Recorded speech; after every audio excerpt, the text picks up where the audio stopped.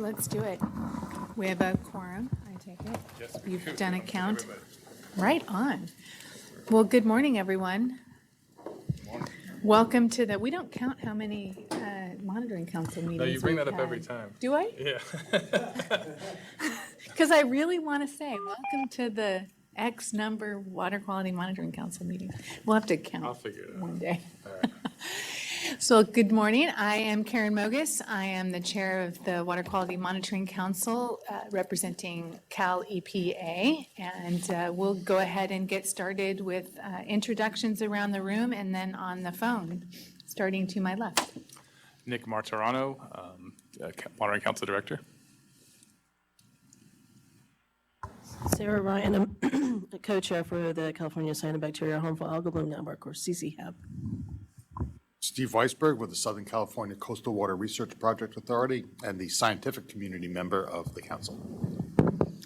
Morning, I'm Gunasekara, California Department of Food and Ag. I guess I'm the ag representative. Okay, thanks. Welcome. Ray Hiemstra with Orange County Coastkeeper and the public member of the council. Good morning, everyone. Grant Sharp with County of Orange, Orange County Public Works, representing the regulated stormwater community. Hi, good morning. Chair Voskuhl on behalf of the California Association of Sanitation Agencies. I'm an alternate and representing the regulated community on behalf of the POTWs. Helen, Fitanides with the Watershed Project. I represent citizen monitoring groups. Shelly, Walther. I'm with LA County Sanitation Districts, and I'm representing the regulated community on behalf of POTWs. Vroom, City of San Diego Public Utilities. I'm representing the water supply sector. Phil Wiles, I'm an attorney for the State Water Board, and I'm not on the council. Greg, you can join us at the table. Okay, hi, I'm Greg. There's spots you can mix. Hi, this is Greg Gearheart. I'm the Deputy Director of Information Management Analysis at the State Water Board, representing data. And who do we have on the phone? Do we have anyone on the phone? Hi. Hi, Karen. This is Melissa Morris. I'm the Assistant Deputy Director of the Office of Information Management Analysis, and I'll be presenting today. Hi, this is Susie Thoreau from SCORP and the lead on the Molecular Methods Work Group. Anyone else? All right, great, thank you. Well, we have a pretty interesting agenda today, and hopefully we'll generate a lot of good discussion. I'll go through it now that we've done some introductions. Just some housekeeping. The restrooms are just out of the hallway here. Ladies' room is to the right, men's room is down the hall to the left. The exit route is the stairs. If you hear an alarm, we gather outside at Cesar Chavez Park, or you can go grab some coffee, but you do have to exit the building. There's also elevators just outside of the room here across the hallway. There's also coffee and refreshments and whatnot down in the cafeteria, and we'll break for lunch sometime close to noon, I believe. Are we right at noon? And so there's lots of places to grab something to eat close by. It's not a Wednesday, so I can't encourage you to go to the farmer's market, unfortunately. But, so then our second item on the agenda is the public forum, and we'll hear from anyone from the public who wants to speak. Then we'll take care of some announcements and updates. And then our first sort of meaty topic is the update of the memorandum of understanding between the CalEPA and the Resources Agency. So we'll hear from our Office of Chief Counsel on progress towards the update of the MOU and the process for updating it. Then topic number 5 is the quality assurance and quality control training development that Melissa is on the line to deliver to us at about 11. Then we'll break for lunch. And then right after lunch, I hope everyone is, refreshed and ready to have a good discussion about strategic planning and some of the tools that Nick has found to help us really dive into and make a concerted effort to get our strategy updated. We've been talking about it for a while. We have some focus areas, and I think we just need to get it done and get it on paper and move forward. So that'll be a good discussion. Then we'll have subcommittee updates and status. And we'll round out the day with an update on our CCHAB network from Sarah Ryan. Thank you for joining us today. And of course, our normal wrap-up of our next meeting agenda. Do we have any changes to the agenda? Any comments? All right. Then, did you want to review the action items from last meeting? I did not have any comments on the action items. They seem to be ongoing, so. Okay. Move for approval. We have to approve them? We have to vote them? Don't have to. Okay, well then let's just keep moving forward, Great. keep poking people on the ones they owe. Probably most of them are mine, I would think. I don't know. All right, then we'll move on to the next item, which is the public forum. Do we have anybody either on the phone or in the room that would like to address the council on a topic that's not already on the agenda? We do have somebody who joined us, and there are spaces at the table if you'd like to come to the table. You don't have to be a council member to sit at the table, especially when we have space.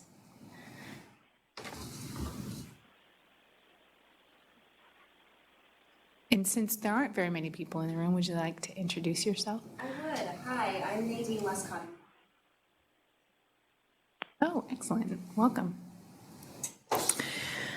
All right, well then, doesn't look like we have anything for the public forum, so we'll move on to announcements and updates. And the first one is for all of the council members to provide any updates since the last meeting, any outreach efforts, any big updates that you'd like to share with the group on your activities since our last meeting. So anyone have an update?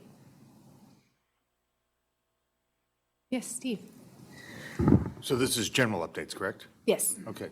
One of the things that's starting to happen that I think could be of interest to the council, particularly since we have not done a great job of kind of developing or integrating with the monitoring efforts in the marine environment, is that there is something called the West Coast the West Coast, I think, Ocean Alliance. It is organized at the federal level. It's the organization that they have set up, NOAA and BOEM have set up, to integrate management across the West Coast.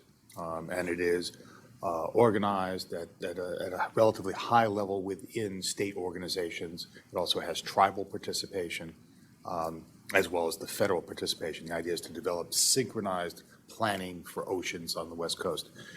As part of that, this group has decided to move forward with developing an ocean report card. The idea is to pick a series of indicators that would be used to describe the condition of the ocean. Interestingly enough, the Ocean Protection Council is California's lead in this alliance. And they had the first meeting a few weeks ago with their new director, Mark Gold. At that meeting focused on what are Mark's visions for where the OPC would go, and for the OPC members to share with him their visions of what they'd like to see the OPC work on. As it turns out, the three members of the Ocean Protection Council said they would like Mark to develop such a report card. And intriguingly, he said, oh, darn, I actually, that was important to me. I forgot to mention that in my priorities. It is also a priority for me. And of course, he was also aware that this West Coast Alliance is working on it. I'm thinking that that's something that might be good to hear a report on at one of our future meetings. As it turns out, the timing might be stupendous, because the Alliance is actually meeting in Tacoma on the 2nd, 3rd, and 4th of December to hear a presentation from a committee is set up to develop a draft report card structure to report out to the leads from the states. And our meeting, I believe, is on the 5th, which is like the day after. So not only would they have a presentation that they could make on kind of what it is, but also they already have had the feedback from the principals at the 3 states and at the tribes. I think if we have that, if that goes well, I think that might provide a blueprint for what we as a council could potentially get involved with in helping to develop the data streams that support that kind of report card. And the idea is that the feedback that the Ocean Protection Council gave to Mark Gold was 5 to 7 indicators. I don't think they'll end up there, I think, but it won't be 50 either. And so the idea is it becomes a very manageable thing, and I think a lot of the folks in this room are either running or overseeing or involved in the monitoring programs that would probably feed into that kind of indicator report card. It might be a nice little partnership. We have not had a lot of interactions with the Ocean Protection Council. This might be a great opportunity. Great. Yeah, we'll definitely follow up on that. Thank you. It's a data portal too, so. Yep.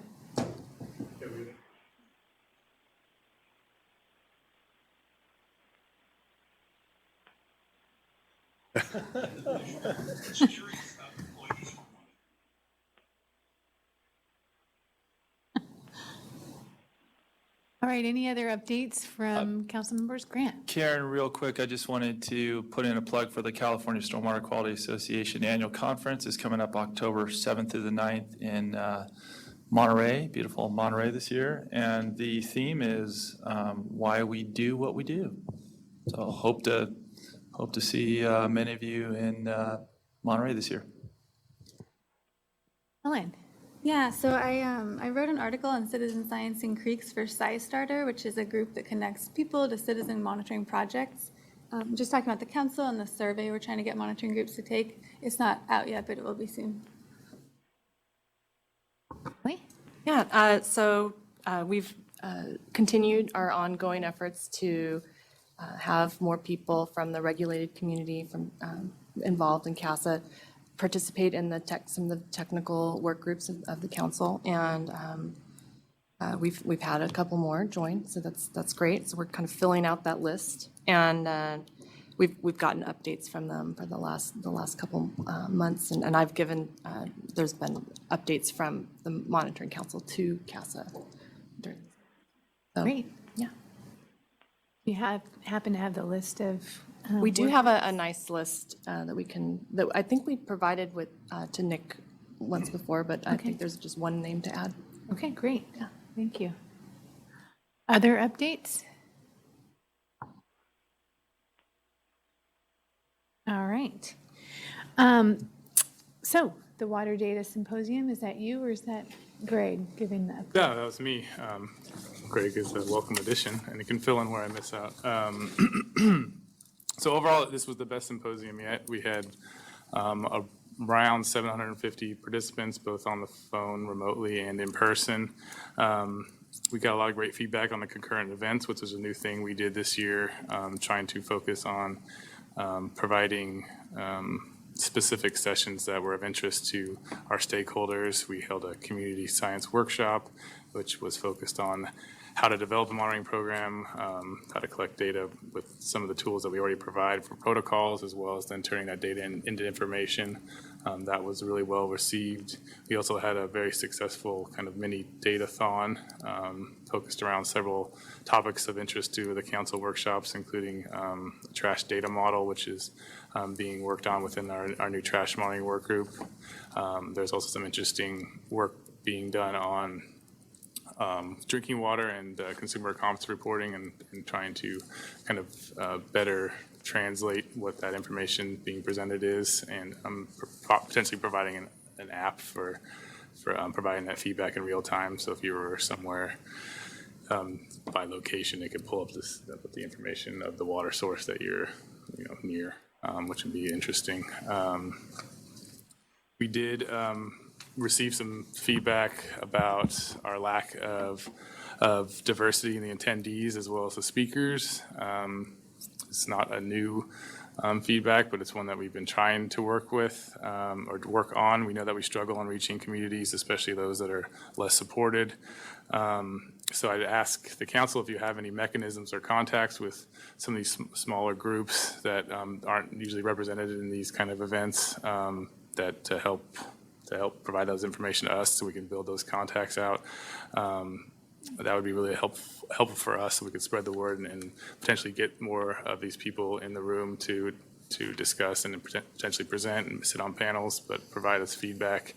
We're even looking at providing scholarships for travel and attending, because we realize that travel can be a cost, and getting Sacramento is not easy. So we're exploring that actively.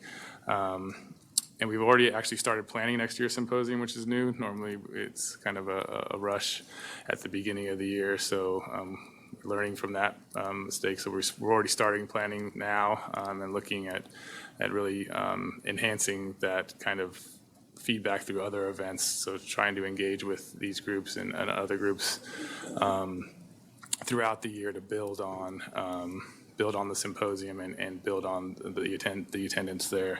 And I'd be happy to hear from some of the council members that attended, any feedback they had. And Peter attended both days. Grant attended the second day. I know Ray was there.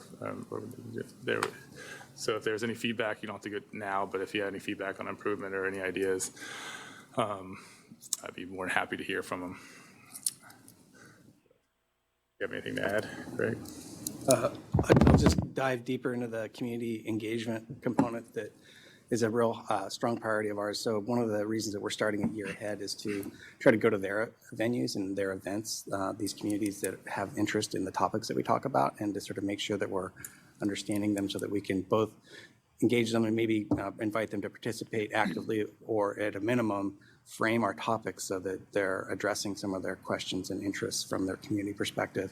And just a quick example of that is, we often speak about bioaccumulation of contaminants in fish through a very sort of regulatory speaking, here's our data, here's what we've learned, but we might be missing some of the elements of what these communities that maybe subsist on eating fish or other organisms from our waterways are really interested in knowing, or let alone where they're actually capturing these organisms and things like that. So we're trying to fill some of these gaps by sort of like flipping the perspective a little bit out to the community side. So that's the main driver there.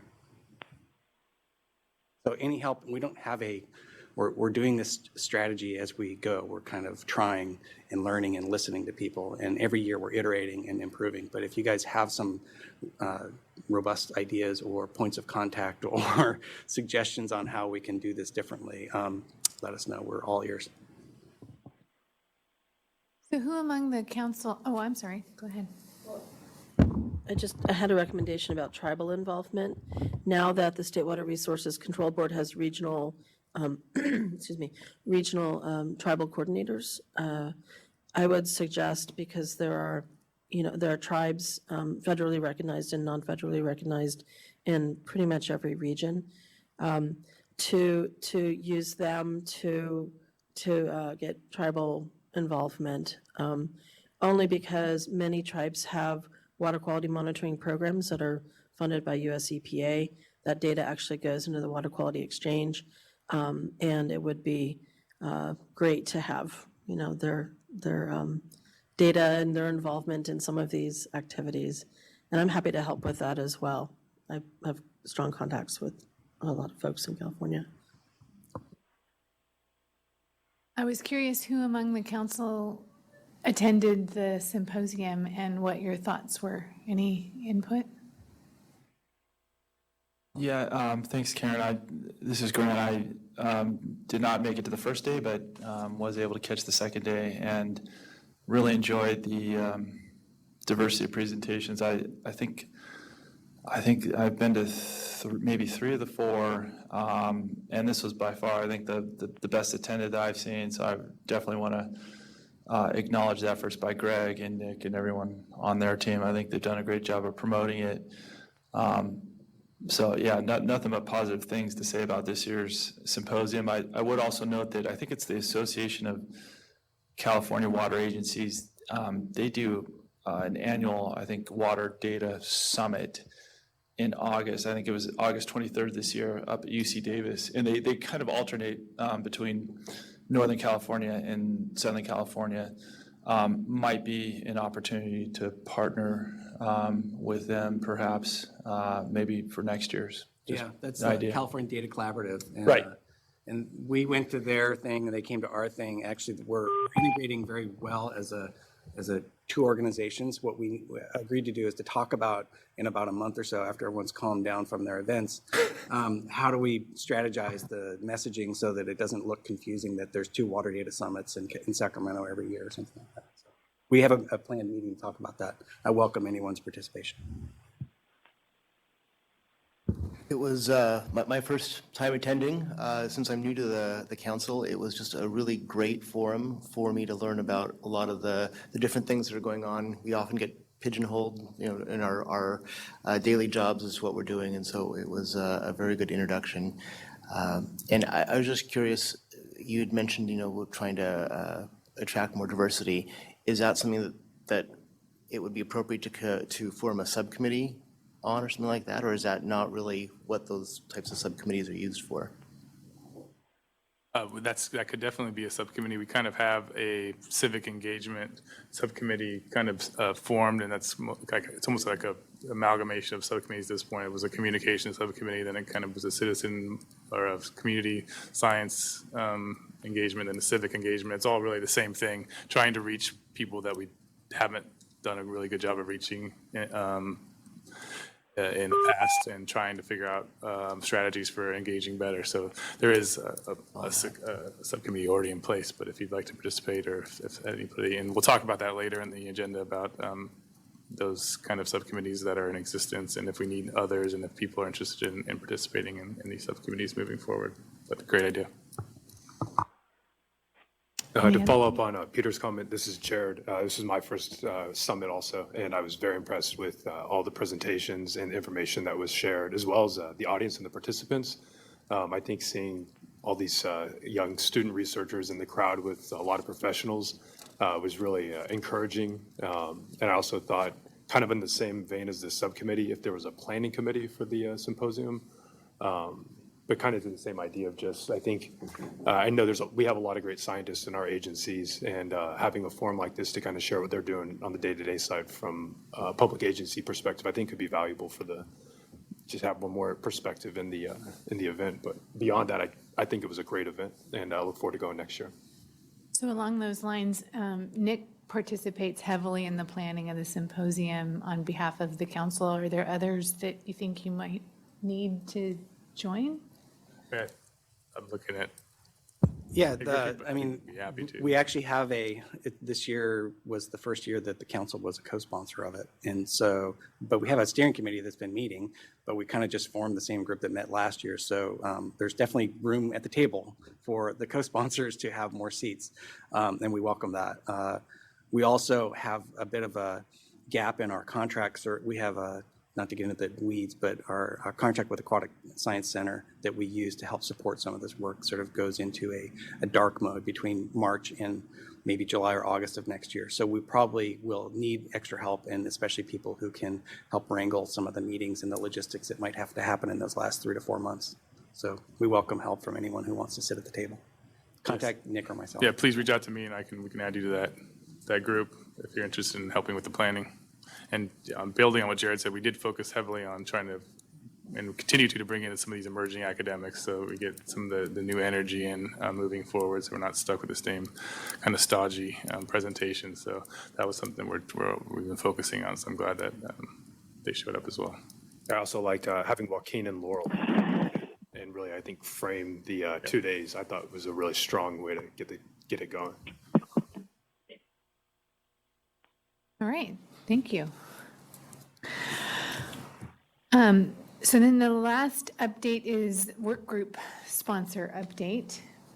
Yeah, that's more of an update on, it's something that was kind of new that came out of it. I thought there's been kind of feedback that I've received that there's been kind of a lack of communication between monitoring council members and the work groups. So an idea that kind of spawned, I've reached out and tried to, the idea of having an ambassador, like a council members that are ambassadors of the work groups, to kind of build. You would attend the work group meetings when possible and listen in and provide feedback when necessary. Maybe bring back stuff to the council, and that builds up two things. Two, it builds feedback between the council members and the work groups, and starts that process and identifying issues early. But also, as the work groups kind of grow, and they meet more often, they're more and more times meeting at the same time, and without another person to. I can't be in two places at once, so it helps me as well to stay informed of things that are happening, because I can't necessarily be at multiple places at the same time and hearing all the issues, so that helps as well. So I did a call for volunteers and made a little spreadsheet of the current active work groups, and identified some of the council ambassadors here that I've seen. So Steve volunteered for the molecular methods work group, Shelly for the trash monitoring work group, Ray for the inland beach monitoring, and then Karen and Terry for the Healthy Watersheds Partnership. So if they're something of interest that you were interested in attending the meetings, and I can add safe to drink since we're trying to build that out, and we'll talk more about that later. But if there's any of these work groups that are of interest and you'd be interested in attending the work group meetings, please reach out to me and I can help populate this list.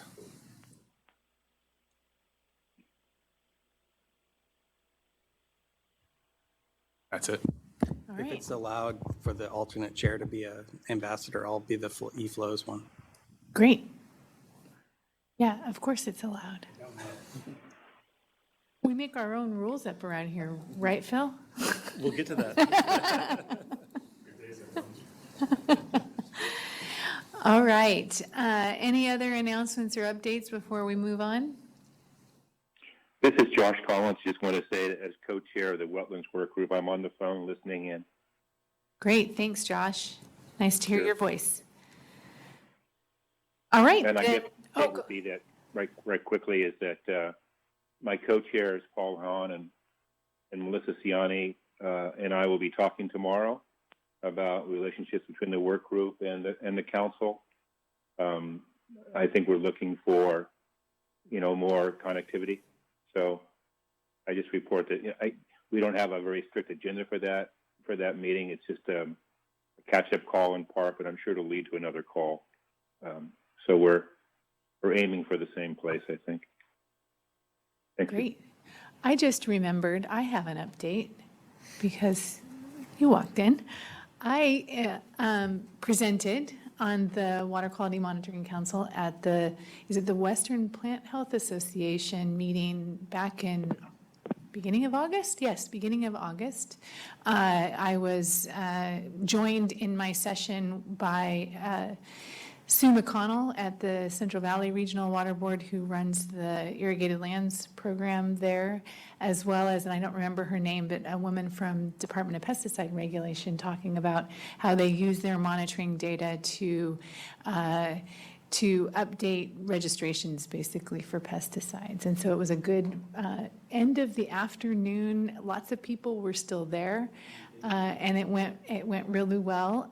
Got a few contacts there. So yeah, I had forgotten about that. I've been doing so much since then. So anyway, it was good. And thanks for joining us today. All right.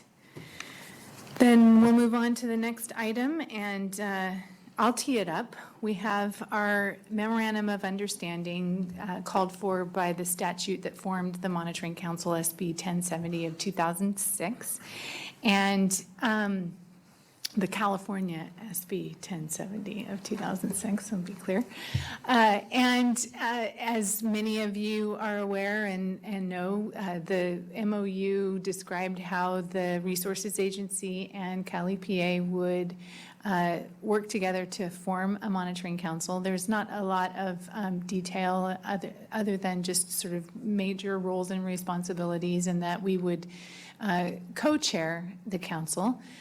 Since the strategy, or excuse me, since the MOU was put into place, the Resources Agency has decided that they no longer want to co-chair the Monitoring Council. And so we went through a process of developing what we called a charter earlier this year as a result of the Resources Agency declining to continue their co-chairship. And since then have briefed our CalEPA secretary, who's very interested in updating the MOU with sort of the reality of what's going on today, and working with the Resources Agency secretary, the new secretary, Wade Crowfoot, to update the MOU and hopefully not necessarily assign someone to be co-chair, but assign someone to be a Resources Agency representative on the council. So that we continue that connection. I think it's very important. We have a lot of similar charges between SB 1070 and AB 1755 that we're continuing to foster, but I think having somebody from the Resources Agency on the council and an updated MOU will make a big difference. In that context, we hope to also have a briefing with both our agency secretary, Jared Blumenfeld, as well as Resources Secretary Wade Crowfoot once we get the updated MOU. So our secretary is very supportive, and so we plan to move forward. It's just not gone as quickly as we had hoped. So we've invited Phil Wiles, our Assistant Chief Counsel here at the State Water Board, to come and talk about the process for updating the MOU and where we go from here. So with that tee up, I will hand it over to Phil. Thanks, Phil. Good morning, everyone. So, as Karen just mentioned, the current MOU, which I don't know if anybody's actually read in the last 12 years. All right, so have I, so that's two of us. It is actually, there's very little there. It's here, 6 pages and about 1 or 2 operative paragraphs. So it does leave a lot of flexibility for the council to govern itself. And in fact, the MOU itself actually specifies that the council will come up with its own governing structure with more detail. And so it kind of begs the question, in the last 12 years, is there anything that's particularly broken or not working, or areas where the council feels like it would be helpful to have more detail spelled out in an MOU, which ultimately the secretaries of both CalEPA and Natural Resources are going to sign? So, for example, if something isn't happening, if you're not getting support from one of those agencies, or perhaps a department or a board within one of those agencies, you might be able to point to the MOU and say, oh no, your agency secretary committed that this would be done, and so we just need you to honor that commitment. Or, on the other hand, are things going along fine? You can maintain your own governance in separate documents. I am sensing a lot of dissension in the room. I can tell that there are quite a few disputes, probably, on a regular basis. I'm kidding, of course. So really, that's sort of a question. It's an opportunity here, since we're going to be rewriting it, to at least remove or at least change 2 provisions, one of which is, as Karen said, having the Resources Agency actually participate as a co-chair or at a higher level. And then perhaps, depending on what Secretary Crowfoot is interested in doing, there's also a statement that all of the CNRA departments and commissions will also sponsor and participate with the council. We'll see what level of ongoing resources they want to commit. But those are really the only 2 things that potentially need to change. So really, this is a bit of an opportunity for all of you to tell me if there are other things that you would like to memorialize in the MOU. There was a discussion about the recent charter document. There's also a governance document that the council adopted back in 2014 that more detail, specifies the membership Those could all go into an MOU, or they could stay where they are outside of the MOU, and then the council would have a little bit more flexibility over time to change things as your needs change. So kind of want to open this up to just a general discussion if you have any suggestions, and to the extent that there's a consensus here, that would be even more helpful. But while you think about that, the process and the timeline is, my goal is to kind of figure out what additional content is appropriate to add to the MOU, and then I'll be working with Karen and Nick to finalize the language. It's up to the council if you'd like to see it before it goes to the secretaries. I'll defer to all of you on that. But then as soon as I have time to finish the drafting, I'll send it up through Karen to Secretary Blumenfeld. And then once he's satisfied with it, then we'll send it over to Secretary Crowfoot, hopefully for signature. So with that, any discussion at all on things that you would like to add, or maybe you'd prefer that we not add any detail and keep things the way they are? Steve? So I am one of the ones who is focused on being a minimalist, so we maintain flexibility. On the other hand, as long as this is an open opportunity for discussion, I think the biggest problem has not been the rules of how we operate as much as it has been the level of participation. So I think in particular, as you're interacting with the Resources Secretary, our representation there has been primarily limited to the Water Resources Department. And I think there's a lot of other pieces of the Natural Resources Agency that we want to tap into. So for instance, I mentioned before, the Ocean Protection Council is the lead on developing this West Coast report card. We don't have much of an official relationship with them. We can get by personal contacts, but we could do better.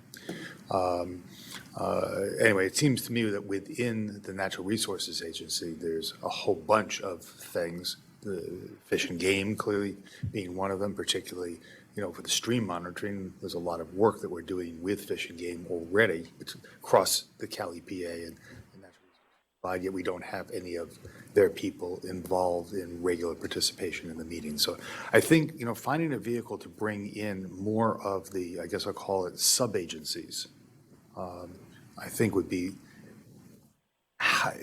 the goal. How you achieve that, whether you do that informally, whether you do that more formally, I'll leave to you. I'll go so far as to say the same thing even goes within CalEPA. Again, we've had very strong leadership from the Water Board, but there are other agencies within the CalEPA world. And again, some of them may be more limited on specific items. For instance, we don't have the Department of Health when we're talking about beach water quality. It would be nice to have those kinds of people. Or as we work towards things like, microplastics in drinking water, it'd be nice to have those kinds of people at the table for the discussion. So something that provides us either the flexibility or even the ability to urge that kind of participation. Sure, just to kind of, maybe a couple of different ways to address that. One would be if the council is interested in actually trying to move to a place where they, for example, OPC and Department of Fish and Wildlife actually have seats on the council, that might be an easier way to have those agencies actually attend meetings. Another way would be just what the MOU currently says, which is that, they shall be involved in and support the functions of the council, which sounds like that hasn't really been happening. Yeah, from a historic perspective, I was going to point out the current language has been attempted to be enforced with the most heavy hand that the organization could find, and it was unsuccessful in getting better support and participation by the CNRA side. So I don't know. My personal belief would be more language in the MOU wouldn't necessarily make it an easier thing to get more outcomes that Steve described. Just because I think we had a lot of things that were lined up to try to help, and it just didn't matter. And then eventually we sort of saw the CNRA leave the council, so. Right, yeah, I think frankly, at least from my perspective, if you want somebody to attend the meetings, they probably need to be identified as members of the council, which the current MOU does not do for Fish and Wildlife and OPC, for example. So that would be a question, I think, for the council, is if you really think their participation is necessary, maybe it's adding a couple seats to the council. Yeah, and I think I won't weigh in on that because I think that's definitely something that the council needs to talk about more. I do think there is another issue that I'm wondering about, and that's the statutory sort of gap between, we actually do have another state agency council member, but their agency isn't named anywhere in the statute or the MOU. Likewise, CDPH, if you wanted them here, that would be a whole different agency also, Health and Human Services. So how do we, in GovOps, when it comes to data and things like that, so how do we, is there room in this MOU language to not obviously write statute, but to sort of like recognize that besides just CNRA and EPA, there might be other parts of the state government that should help us? Yeah, so the MOU actually does have a kind of curious section about CDPH is invited to be on the council if they're willing to be on the council. So I guess they've answered that question for us. I don't know. Yeah. That might have been back in the drinking water that was focus drinking. days. Yeah. So, I mean, at one level, I think the council will attract participation by people who want to participate.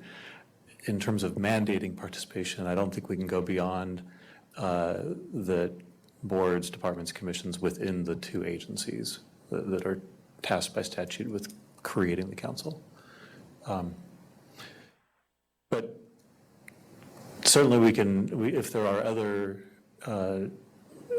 departments or boards or commissions outside of the CalEPA and the Natural Resources Agency, there's no harm in having the MOU encourage them to attend. It's just, I don't think you can really use that to force them to I was attend. kind of just thinking out loud there, maybe we just name them, like GovOps in the case of data and CDPH in the case of beach health and et cetera, et cetera.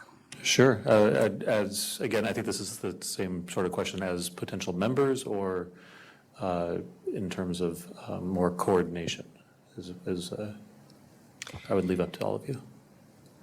Yeah, as a state official sitting on this, if you want other agencies to come, I would highly recommend the council provide a seat for them. The motivation factor with all the workload we have to do kind of goes down if that's not there. CDFA is not named in the MOU or I think I'm the ag representative and some of the ag stakeholders were having a difficult time covering this meeting, and so they asked if we can assist. So happy to be here, but I think it would be also good to have ag stakeholders sit in here and then offer a CDFA seat at the table because of the water quality, especially the nitrates issues that we deal with, and also the pesticide surface water stuff we deal with. So, but we'll leave it up to the council to decide.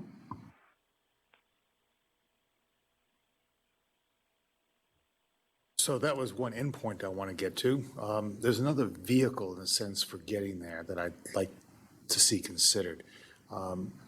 So you can be at a meeting like this because you're told you have to be there, or you can be there because you see the impact that the organization has. And I think right now the memorandum as it sits is a little too vague on who we report to or how we report.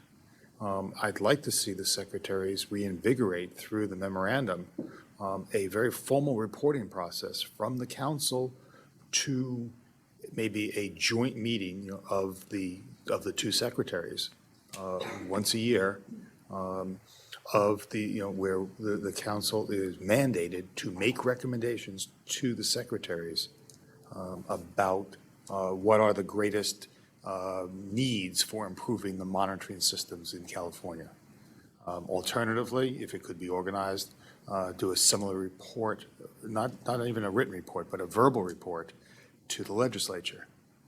Right now, We originally had as a requirement a report to the legislature, which I think we did for the first 3 years, and then no other requirement to the legislature. And I think we have a report that we do periodically to the secretaries, but it's a written report that gets filed. And as such, if you are an organization thinking about participating, the changes that we have been able to affect as a council, which have been numerous, have really been within agency, and probably even more within the State Water Board than anywhere else. If we're making a more holistic report to a joint meeting, a verbal report to the joint meeting of the secretaries, I think it will be more effective, and it will then cause people to want to be on the council at a different level.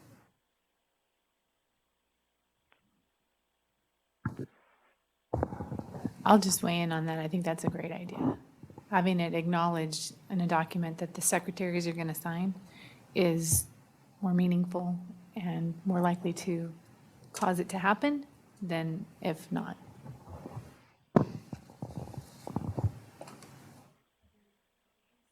Yeah, go ahead, sir.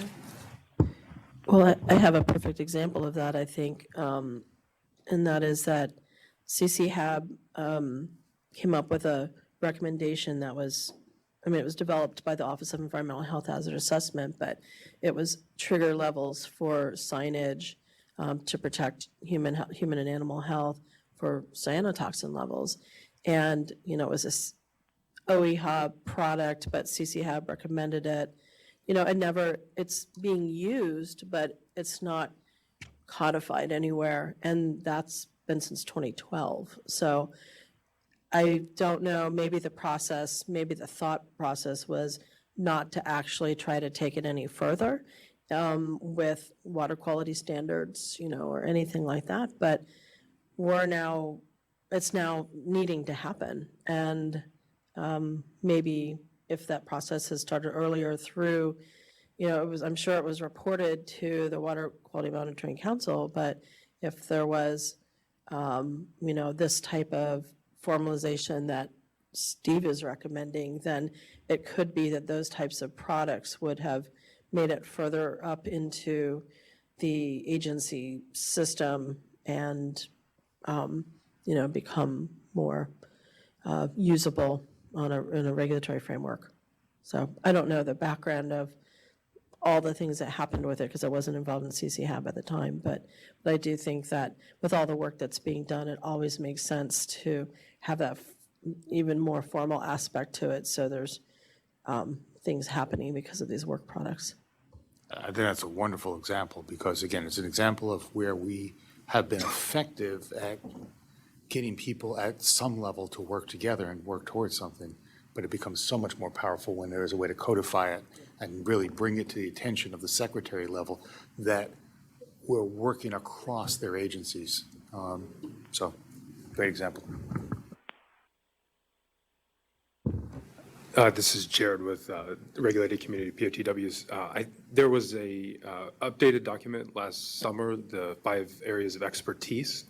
And I think, as I kind of understand it, that document really changed a lot of maybe even the paradigm of the council or how it's perceiving itself in the work it's doing and how it gets its work groups involved. But insofar as that document exists, I think this MOU should be reflective of some of the directions that document gives and kind of make sure the two comport so that this MOU is making sure that the council's not taking on responsibilities or authorities or making recommendations that are de facto regulations. I think concerns like that, it'd be good for the MOU to really kind of limit or define that. And I think there's some clauses in the end of the MOU saying this is not a contract, nothing in the MOU is intended to delegate.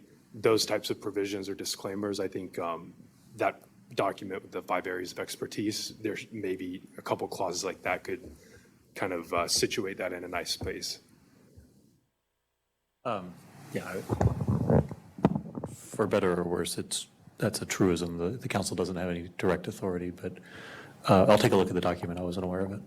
Yeah, there's a real recent example with the trash monitoring work group that I went to their meeting and tried to explain that there's a regulatory role for the water board to play in trash plan amendments and permit writing and what have you. But There was also a role for the trash monitoring work group to play in identifying ways to quantify trash that's been avoided to be entered into waterways. And so there's a relationship between the two efforts, but they can't promote and develop a crediting system that would be then sort of rolled into a permit without having having that line separation be clear. So I do think there is some value in putting some language like that in the MOU. Well, and I would suggest that the language about the strategy is outdated, so we'll want to update it. It says develop and implement a 10-year strategy. It's been 12. So, and we intend to have an updated strategy, so some language around updating the strategy would be helpful.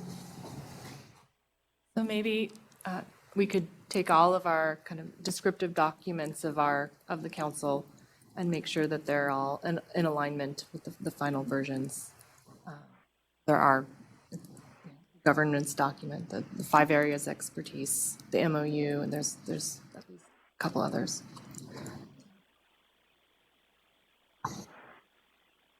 Other comments, thoughts?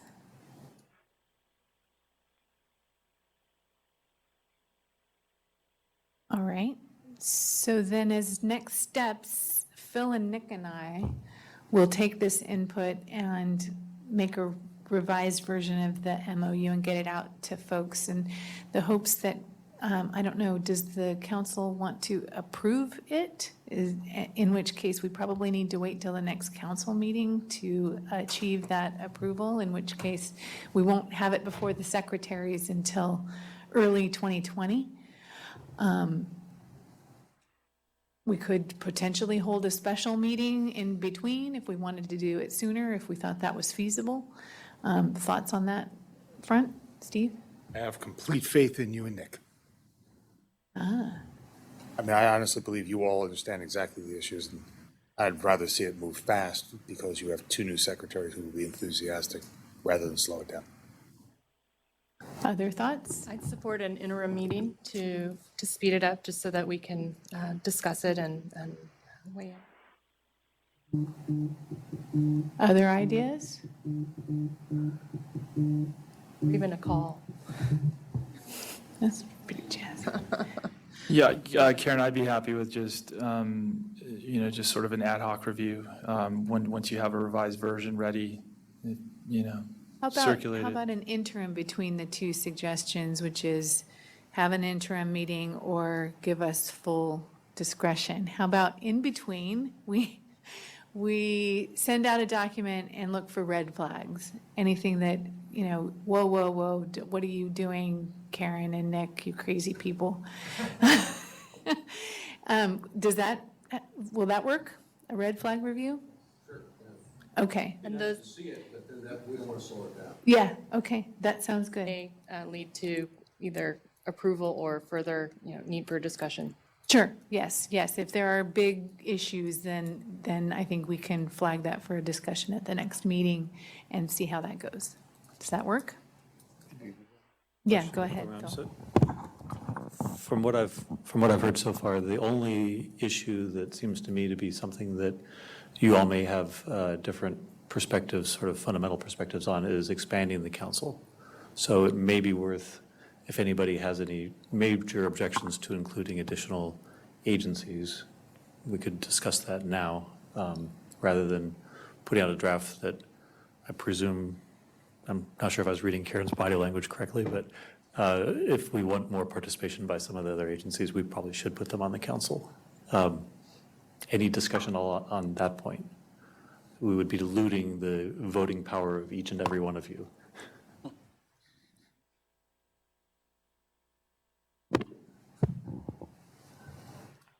The suggested agencies were Department of Fish and Wildlife and OPC. Okay. My thing is, I just think we want to make sure and be more inclusive rather, we don't want, if we're doing this, we don't want to miss an agency. I think the governance document is, given the business model that you talked about of having flexibility with the governance document, it seems like the role for the discussion right now is about what goes actually in the MOU. And I don't know if we need to state that we will give council seats up in the MOU to certain other departments and offices. I think what I was suggesting when I was trying to talk about this was just naming the other agencies that have a relationship, so explicitly saying in the topics of environmental flows, we have a relationship to forestry and fish and wildlife. And in the case of beach health, we have a relationship to CDPH and others, just naming them so that somebody could sort of map it out in their head. And later the conversation about who actually gets additional seats at the council could be resolved in the governance document. Does that work? It would work. It would be a little bit less compelling for people to show up, though. I think that was kind of the point. So at least with respect to the CalEPA agencies and the Natural Resource agencies, I think my suggestion would be if the council really feels strongly that they would like those entities to show up, they probably should be listed in the MOU. That's a discussion point for all of you. Yeah, I was going to make a comment. We have a science panel in CDFA that I'm liaison to, and one way we address this is we ask the agency heads to appoint someone as a council member, and then they are our panel member, and then they coordinate within the agencies to distribute that information. Or on the other hand, if there are issues, to gather information, so sort of like a liaison between the council and that agency. But you don't have to go through all the different departments and offer all these seats up to all these different agencies all these departments if you keep it at the agency level. Well, and I'll just offer that, as you point out, that's helpful for CalEPA and CNRA agencies, but for public health, for example, I don't think we're proposing they sign on to the MOU. So I think in those instances, naming them and potentially adding seats through the governance document would be the way that I would recommend we go. Other thoughts? We'll draft it in that way and then see what you all think about that. Okay. Any other comments? Yeah, Jerry. That sounds fine. I think that actually makes sense, having other agencies that need to be named in the MOU. I'm wondering about SB 1070 and the chartering legislation, and if there's any guidepost in there in terms of who can or cannot be in it. I know it stipulates there has to be an MOU for the council to be in existence, so that's just a technical drafting issue. But There's virtually nothing spelled out in the statute other than the two agency secretaries will sign an MOU to create the council. Okay. No real detail at all. Okay.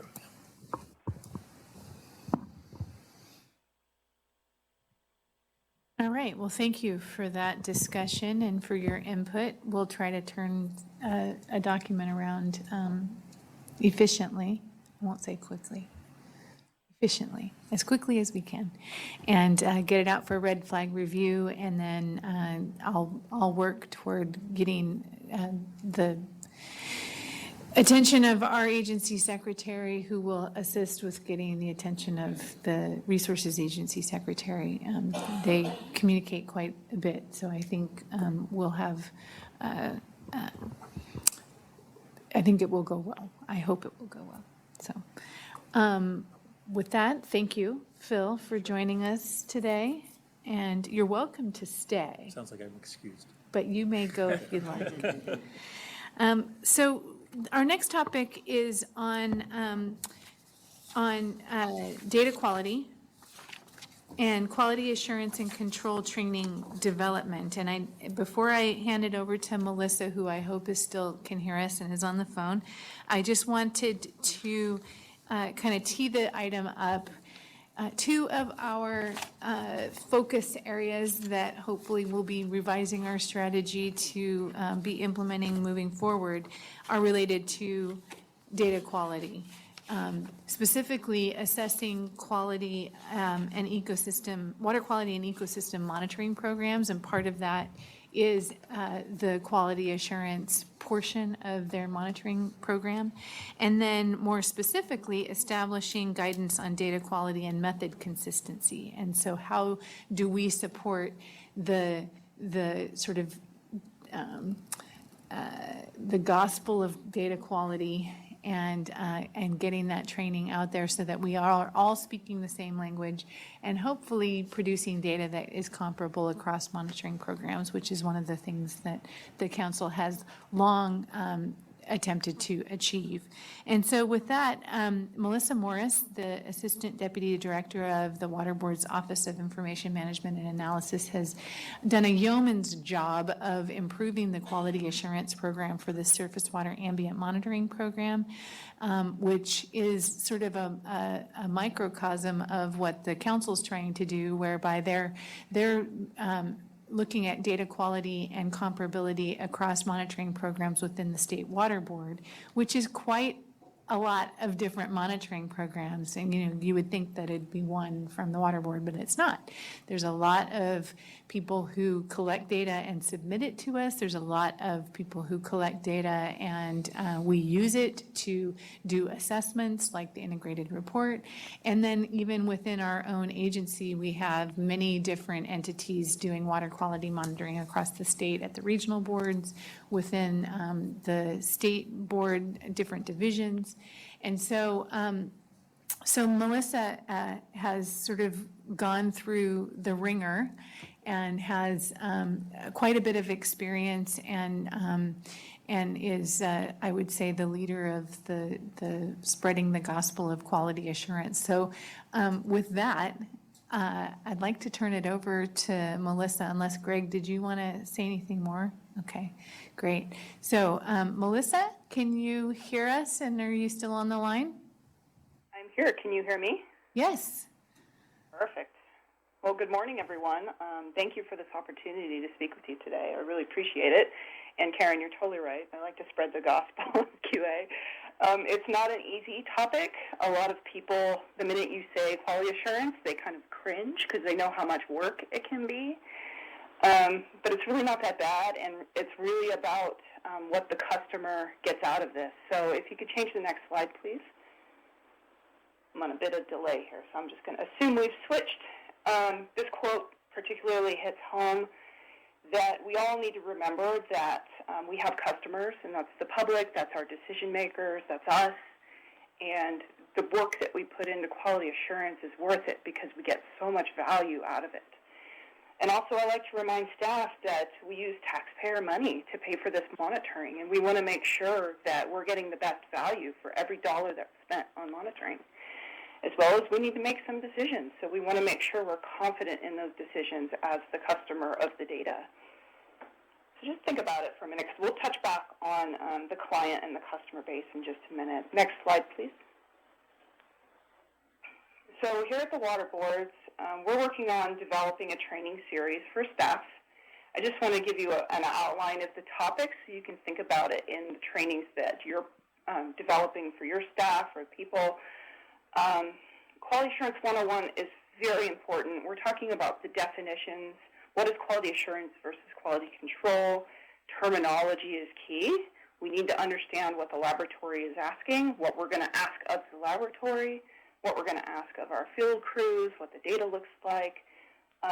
We're designing a course series that starts off with multiple sessions of Quality Assurance 101. I believe we have about 2,000 employees at the Water Board, so we need to cast a wide net. And if the staff get nothing out of it, they at least have attended a Quality Assurance 101 course and understand the terminology, so they can ask more questions when they do encounter quality assurance issues or need to set up a new monitoring plan. Also, what's important is the regulation and the drivers. These are the management questions.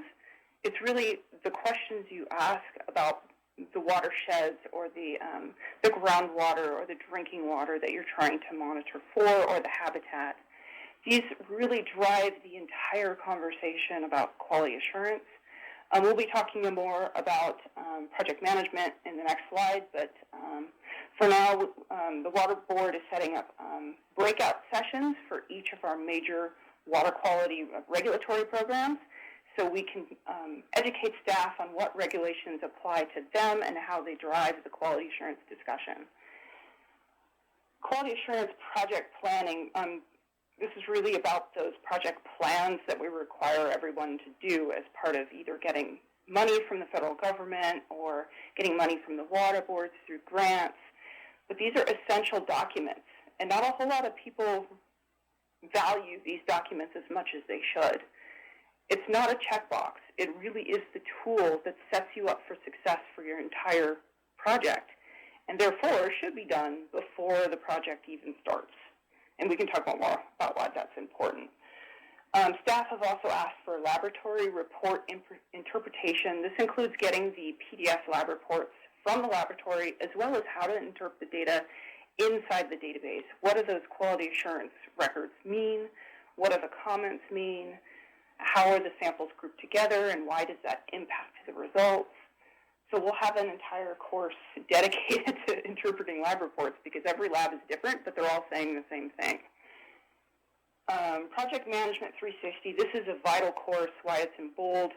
We'll be talking about it in the next slide. It's critical. It's actually the new definition for swamp comparability, because the old definition for swamp comparability was basically use the quality control requirements that SWAMP has set up in your own projects, but we found that wasn't useful even inside SWAMP, that we had such a diverse array of projects occurring throughout California that we really needed to provide a way for staff, the SWAMP teams, as well as the public, on how to design quality assurance and control requirements for very specific projects. We also needed to provide training on sample collection and handling. I would say this is the number 2 request from staff, is how do I even collect a sample? Within the water boards, we have numerous types of sampling that occurs, including those for taking a sample out of the tap. How do you take it out of a stream or a river? How do you take a sediment sample? How do you collect a toxicity sample, as well as harmful algal bloom response, which includes a safety component for staff. And our bioassessment sampling, this has been around for a while, but it's very complex measurement of habitat and biological health of a stream, and actually requires some one-on-one training on how to collect those samples, how to take the measurements in the field. So we're going to have breakout courses for each of these types.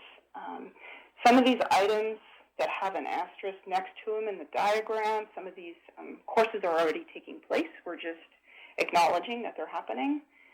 And the program breakout sessions back in the green section of our diagram, we've had a wonderful effort by all of our divisions and offices to participate in this. We actually asked for their help because we need to design programs that are useful to them, so they will be active participants in helping us design these courses. We are going out and we have selected a vendor to help us coordinate these courses, because this is a huge lift, and there's only 3 QA officers at State Water Board, and I'm one of them. So we are in the process of requesting funding to help design these, but we're also thinking broader. How can we record all of these courses? How can we make sure that these courses can be used outside of the water boards as well as internally? And I have a slide about audiences, which is coming up about a slide away, but it's important to think about, and we'll talk about why. The last course series is also a data literacy and science series. So this is also being developed by the Office of Information Management and Analysis. And this is critical because there's been a lot of data collection over the years, but not a lot of data use. So we'd like to build on the skill sets of staff, fill in the data gaps really about where their skills are lacking and how to use data, and allow them to unlock the potential of all the data that we've already collected, both internally and externally. Next slide, please.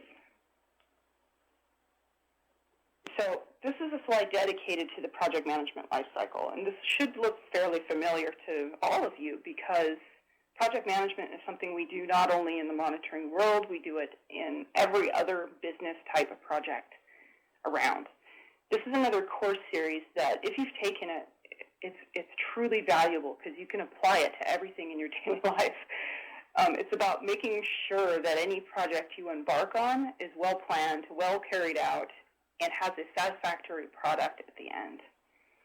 In the monitoring world, I found that often, like, quality assurance project plans are developed after the project is finished. That during the implementation of the monitoring program, some staff forgot to follow the standard operating procedures. No one looked back to say, oops, maybe we should do that better next time, and they carried out a study for several years. But also the data didn't go anywhere. Often data is stored on somebody's PC. They didn't report it to the main system. Or if they did report it, it was incomplete, and we won't be talking more about that later. That the project management lifecycle is so critical to monitoring projects that this is why it's become the new definition for swamp comparability. That any project can be swamp comparable if it ensures that it follows this cycle, that it's planned well, it's documented well, it's implemented well, that they've looked back and done a QA usefulness review, and they've reported the data well to CDN or to whatever database that the data goes into. We'll be coming up with an entire training series on project management life cycles. This ties in heavily to data management life cycles too, so we'll be working closely with Greg and the other staff in the Office of Information Management to make sure we're all on the same page. But we've coined the term Project Management 360 because it really is a circle, and we'd like to see reflection happen to make sure that every time we go out and monitor, we're doing things just better than we did last time. And if everything's great, great, but there's always room for improvement and expansion, and acknowledging that sometimes we can't control what happens in the environment or what happened at the lab or what happened with staff, and it's important to make sure we're ready next time and have backup plans. So next slide, please. So in training development, I can't emphasize enough that the audience matters.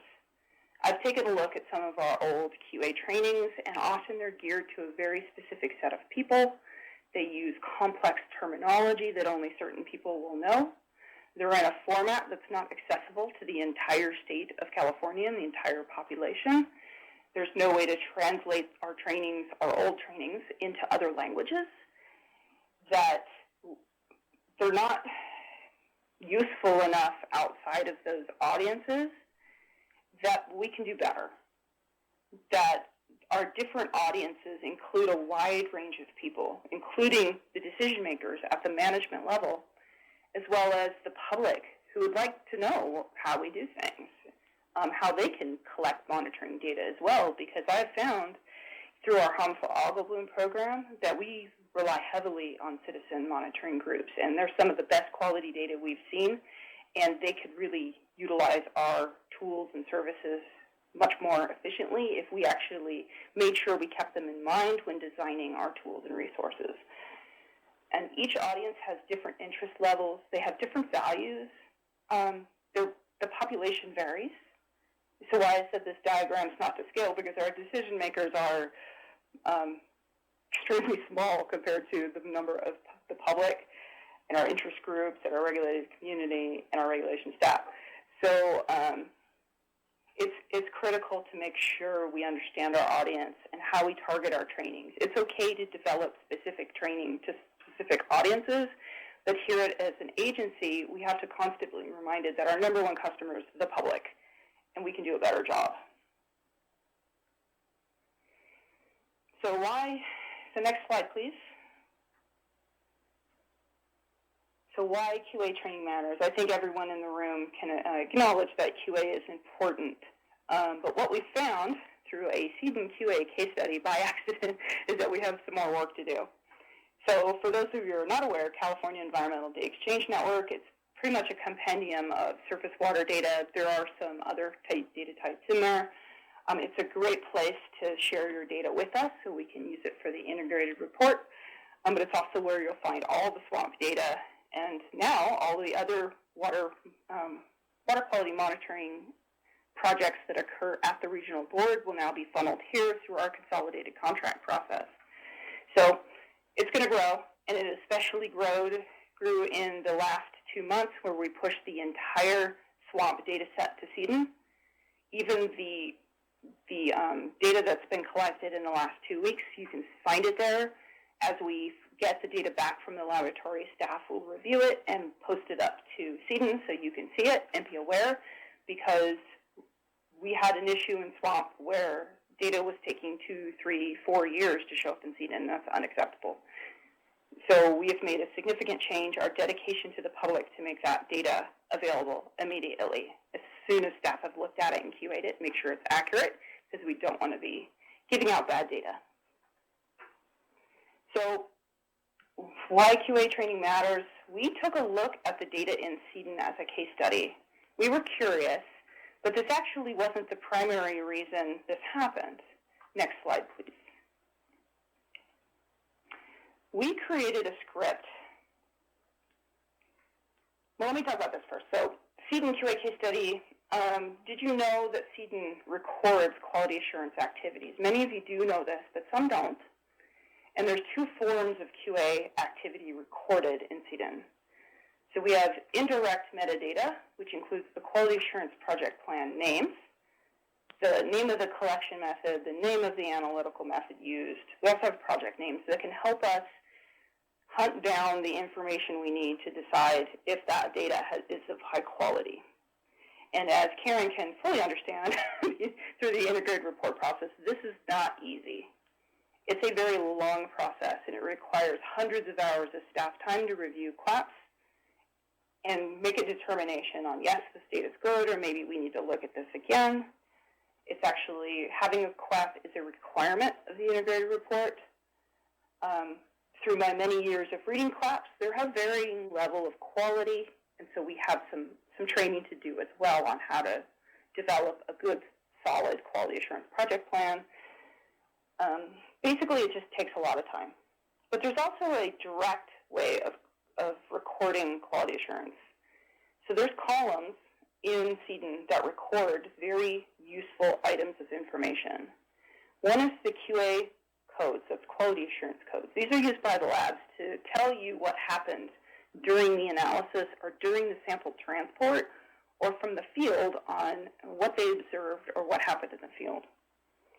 These codes can tell you whether there was a hold time violation or a matrix spike problem, or if there was contamination in the batch, things of that nature.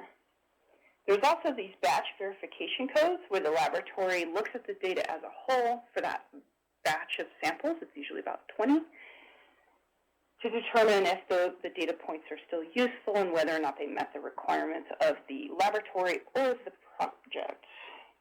There's compliance codes. These are used by the program to determine whether or not the data from the laboratory met the project or program's requirements. There's also lots of dates recorded, sample dates, extraction dates, analysis dates. Those are very useful in calculating hold time violations. There's also the records of the QC samples, the quality control samples. These are the blanks, the spikes, the duplicates. Sometimes the calibration controls are in there.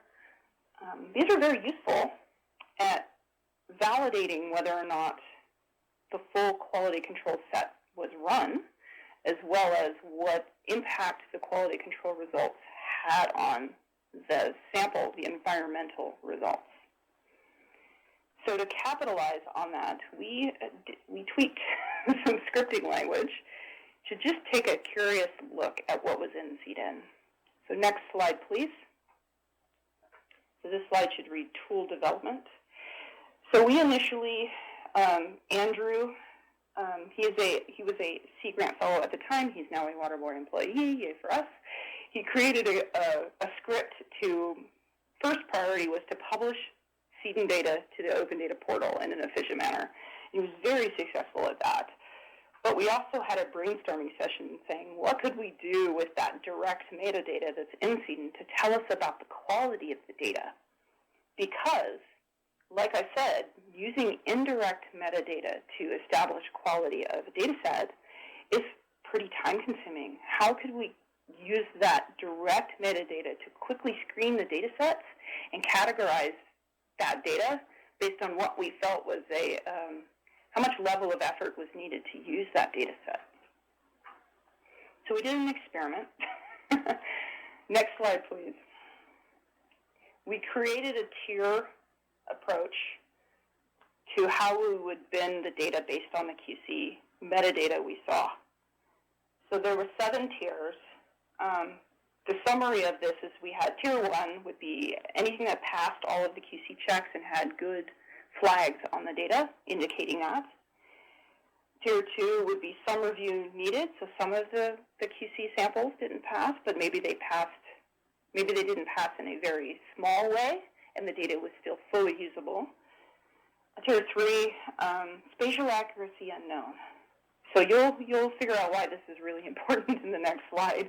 But basically, we have lots of lungs, but we don't have any datum, so we can't confirm that the site is where it says it's supposed to be. And then Tier 4, extensive review needed. This is major QC problems in the batch. Data might be usable, but will take some really heavy lift on the staff's perspective to take a look at that data and justify why that data point should still be used. We also had the data of unknown quality. So this will be a really interesting visual in the next slide. This is data that it appears that nobody reviewed it and added QC flags. So, and then reject data. This is data that was rejected by the laboratory or the program. Often regulations require that data be reported to us regardless of if it passed or not.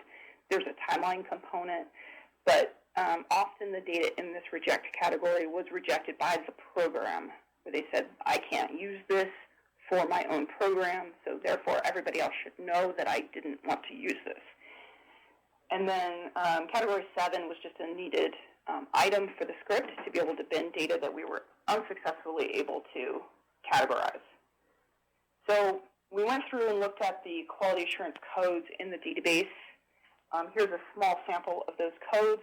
The D is what is added to a sample when the sample is diluted. EUM is the one that LCS, the laboratory control spike, is outside of the limits, and others. And H for holding time. J is a very common flag, so I wanted to give you an idea of how we started binning them. There's 3 columns. What does this mean? Was my first attempt at trying to bin these data for how much review was needed. Tier, the other column, recommended use, was needed for integrated report, and then the actual assignment of the tiers. So this was done in July of 2018, revised and updated in February of 2018, and we're still working on it because there's new QA codes every single day. So we used these assigned tiers to run a script to automatically bin the data, and then we visualized what we saw. Next slide, please. This is my most favorite slide. It's a little scary, but it's not that scary. So can everybody see the graph?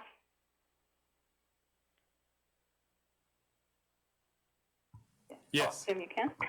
Hearing them. Okay, so if you notice, there's a huge purple wedge in both our graph and our pie graph. Data of unknown quality. So this is where we saw lots and lots of data being input into CDN, but it appears that nobody was reviewing it. That doesn't mean the data is not usable. It just means that we have to use that indirect metadata, CLAPS and others, to determine the level of quality or the level of review needed when using the data. This wedge also allows us, through other visualizations, which are still our work in progress, to do some outreach, because we can see who submitted this data, and if we can further educate them on how to provide that direct metadata, we can easily use the script to funnel this data to the decision makers, like the integrated report. There's also this huge blue wedge called reject record. This is a little bit more scary, but it's not what it seems. I want to say about 3% of this data is truly rejected data that was rejected by the program. A large fraction of this wedge is actually data where we have no latitude and longitude for the samples. Essentially, these are anonymized sites that aren't very useful to the water board. How can we make a decision if we don't know where the sample was collected? So this is how we can also do outreach to find data providers and make sure that we know where the samples were collected, because the purpose of CEDN isn't to penalize people, it's to learn more about our watersheds. And so if we can shrink that wedge, that would be wonderful, including the purple wedge. I was really happy to see that only 4.1% of the data required extensive review. The orange wedge that says metadata, that's actually the QC records. That's the number of QC records within CEDN that help us determine this pie shape.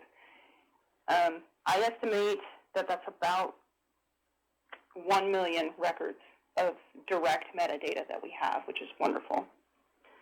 11.7% passed. That means there was no QC issues found, which is pretty good. It's not something that I would cheer from the roof about, but it's great that it passed, but it doesn't mean that the other data isn't useful. And then some review needed with the green wedge. So overall, there's about 8 million records, possibly 10 now that we pushed the entire content of SWAMP into the database. So 10 million records within CEDN, and most of it's usable. Even the data of unknown quality is usable. So it was really interesting. It kind of upset people when they first saw this pie chart, assuming that they fell into the reject record or the data of unknown quality. But really, this is a tool to help us do outreach to improve CEDN data quality. And you're probably wondering, so what's next? What does this all mean? Why would I have to review the data or do extensive review or light review? And it gets back to that component of error and confidence in decision making. So next slide, please. So in these two charts, there's a comparison between when we include error bars and when we don't. And anyone who's been through peer review understands that no error bars means no peer review. You automatically get rejected from a journal. Error bars are also important to the water boards. And we're now working on a script that allows us to calculate some error bars using some assumptions on where the error occurred, some standard percentages of error that we're going to automatically assume comes from the field. But we can calculate pretty accurate error bars on an individual result using the direct QC metadata. This will allow us to know how confident we can be in the decisions or whether more data is needed to have that confidence in a decision. This also is something we need to think about in our portals and how we display data. That although we display data that may look like we're coming to a conclusion, the level of detail necessary to actually make a decision may still be warranted. That we may need to go back and add these error bars in and say yes or no, or at least know where those error bars are in general relation before we make a concrete decision, or even display some data types, or some data points, excuse me. So next slide, please. So you're probably wondering, how much error are we talking about? So only one person that I've found has actually studied error in environmental sampling. And I found it very useful to understand or even utilize his estimations to figure out where our error might be coming from. So if you notice that collection adds about, it can double the result, essentially, that human error in the field, in the sample collection itself, in the handling of the sample, in the bottle, what bottle type we use, can be attributed to 100% error. And remember, that only means double. Storage and preservation, if we don't keep it in the right conditions, if we don't preserve, that can add to the error. But analysis is a huge component. This looks like a really huge bar, and it's actually pretty accurate, and I would actually make it larger. So from experience, knowing that our pesticide analyses, our laboratory control spikes we would assume that when we add a known concentration to blank water and we run it through the machine, we should get back that known concentration, correct? Unfortunately, our pesticide analyses are still a little bit behind on technology. It's getting a lot better over time, especially in the last 3 years with some new technology that was deployed. But I've seen recoveries anywhere from 200% or minus 200% all the way up to 400, 500, 600, 800%, depending on which method was used. This is especially true in some of our research, our novel technology, while they're still honing in on the method, what column to use, what absorbency to use, that there's a lot of error introduced through the analysis alone. But this is where our QC direct metadata can help. Utilizing the results of the QC spike and the blank and the duplicates, we can actually estimate what the error bars look like on our visualizations. Error is not bad. Error is everywhere. But we can control error through good quality assurance practices. This is where training our field crews to properly collect a sample, as well as transport them to the lab. But also we can tell the lab what we expect our quality control samples to come back at, our requirements. The methods often have internal requirements that are just based off when the method was developed. They can actually do a lot better. Some of our methods were published in the 70s, and labs have taken it upon themselves to make improvements, and we now see much lower reporting levels, much better recoveries. So we can work with them to establish common sense requirements for our own purposes. How much error is allowable for our project, rather than relying on the 1970s version of the 400% recovery for a spike. We can actually state, and SWAMP does, we want between 150 and 90%, or 50 and 150, or 30 and 130. Most of the labs that we work with have been, can use the SWAMP requirements or even exceed them and by exceed, I mean be more precise and more accurate than what we're asking for. Okay, so next slide. So first, I'll tell you about what the Water Board is doing for these items, but then we can openly discuss ideas and how, if you have any input to what we're doing here at the Water Board. So one is better training modules and formats. So for our proposed training that's coming up, we designed something that had the breakout sessions, the QA 101, but we're also looking at applicability, accessibility, and location. So we're offering, we're requiring our vendor to record the training sessions, but also we're looking to create web modules that aren't as clunky as a recorded QA training. Something interactive that we can display to the public, something that has legacy, so we can pass it on to staff, doesn't need to be updated as often, can be utilized for as many years as it's deemed applicable. Making information more accessible. So this is about making quality assurance more accessible, not in the IT terms of, for ADA, but also including the ADA, but using understandable words, making it more approachable. So if you attended the Citizen Science Quality Assurance Project Plan training, that's where I attempted to create quality assurance documents that were not huge, not complex, and guide the public through the process because it's not scary. And they need to understand that, as well as all of our scientists and engineers that are afraid when we say, oh, you need a project plan, that this isn't scary, that the CLAPs are made up of basically 6 elements, and if you answer 6 questions, you have a CLAP. So continuing that trend of trying to make things easier to understand, easier to digest, not so scary, making sure we define terms. We don't use acronyms without defining them. We don't use interagency terminology without defining it. makes those training modules accessible as possible to the widest audience to make them more useful. Now, better data submission tools. This one I'm really excited about. We have needed a new CEDN for a very long time.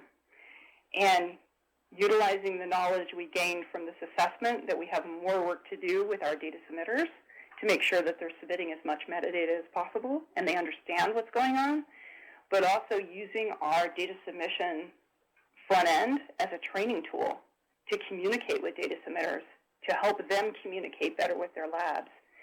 So we are working on an interactive data checker that allows a person to upload a spreadsheet, see their data in the web checker, have the errors highlighted, make suggestions, but not only do format like our current CEDN checker does, also do the QC checks up front to say, your QC samples came back with this result. Do you really want to submit, or should you reanalyze the sample while your laboratory still has it in the fridge? But also having it, the ability for staff to go in and custom enter quality assurance requirements based on the project. So people from the public can say, I would like to use SWAMP's QC requirements, and have those automatically viewable to the data submitter. We've heard numerous complaints about how clunky our data checker is, and they would like to eliminate the cycle of having to make fixes, download the file, re-upload the file, make more fixes, re-upload the file, and then having it submitted into a black hole. So we're looking at transparency, we're looking at accessibility, we're looking at our audience from the widest possible lens, but also complying with the ADA requirements, but also making it translatable into other languages. We have a lot of Spanish-speaking population that would like to submit data, so we would like to accommodate their needs as well. Super excited about that. So with that, does anyone have anything they'd like to bring up, discuss, questions, suggestions, anything? Hey, this is Helen. I just wanted to say thanks for a really great presentation, and also your presentation at the Community Water Science Workshop at the Data Science Symposium, and your CLAPS Made Easy document was incredibly helpful for myself and for all the groups I work with. And I just wanted to confirm, I think you already answered my question, but the classes that you're putting together, what's the intended audience for those? Everyone. So unfortunately, the in-person, working with the Water Board Academy would need to be, can be a small percentage of outside folks, but the in-person trainings will be geared towards we'll have Water Board attendees, but anything that's recorded or presented on the web will be interactive, will be intended for the public, but we'd also like to develop another series of in-person trainings for the public like we had at the symposium. Awesome, thank you. And thank you for your feedback, I appreciate it. Any other questions? Yeah, real quick. Melissa, this is Grant. Thank you very much for a really informative presentation.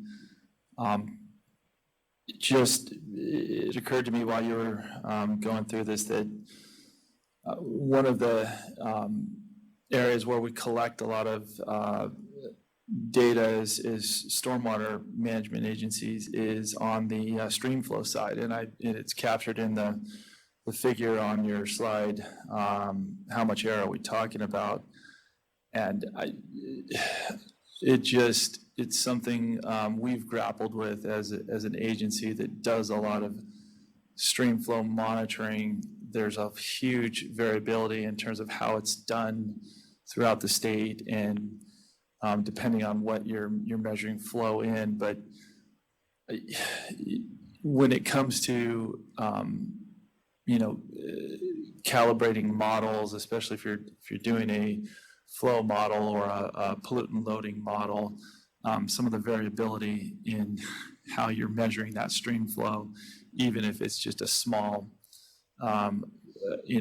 fraction of an error, can have huge implications. So I think it's great that you guys are looking at looking at ways to improve quality assurance with all the data that's going into CEDN too. And I would just suggest to this group that we also consider stream flow monitoring as well as part of this whole assessment of quality assurance.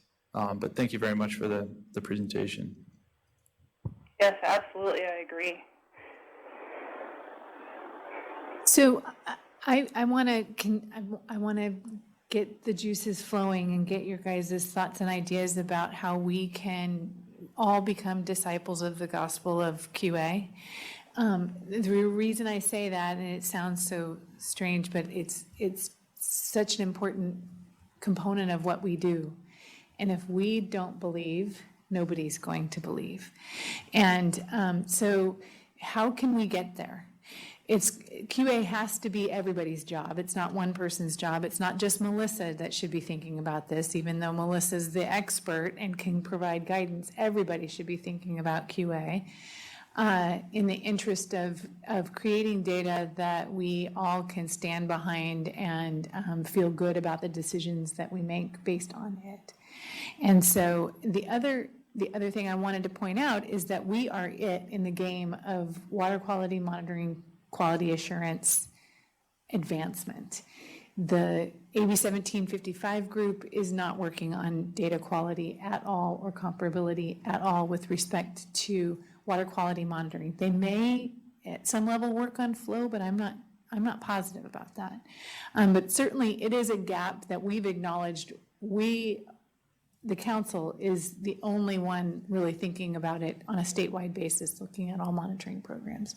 So what do you all need from us, from the council? Where do we go from here? How do we as a council become the disciples of QA and be able to speak intelligently about it, really encourage folks that it's not as scary as it looks, that it's very much worth the time and effort to put into it. I really want to hear your ideas and thoughts about, and thank you, Melissa, again, for the great presentation to tee it up. I think Melissa's really good at making things accessible to everyone. How do we keep that going as a council? So, thoughts? Ideas? Yeah.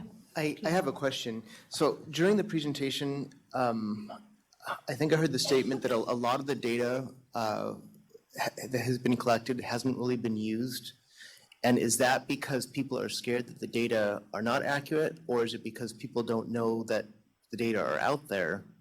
What I was thinking of is if academia can be a little bit more involved, if these data can be promoted as potential master's or PhD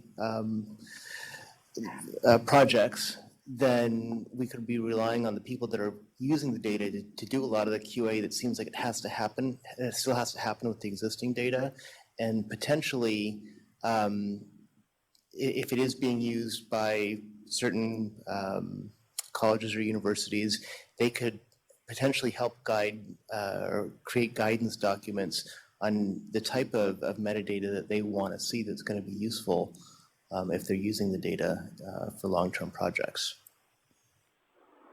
So I think what I'm hearing is take it from a user's perspective, Yeah. a data user perspective. How do we meet the needs of the data users? Which I think that's where Melissa started. Yes, absolutely. What is our audience? Who is our audience, and how do we meet their needs? And how does QA fit into meeting their So how do we advertise this more so that we can get feedback from the users as to what it is that they need or why they're not using the data? Right. Well, and I think. Oh, go ahead, Melissa. Sorry. My statement was more geared towards internal. So we do use data in Seedon to make decisions, especially for integrated report. But what's lacking is complex. We have data that's not going to the database that we're trying to correct right now. But then we have staff that don't think about using the data in day-to-day operations. There's also accessibility to data as a problem the Water Board is facing. So we're working on an open data strategy to help map out what data is not available to staff even, and ways to make that available to the public. And what's great about the open data strategy is also the civic engagement portion. And Greg, you can tee in if you want, that we're now reaching out to the public and saying, we have data, what are cool things that we can do with it? Well, and I think one of the things that we always envisioned the portals to be is a way of taking it from the user perspective and looking at data gaps and data quality and what we can and can't, what questions we can and can't answer as a result of data availability, data quality, data geographic extent, those kinds of things. Right. Yeah, so thanks again, Melissa. This is Nick. One reason why, just for the council's perspective, why I asked Melissa to give this presentation is because it has so much implications for what we're trying to do. Part of our focus areas that we brought up was that we're going to key in on turning data into information. And in order to do that effectively, we need to make sure the data that we're using is of a known quality. This is especially important with the new push for open data, whether that be through AB 1755, the Department of Technology. There's several open data movements. And as data becomes more available, it's imperative that we're making sure that we're doing this kind of QA and QC checks prior to visualizing data or promoting data in a way that's irresponsible. So I think that what I would ask of the council members, and maybe, as a helpful to what Melissa's doing, is to maybe we can be a review source to look over the trainings that you're providing. I know that they're an internal perspective, and my goal was to show, okay, this is the standard that we're holding ourselves to, ourselves being the water board, because we have always thought, okay, swamp is the upper echelon, and we found that that's not necessarily the case. So, okay, we're going to fix it, and this is how we're doing it. And it's great that we're going to have this available for multiple use, but I think it's important because we're all, the sectors all represented on the council are responsible on some level of collecting data, reporting it to the water boards for use in decision making. I've heard from several different areas, like, okay, getting it into seeding is an issue, but also I'm submitting the data and it's not being used. So these are all important questions and important areas for, I think the council can review and provide sector feedback on the trainings itself. And then once the trainings are developed, to be important to promote this. I mean, this needs to be promoted and to be used. I mean, especially with the citizen and civic engagement, which Melissa mentioned, this in my mind is a key what's in it for them to participate. This is a tremendous value to any sort of citizen monitoring or community science monitoring group that's looking to get off the ground, or maybe they're already monitoring, but they're collecting data that's just not of a quality that we can use for what they want to use it for. So if we want to make sure that they're using the funding that they have to the best bang for their buck so that it can be used. So I think that this is an extremely important effort and needs to be looked at closely. We could provide feedback on the training once it's been drafted, and then ultimately to make sure that we tout it and spread the word as much as we can in each of our avenues. Steve. So I want to react to the statement that you made that we're the group. And I want to do that in two ways. Way number one is a cautionary way, because I think you're right. I mean, I don't know what other group would take it on other than the council, but the cautionary note is twofold. One, it's a daunting task. It's a lot of work to do. So if we take it on, it will consume us. The other is that it's hard to do even within one agency that's present at the table. If you really want to make this work, you got to do it across agencies. Now, that having been said, as a cautionary note, I do want to respond to how you would do it. And I think Melissa had a wonderful graphic up there that I'm actually going to ask her to put back up. Melissa, you had a graphic that showed the different places in the process where it could go wrong. In other words, from how you collect the data to how you analyze the data to how you store the samples. Yeah, this is it, right? Yeah, this is, I think, a very good graphic. I think that one of the ways we could be most valuable is to quantify these kinds of things. I think that what happens is that most people, when they hear QA, they think of this onerous checkbox that they have to do. As opposed to, I think if we could really focus it around, okay, we as a council have made an assessment of where the greatest sources of error are and where we could put the greatest investment of energy to improve overall quality, I think that could be valuable. I'll go so far as to say, because we do things like our BITE regional monitoring program that bring together many labs, and we have to, or not labs, but many organizations, we have to get them together. I've just had the observation over the years that the problems are rarely in the field collection. People generally do reasonably well at that. They learn how to do it. It's not to say there's no error, and there's never a bad apple, but generally not there. In contrast, I find two areas where we find it very frequently. Number one is laboratory analysis. They may all be laboratories that are accredited by ELAP, but on the other hand, that's all. Even the ELAP will refer to it as that's a license to drive, not a certification that you're a good driver. And we find when we do intercalibration exercises that we find new labs coming into the intercalibration exercises are wildly off. And they have no idea, and there's no quantification of that without those intercalibration exercises. So that's an area that maybe we could be paying more attention. Maybe we, as a council, could be organizing. The other is in data recording. It blows my mind how often people forget that they did a 10-to-1 dilution. The numbers out of the lab are right, but the number in the database is wrong because the dilution wasn't recorded. So again, I'm not even saying that those are the right answers to the question, but I think that's a roadmap. If we could provide some relative amount of prioritization among these categories, then we can make recommendations. And if it ends up in, as Melissa has it here, as the analysis is where the biggest problem is, then there are probably lots of ways that we could be making recommendations to ELAP about things that they do better. And ELAP right now has a long list of things that they don't accredit laboratories for, that maybe we could help them to identify the ones that we as a council are concerned about most, that they would pay attention to. Or alternatively, we extend beyond what something like ELAP does with more intercalibration exercises. So those are some activities we could undertake that I think would be helpful and are consistent with where Melissa's going. Well, and I'm not suggesting the council by themselves, right? I mean, I think all of the agencies and entities that are collecting the data need to get together and work together to advance QA in the state for water quality monitoring. So, but yeah, where can we add value? There's a question. Oh, here we go. Yeah, go ahead, sir.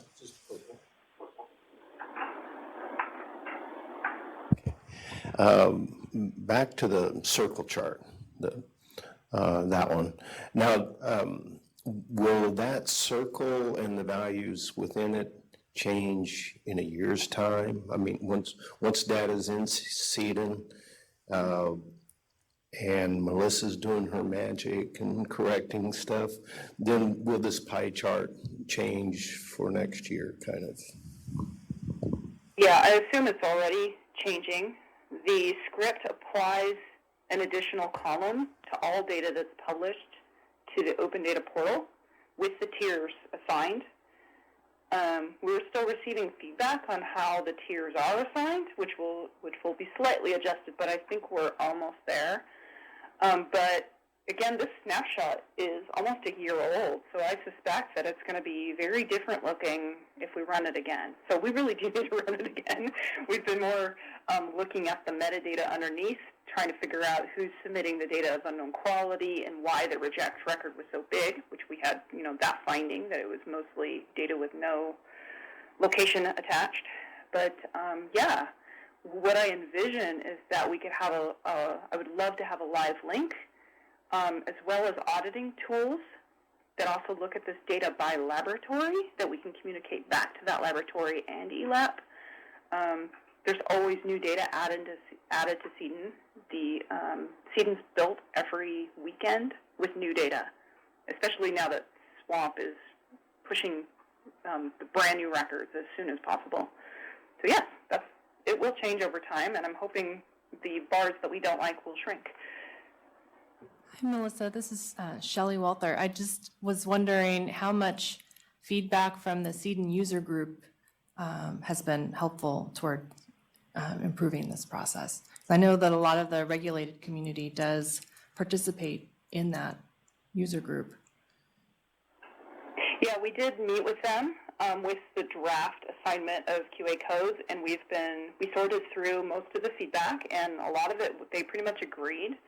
There was a lot of back and forth on what we meant by how much review is needed.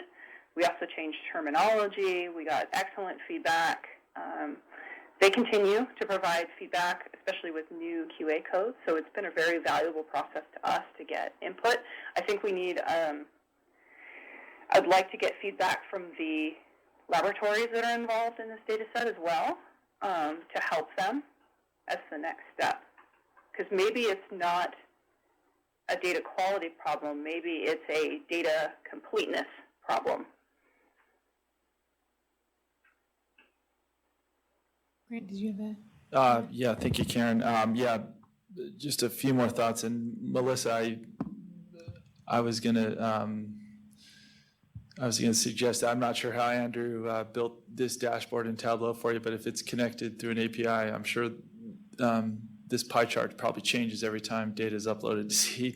And so yeah, this would be a great little measure of the current status of Seed. But I'm really excited to hear that the training modules will be available to the public, and I think it's a real need out there to almost just.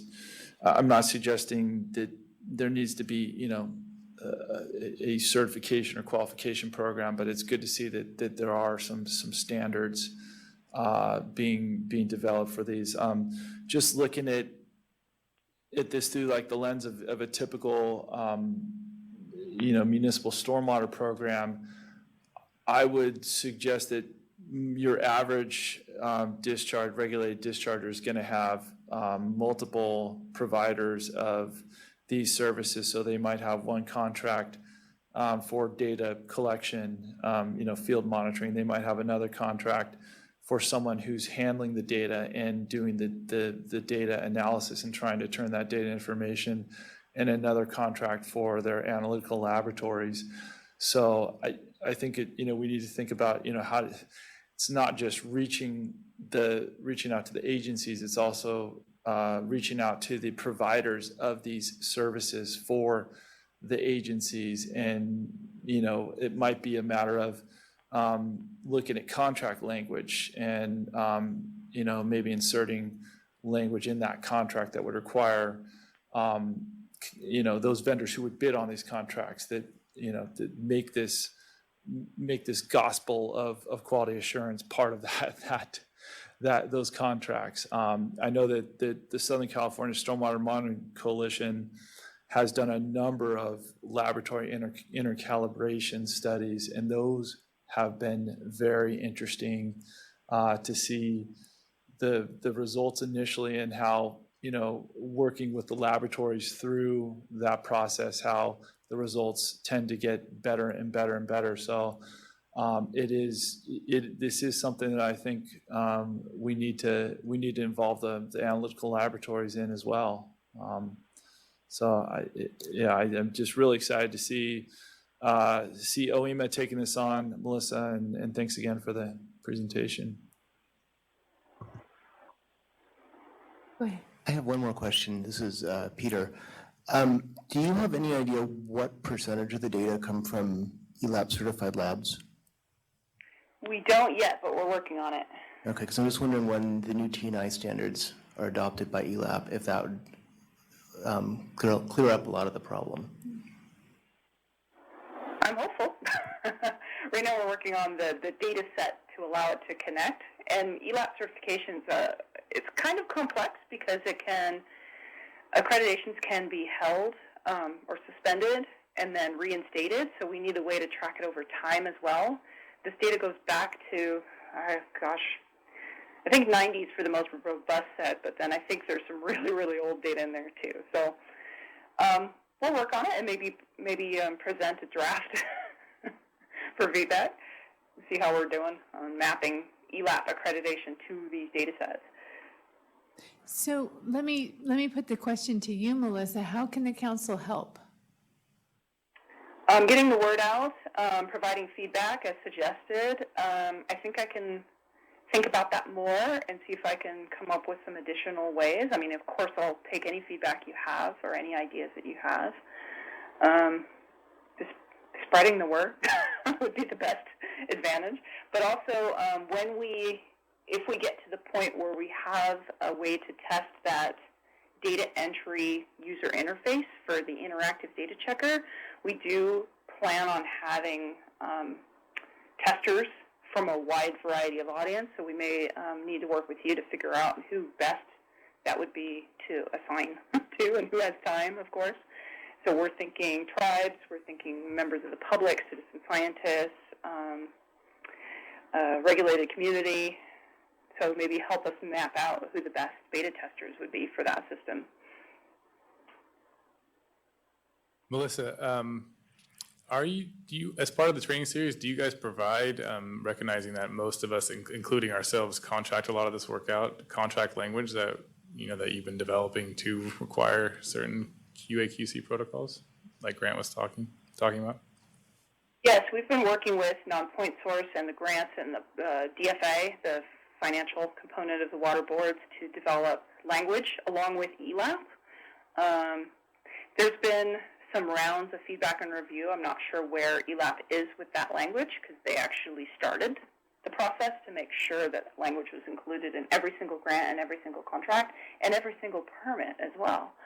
So yes, there is an effort moving forward to require certain QC elements as well as ELAP accreditation where required. Great. Well, yeah, whenever you can share that, I think the council members would be interested in seeing that as well. Sure. I just want to thank Melissa again. Since I've started working with, being on the council, seed and data is something I've kind of been trying to hammer home ever since then. And I find it's the information that we'll be able to get out of it will help us to accomplish what we need to accomplish, much of that. So it's to our benefit to really help this along. So thank you, Melissa. You're welcome. Thanks for having me today. I really appreciate it. No, I don't have suggested next steps. I think the next steps, as far as I can see it, is this is still an ongoing process as far as the training being developed.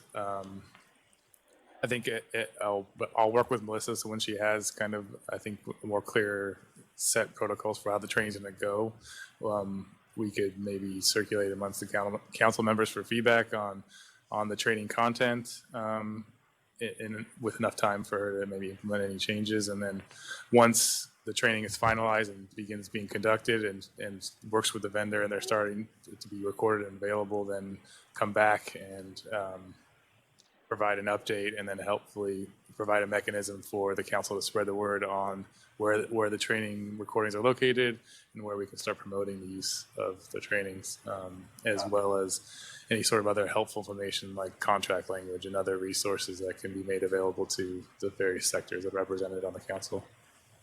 Right. Our timeline on the training development, we're trying to get the vendor on board for this fall, so development should start hopefully right away. And then we estimate that the first training series, we'd like to get the in-person trainings going in the spring at the latest of 2020. Would it be possible to have a module ready to go for the data science symposium? Perhaps.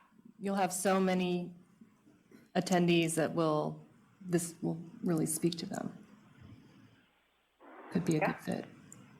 Yeah, we'll see if the timeline works.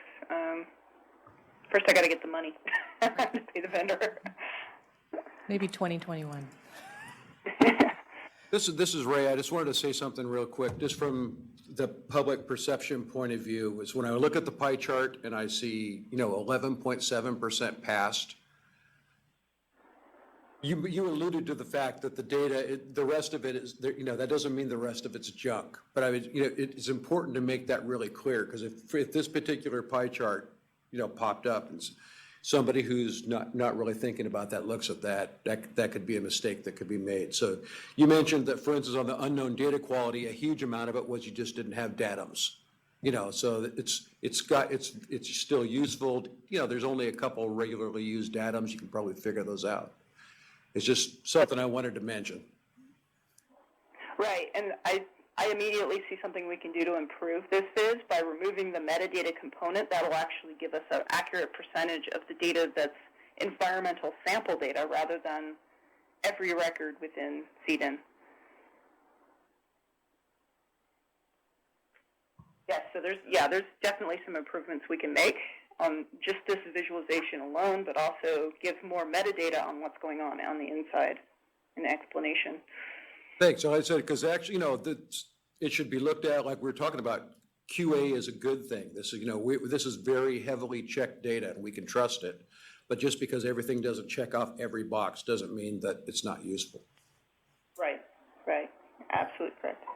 Well, and I'd like to somewhat respond to Steve's earlier comment. Sometimes it takes me a little bit to think through, but rather than being the implementer of a QA program, and what I'd like to see more so is how do we set criteria that helps us assess these other monitoring programs and set performance measures for QA. I mean, I think that's something that we're missing as an agency in our performance report is our data quality performance measures. And Melissa, with your chart that everybody likes to, it starts to get to that performance measure. And so how can we take that information and translate it into, well, we want our at least 50% of our data to pass all QA checks, or I don't know what those criteria are, but how do we both help us set performance measures for the data that we're collecting and then use those as a way of assessing other monitoring programs was kind of how I would think about it. That's right where my head is at as well. And in fact, I'll go one step further. I love Peter's suggestion about how you use this as an investigative tool. In particular, I love the idea of taking that pie chart as it exists now and separating it out into different classes of laboratories. So you said accredited versus not ELAP accredited versus ELAP. I think that's a great start. I think, when people say, why do I even have to bother with ELAP? Let's find out. Does it make a difference? I think there are other ways we can break it down into large labs versus small labs, or academic labs versus commercial labs, or whatever. I think that would be a very useful thing for us to do to kind of figure out where the problems lie. And it's not ultimately our job to fix them, but it's our job to help focus in on where the greatest need is. I also love Peter's suggestion about as ELAP is evolving, they're about to go through a new process. A lot of labs are saying, is it really worth the trouble to do all those kinds of essentially documentations? I don't know. We'll find out. I think that would be a wonderful thing to do, to use that as a vehicle for, if that pie chart doesn't change after they implement, then people put a lot of effort into. On the other hand, I fully expect that at least the documentation portion of the failures would go away once they have that new accreditation process. Be great to quantify that. Yeah, my experience is as soon as you start actually looking at your data and holding people accountable for the data quality, it suddenly goes up. It's amazing. I think also giving the regulated community feedback on what the standards are, which parts of the pie chart will be used towards TMDLs would be very comforting for them, because a lot are high quality data, or they've made great efforts to put their metadata into the programs, and they're concerned that there's going to be someone out there collecting something with a dirty mayonnaise jar and submitting the data. And so if they knew that there's a certain standard in the integrated report, that would be helpful if that was made transparent. Okay. This is Josh. I'm not on the council, so I don't think I have a voice here, but I have a quick comment, if I may. Yeah, please. But, listening to you all, it sounds as though one opportunity is to use an existing audience, zero in, and perhaps lessen the size of the job or get at it incrementally. And that might be to focus in on particular decisions that water board staff are making now. For example, maybe 303D listing. What are the thresholds of acceptability of data for listing? Or 401 compliance. What are the thresholds of acceptability of data for deciding whether some project or activity is in compliance or not? So maybe taking the idea of compliance and translating it back into the actual decisions that are made, and then looking at those deciders at staff level and helping them understand the QA/QC that's required to support their decisions. It's somewhat incremental, and it gives you an existing audience. Otherwise, developing audiences usually requires enabling people to see where data exists, that is, having a spatial display of where data are or aren't. Almost all of these efforts are spatial, and so somebody has something they're doing someplace in the world or in California, and they go to look for data for that place. If they had a way of seeing what data exists for that place, they would then be curious about its acceptability. You could develop an audience that way. But I think you have an existing audience now, or numbers of audiences, which are staff that are making decisions around compliance. Thank you. Yeah, thank you.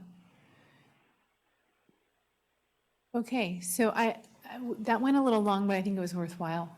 And I look forward to the conversation continuing, and I really want to explore as we move forward the notion of some performance measures with respect to QA and how we can contribute to that. Yeah, we can talk about it as part of our strategic planning in about an hour after our lunch break. So with that, it's 12:15 right now. Let's reconvene back at 1:15 here in this room, and we'll launch into our discussion of our dynamic strategic planning. Why don't we go ahead? Do we have enough people to get going this afternoon? All right, so we're a little bit behind. I hope everyone enjoyed their lunch. I was starving, so I definitely enjoyed mine, and then did work because I've been out of the office. So you can all feel sorry for me that I was working over the lunch hour. Anyway, so this afternoon we'll be talking about some tools that Nick has identified as potential ways that we could really make a concerted effort in updating our strategic plan, putting it in a form where it's a living document that we use and it's not just something on the shelf, that really documents really the direction we've been heading the last year and a half or so, maybe a little bit more, but in a way that we can implement and be more nimble, I think, than we have in the past. So we'll start with a presentation from Nick to kind of inspire us and get our brain juices flowing, and hopefully it'll spark some good discussion and some concrete path forward for getting our strategic plan updated. I swear I did not have anything to drink at lunch. I'm feeling my 4:00 a.m. get up this morning now, and I'm like, I could totally go for a nap. So sorry for my inarticulate tee-up of that one. With that, I will hand it over to Nick. Great, thanks, Karen. So yes, while taking a long-term training series at Cal State University, Sacramento, an alternative strategic planning concept was presented, and I thought it really struck me as being applicable to the council after spending about a year looking at our past documentation and trying to think about how to best document our path forward. People have mentioned some various documentation being the 5 focus areas and the governance structure and the previous strategic plan, as well as the MOU and our charter, and how to make those actually valuable documents that we're actually using. So rather than having kind of the static 25 to 30 page strategic plan, this would present a set of tools that can be dynamic in nature. So the management system is called VOPAR. It's a weird acronym where you visualize, organize, prioritize, actualize, and then revise. So it kind of just keeps on kind of reporting back to itself. So it doesn't have to just sit there on the shelf and, okay, check that box, the strategic plan is there, but never referred to again. So the visualize is to come to a consensus on what our vision and values are. And then we got to take those vision and values and organize what kind of services and projects that we're going to implement to produce those values, and then how to identify and then best invest our resources, take action, and then review our actions, and using key performance indicators, one of which was brought up earlier as a potential way to measure performance of monitoring programs. This is kind of the overarching kind of conceptual idea of what the system is designed behind. And here's kind of a better visualization of it. So you have the traditional document on the left, your 20, 30-page document. It provides your history, your achievements, kind of what our strategic plan looks like now. And then you have this on the right, kind of a better, more dynamic tool set. It provides a strategic summary or what we would it's a short kind of executive summary. Then it moves into a community map. A community map is really who we serve and the audience that we are intending to approach. Then after that, a strategic map, which is really kind of outlines our vision, our mission, our goals, and values. And that can have a twofold use. One, it guides us as a guiding document, but it also can be used, these actually can both be used in conjunction as kind of that 2-page glossy, something I've heard of several times from Steve, like having something to kind of take around and show to the legislature or show to other organizations, here's who we are, here's what we do, and here's who we serve. Those are kind of we'll talk and we'll see more of those. When I discussed this with Karen, we kind of decided that it'd be best to start with those kind of easy lifts, and then we could move into kind of the meatier stuff, maybe at a future planning meeting or through other strategic planning efforts.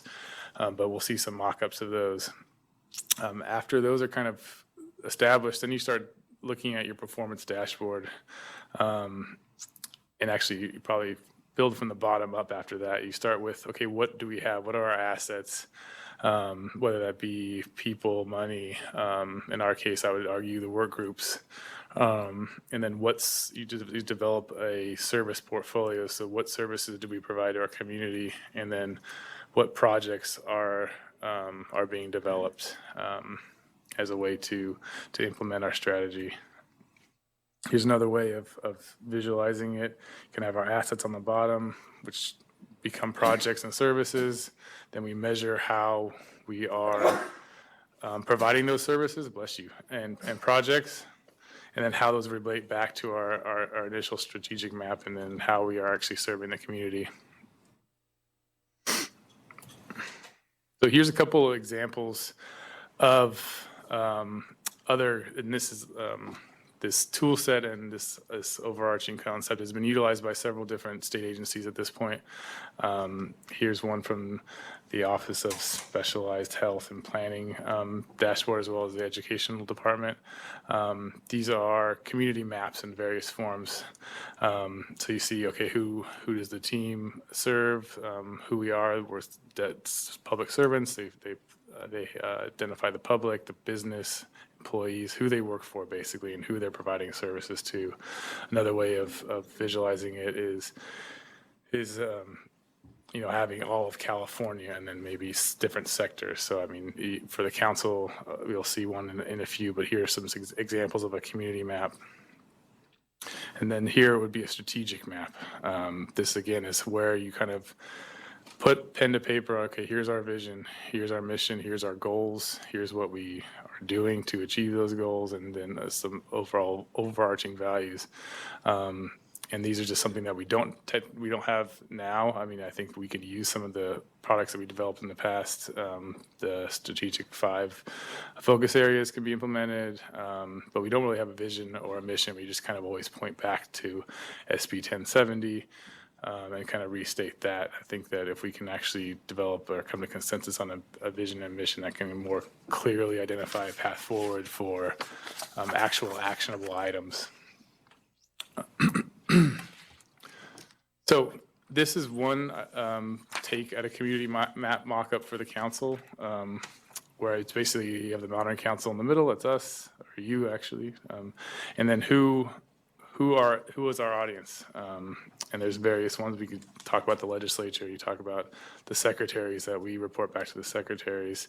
Then I just kind of basically hit the sectors that are represented by you all: academia, community science, the public, NGOs, the regulated and regulators. So this is one idea where we just kind of show visually who we are serving or who we intend to serve. Here's another different type of mock-up. I mean, we can do this in any way of creative ways, but the whole idea is just to show, again, this is our audience and this is who we are working for. It's kind of I like this one a little bit better, but we can develop these over time. Here is a strategic map, a mock-up. So what I've taken here is kind of, I've taken the goals from some of the various documents that we've established, the top 5 and a few others from other refinements from the charter, et cetera. But and then kind of implemented or inserted our own, some products and services as I see them. But we don't really have a mission. We don't have a vision. We don't really have a set of clear values necessarily. But I think if we did have something like this, better vetted, it would help us promote ourselves, increase our presence, and allow us to kind of approach people in a more effective manner, even better than kind of the other documents that we've been creating for use at the different symposiums or events. And so that's kind of as far as I want to go. I really just was hoping that we could get your thoughts on what you think about a dynamic tool set versus a traditional strategic plan. You could say that this is a bunch of hooey, that I prefer the traditional method, which is fine. But I want to hear that feedback. And then I want to, if you do like this idea of a dynamic strategy, it would be nice if we could come to a consensus on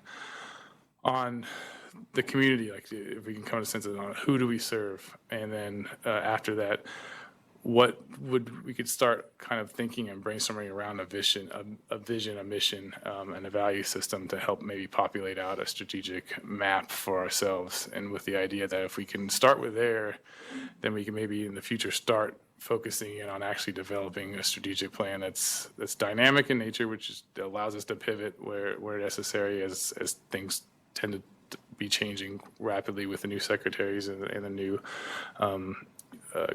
governor, and then also allow us to kind of reach a wider audience.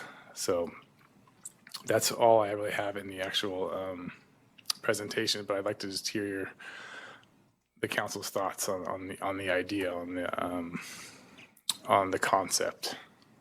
When was our last strategic plan completed? It was 2010, and then it was the governance was tweaked in 2014. It's about time. Yeah.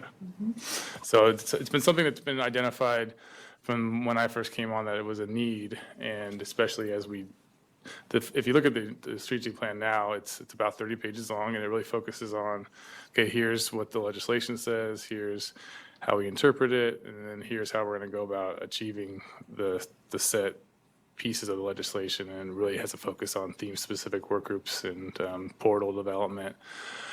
And as we've kind of changed that with the advent of different movements, with Open Data and Transparency Act, AB 1755, and other legislative efforts that are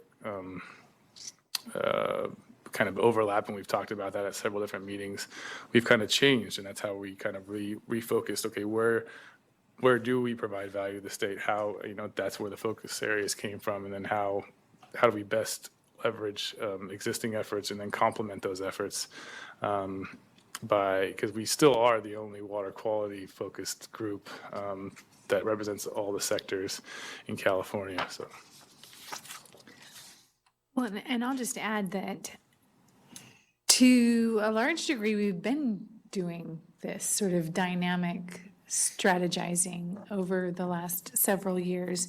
Not being the most senior member of the council, but hearing this enough from one of our original co-chairs, John Bishop, who happens to also be my boss, he reminds the group frequently that the idea of the original strategy was to be more of a proof of concept that we could then seek additional resources. Well, that we did a lot, and we had a lot of success in that, but we've also seen lots of things change, lots of new legislation come on board, new players, new focus for many programs, both in the Water Board and at the Resources Agency, that have caused us to see the trends. Where's that one? And look toward how we can provide value as with the expertise and the experience that we have to bring to the table. So to my mind, we've been doing this, and I found when Nick showed this to me the first time was that it really felt like a malleable tool that we could use as a group as things change over time.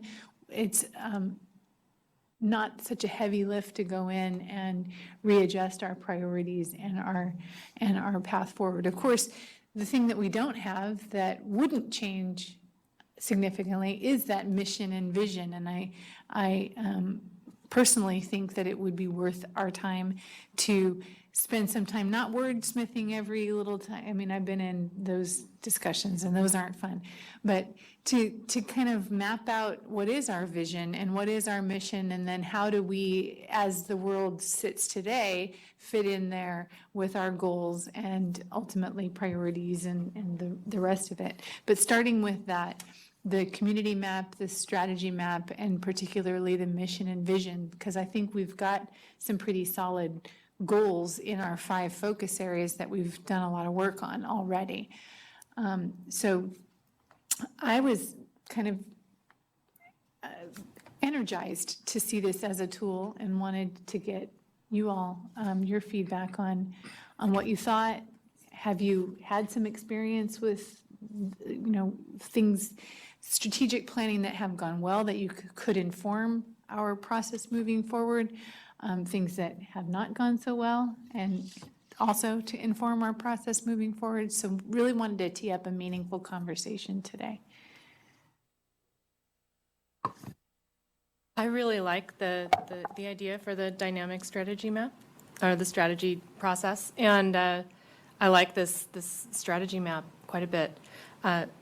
Something that I'm looking forward to is getting into the goals part of it, both tracking our short-term goals and our long-term goals and our progress working towards those goals. I think I felt that piece can, and maybe it's a lack of resources, but it can use quite a bit more development.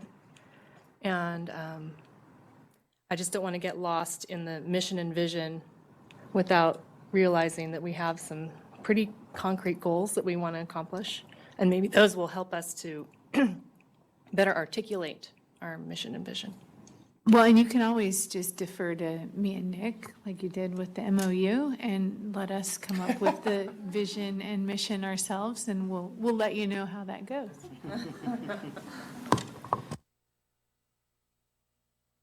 Other thoughts? Yeah. I also Helen. think it's a great way to take a hefty amount of text and make it a little bit more approachable, not just for us, but for anyone wanting to know about the council. Like, this is something we could actually share with people, and it's a little bit more understandable. I think it's great. Yeah, I've been involved with several of the 30-page strategic planning efforts this year, so it'd be nice to try something else. Yeah.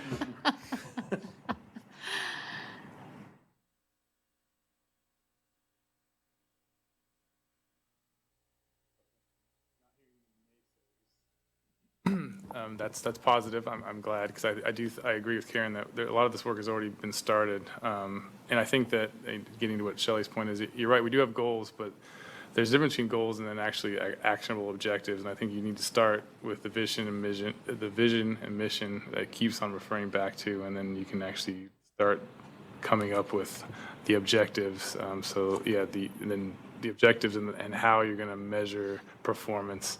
One of them was brought up potentially today. So if we decide that our goal or one of our services is to look at monitoring programs and see if they are following a certain level of quality assurance or quality control, and then we have a certain type of metric or a performance indicator that we can actually look to and measure over time and report back, say, this is where we'd like you to be, this is where you are, here's some tools to get you there.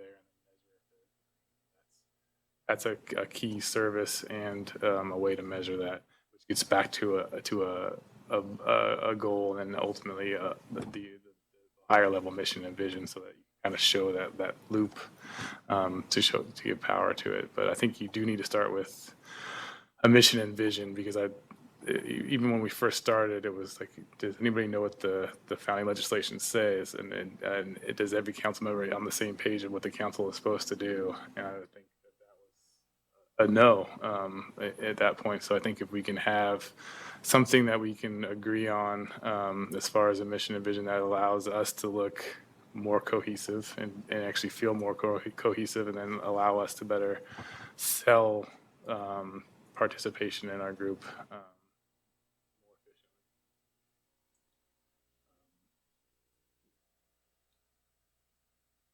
So if we look at the community, is this off-base? Are there other people that you all see that we serve? If we're going to look at start with the community map, that's kind of the top, like here's the monitoring council, here's who we are trying to reach. Is there something missing? Is there something that you would rather see included, or another way?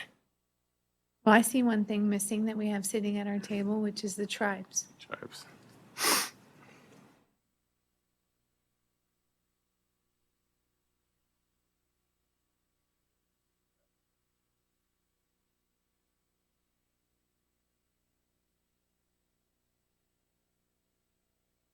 Okay. I have a comment on that. One of the challenges that we have with tribal water monitoring programs, and I know I've mentioned this in a meeting before here, but that our data, if we're funded by U.S.EPA, that data has to go to the Water Quality Exchange and not to CEDN, unless we can get some extra funding to put it into CEDN format. Not going to get that. So it's hard to use CEDN. It's hard to participate in CEDN. We don't have the funding for it. We have to put our data elsewhere. And even it kind of gets in the way in terms of integrated reports, because you're looking at data in CEDN and all the tribal data is in the Water Quality Exchange. I believe this go around, the regional boards are actually looking at data in the Water Quality Exchange, but we had to push for several years for that to happen. So just wanted to point out that there's some challenges with, the ways that we have to do things. And, but certainly water quality monitoring is so important to tribes. They are out there looking at areas that are really important to them. And of course, tribal beneficial uses are being developed and hopefully integrated into basin plans in the near future. But thank you for mentioning that. I know tribes, they're out there, they're doing the monitoring. It'd be good to do more integration with the water boards and with the Water Monitoring Council.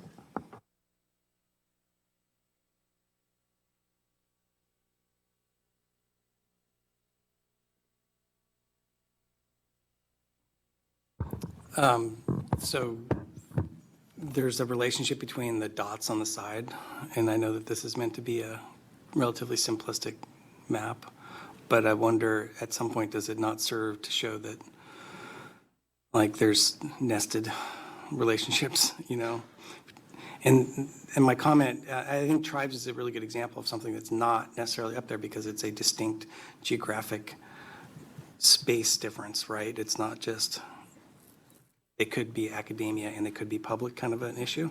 And so I don't know, if you want to add it, but the thing that made me think about this was emerging academics. Academia to me implies that you're talking to the centers and the institutes and the professors that want money or support to do studies or something like that. And one of the things that we've identified in our symposium work is we really want to make sure we're engaging well with the folks that are moving through that. They're kind of public, they're kind of community science, and they're in academia, but they're not the thing called academia. So I don't know if it's worth putting another dot up there. I'm just pointing out that it made me also think about the nested relationship of some of these. That's a good point. It could be, so Steve's name is scientific community. Is that better, or is it academic community? Well, you could put them there, but you know, they're public, but public's everyone. So this just goes to the way my brain thinks is they're like, some of these things are not like the others, and I don't know how to resolve it. Yeah, I think the same with some of our scientists, like for them, not community science groups, but we have a lot of great scientists at our agencies, and I don't know if that's implied or intuitive from regulated sectors. But having that perspective in with the community science node, I mean, and to that end, I think a lot of times there is disagreement with the science and really trying to figure out where those fault lines are is a good thing for the council to be really exploring.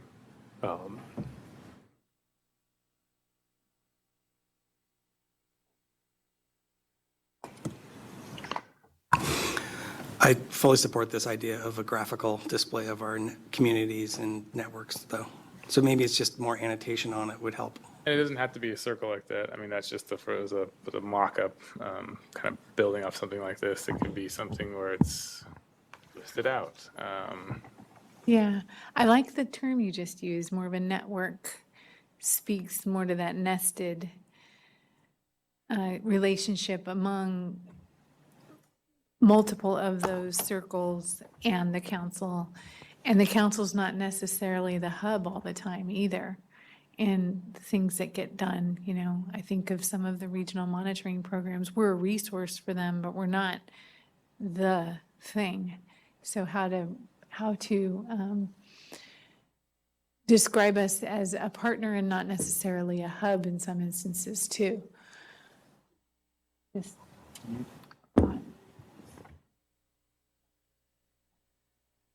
Rick, I'm a little confused.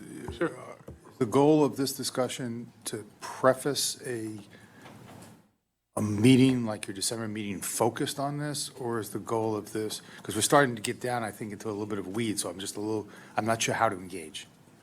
Well, the first engagement was asking if people were on board with this type of tool set, and I didn't hear anything from several of you. I heard some positive reactions, so it's like how to move forward. Some people might be traditionalists and want something traditional in a strategic plan.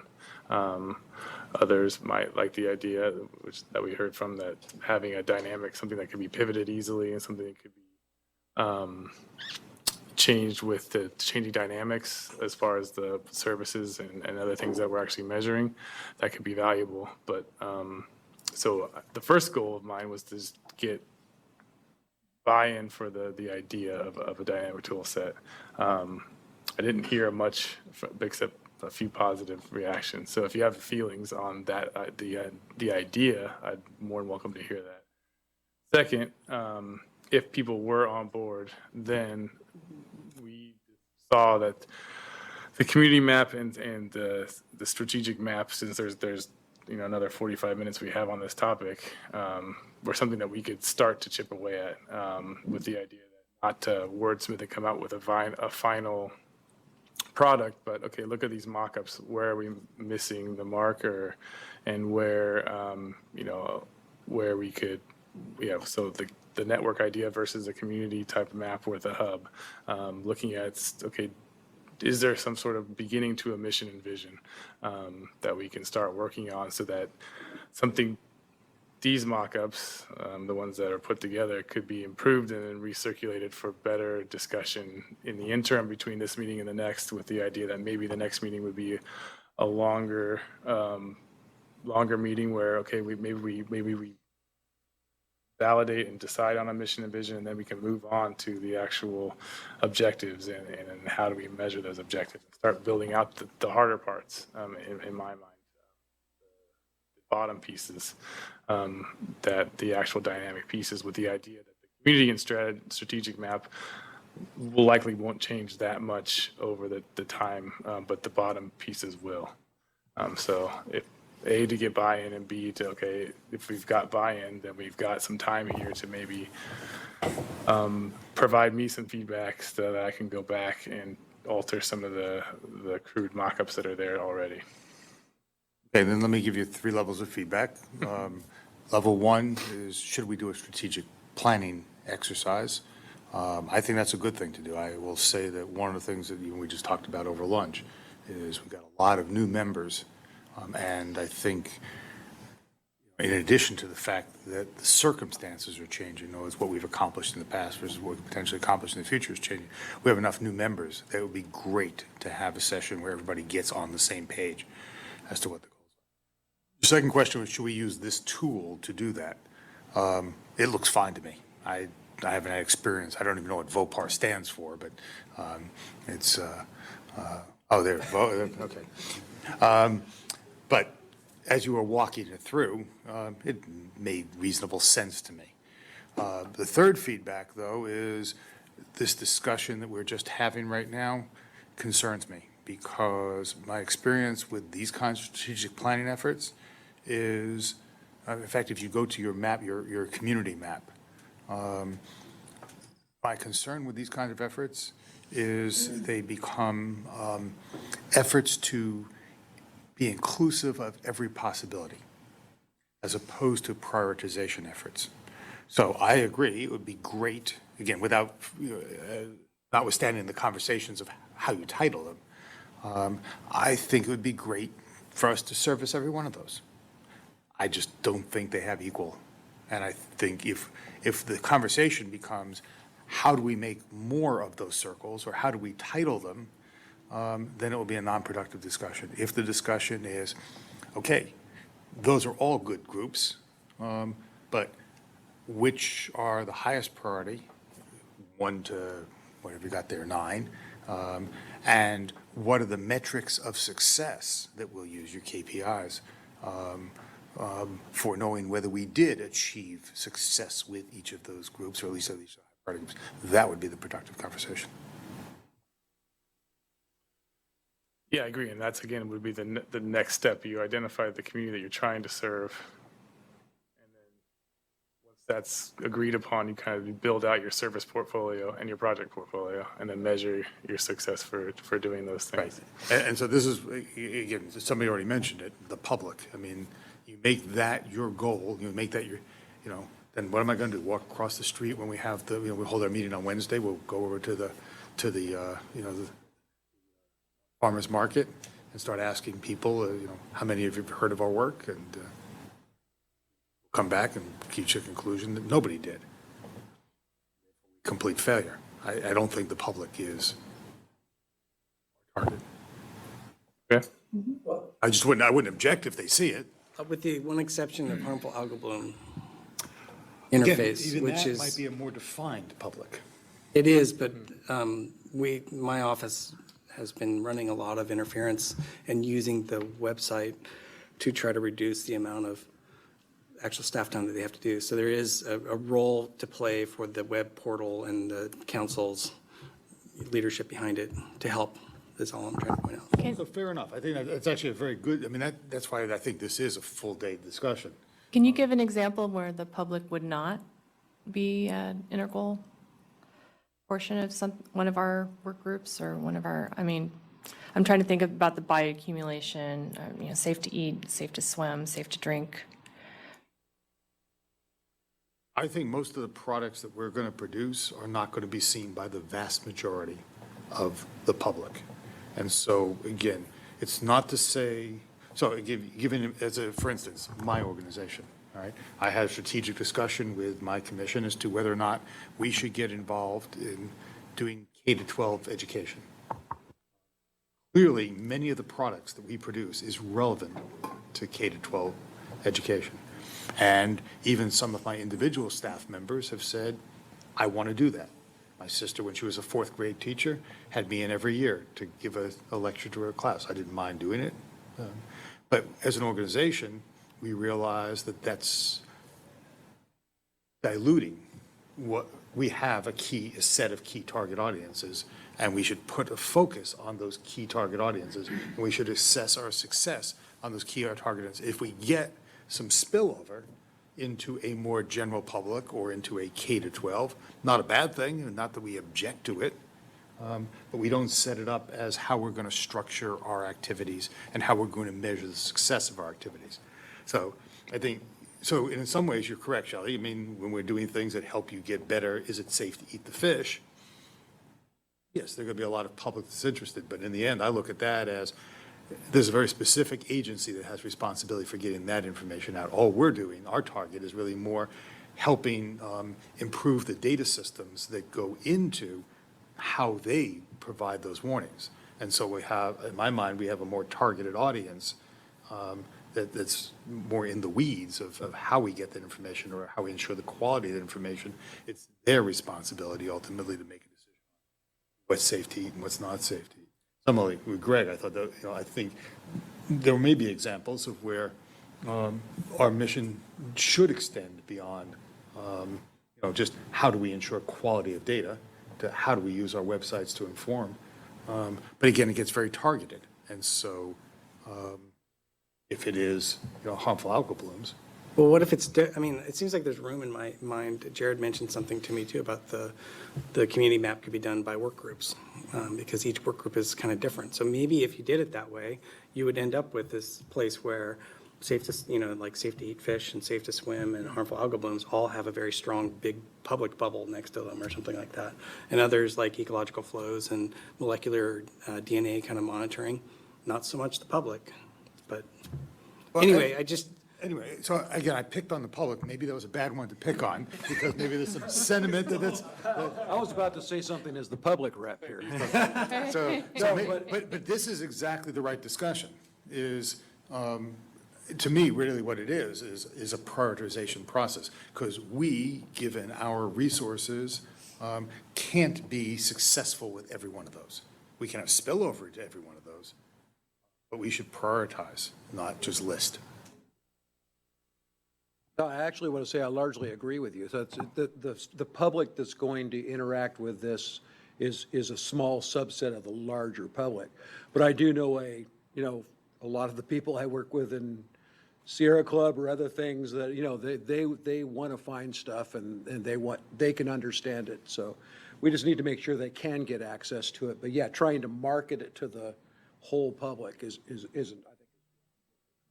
Well, and I think both Nick and Greg made good points that it's context specific. So for each project, the priority of our audience and our community is going to be different. For each working group, is that me? Yes. Robocall, sorry. I was buzzing the table over here. One's a plug, battery.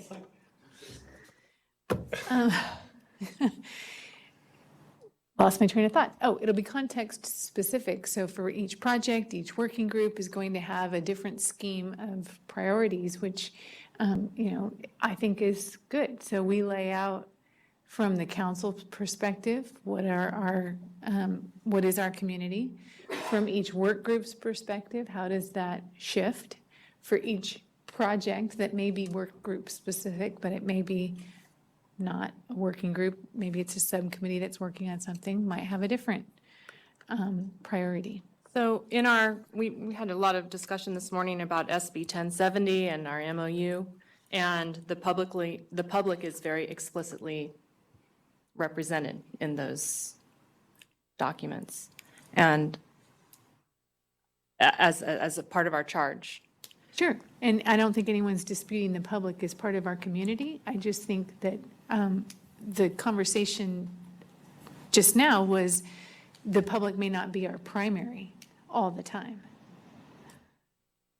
Well, I think that's a deeper discussion of what are, beyond the graphic, what are, And it shifts. And it should.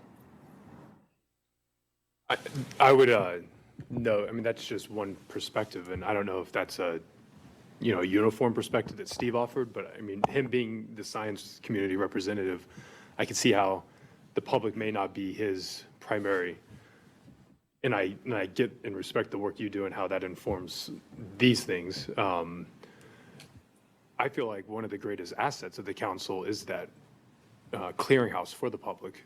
And anecdotally, this past winter, I was in Southern California with my son. He wanted to go to the beach, had a wetsuit, and we kept checking a local website that showed us the water quality of the beaches because it rained, so it had to be like 72 hours. But just having that resource there as a user of a beach in the wintertime, it was like a fantastic thing to use. And imagining or aspiring for such tools provided by the council's data and all the information coming in to really connect those gaps to get that out to the community seems more than feasible. And I think a lot of this conversation about strategic planning and visualizing the map would get to some of those longer term types of projects or products to provide to the public.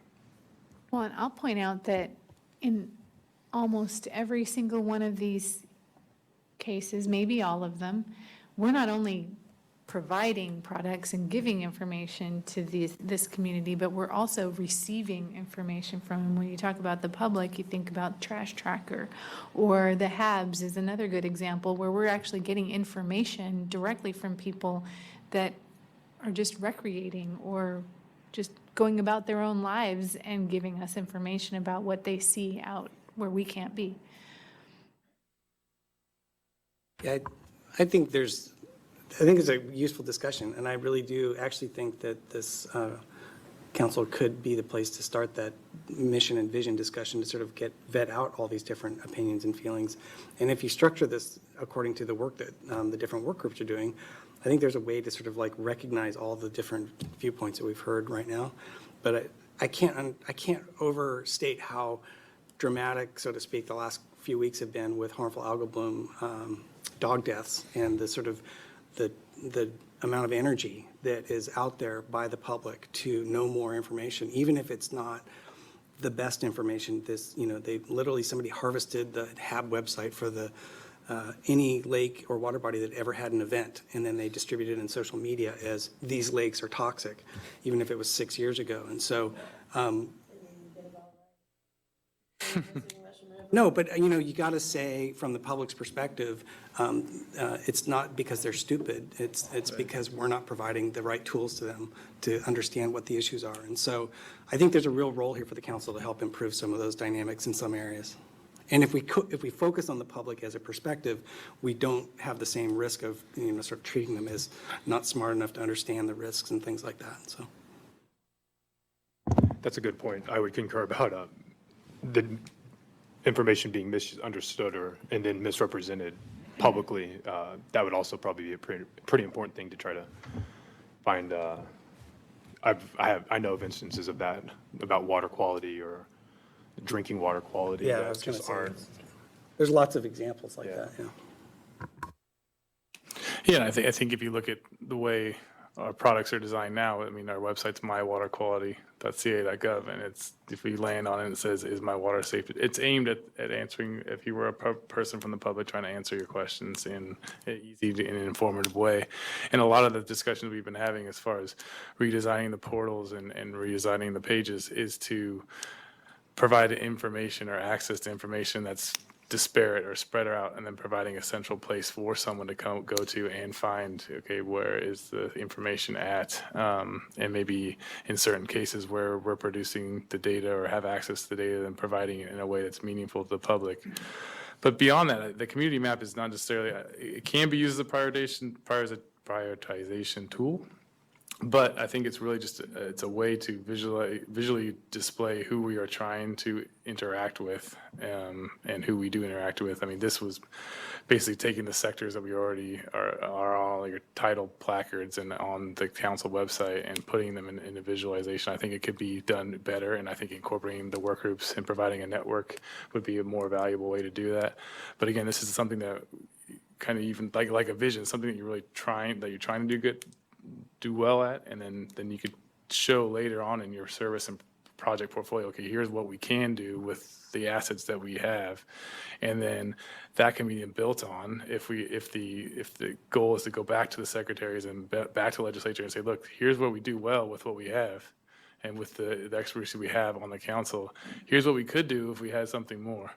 You know, you have to be able to show that. You have to be able to show, like, this is where the legislation says, this is what we're trying to do, this is who we're trying to interact with, and this is how we're doing it now. But if we had resources that are better developed, if we had some more support, then we could be doing this better. And here's how we recommend doing that, which is kind of that feedback loop that Steve was talking about earlier between the secretaries and the legislature and establishing the MOU. I think it's important to not eliminate something because we don't do it well when we should be doing it.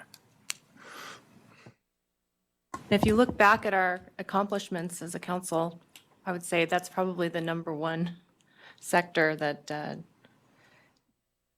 probably hang a lot of this on is the public. It's just performing. Okay, so now I need to take that one.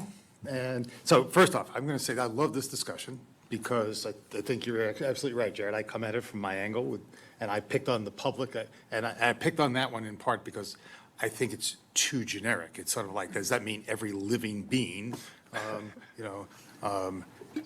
is who we're trying to service, in which case we will fail. I think my critical thing wasn't the public or not the public. My critical thing was, let's not make a list. If it becomes a list, it doesn't become helpful in focusing us. And if the public happens to be the highest, great. I mean, obviously there are many people who feel it should be. But if we do that, then let's get more specific about what we mean, and more importantly, let's have a metric of success. And so, Shelly, one of the reasons I jumped back in is because you said you think that's where we had one of our greatest successes. I would argue that if the public is what we're after as one of our greatest successes, I look at the counts of people hitting our website and the counts of, and it is incredibly low. I didn't say overall we were successful. I did not say that. I said that of our successes, that you could point towards the public. Well, again, regardless of whether we are or not, I think to me the point would be if we say the public, and we keep it as general as that, is one of our highest priorities, then we should develop a metric of success. A metric of success would be how many members of the public hit our website, what are their constituencies, how often do they hit it, do their behaviors change as a result of it, and we need to set up metrics. So I think A to me that's baseline and then change our behavior and then right. see, Yeah. yeah. We've had this discussion in our portal, some early subcommittees a couple years ago. And, we noticed that there's a rise in the data for users right before our meetings, probably because we're all accessing the website. And so, it's really hard to tease out. So we would have to have some. So again, whether the website hit is the way we assess it, but if we're going to put it up there, we should, and we're going to prioritize it, we should have metrics associated with it. And it should inform strategies. Exactly. And that's my whole point, is that some of these efforts that the council's involved in, their strategies very clearly are aimed at improving communication to the public. And there's two legislation announcements that it's likely that the fish tissue and the harmful algal bloom legislation will pass. They both made it out of appropriations 2 days ago. So at that point, it's like 99% sure that the governor gets it and probably signs it. Both of those are about communicating risks to the public, about things that the council is working on. So we have these sort of windows of opportunity to really kind of explore how our strategies are improving that and measuring whether website is the right thing. Maybe it's just a data structure that allows anyone to build an app. And then, people are getting their weather data, but they're not going to the National Weather Service's website. They're just getting their data. So there's all sorts of ways to sort of help, I think, as a council. Anyway, my bottom line is not the public is or isn't. It's what's our prioritization process among these things? Let's not turn this into a list-making exercise. Second, anything that we do prioritize, let's provide a feedback mechanism, a key performance index that allows you to determine whether you have been successful, and a feedback mechanism for how we're going to change our strategies if we're not achieving those. That, to me, so again, going back to your general question, is this a good process? I think it can be, as long as it doesn't evolve into a list. Listening to the conversation reminded me of the Save Our Water campaign, which I guess I just pulled up online. It was started in 2009, and it's between DWR and Aqua, and they just do a bunch of messaging and tips, and I think Aqua kind of oversees it.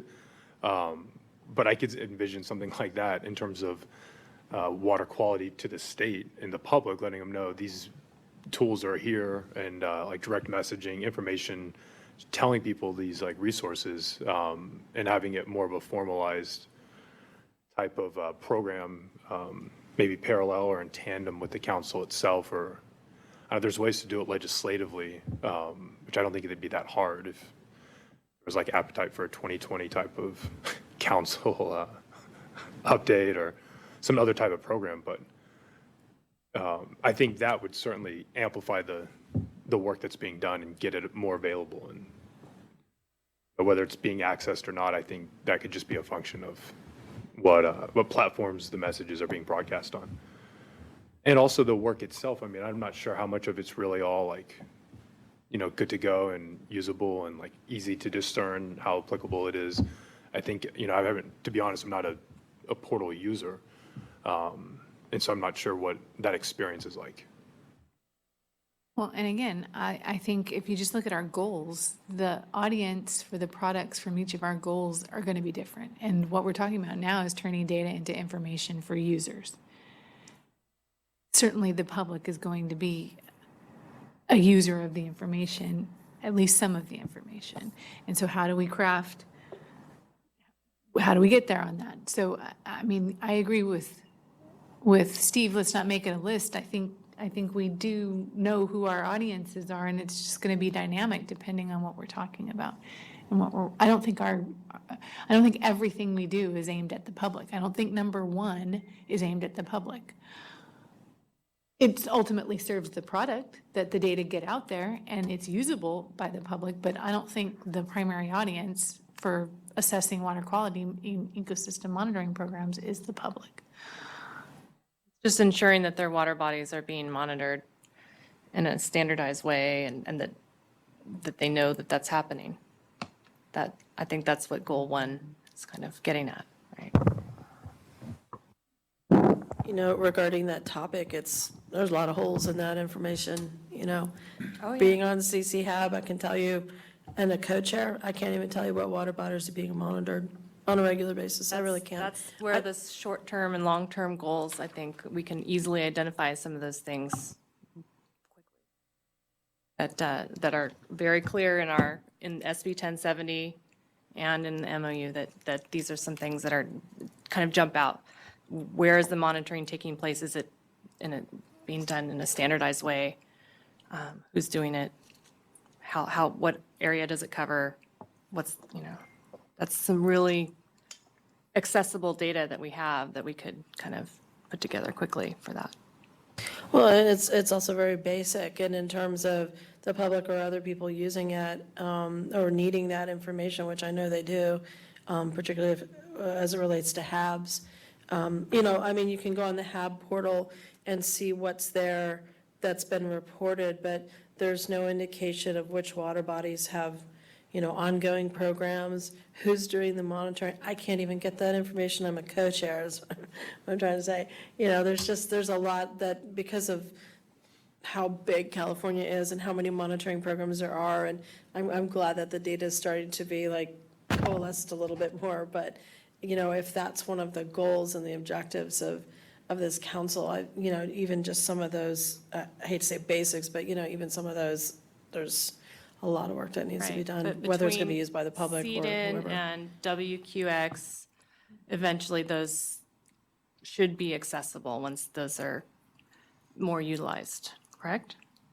Wouldn't that information be? Yeah, but if you're looking for it in a timely manner, like if you're using it to Right. decide If whether. someone would have put together, I don't know, a portal or something and actually bring that together. You're actually both right. We have a visualization now that shows where seed and swamp data is collected from. So if somebody asked me in the hindsight view, where were samples collected in the last 10 years of any kind, bioassessment, physical, water chemistry, toxicity, we could probably produce a pretty decent visualization because we've done that kind of thing. It's huge, but it's doable. What you're saying is absolutely true though too. We have this other kind of more important data stream in the HAB world, which is the event-driven stuff. Like nobody cares, or I don't care that 6 years ago there was a harmful algal bloom event there. I want to know what's the most recent data. And so that is being collected in a very sort of unstructured way, and we're working on trying to integrate this too. We actually have an Internet of Water pilot project that is being rolled out for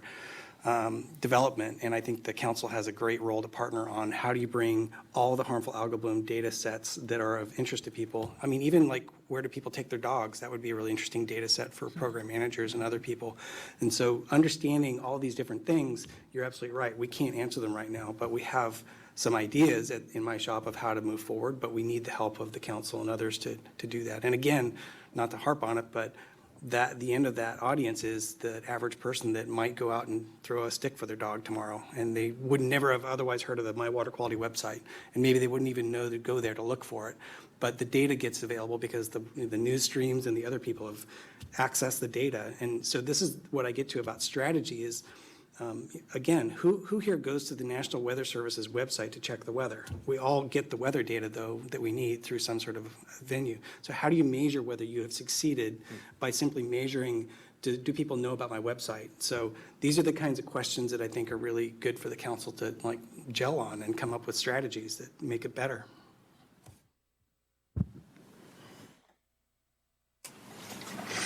Nick, I just wanted to provide some feedback for you. I think Steve's right. As one of the new members on the council, I think this would be a helpful process for me to be part of. I'm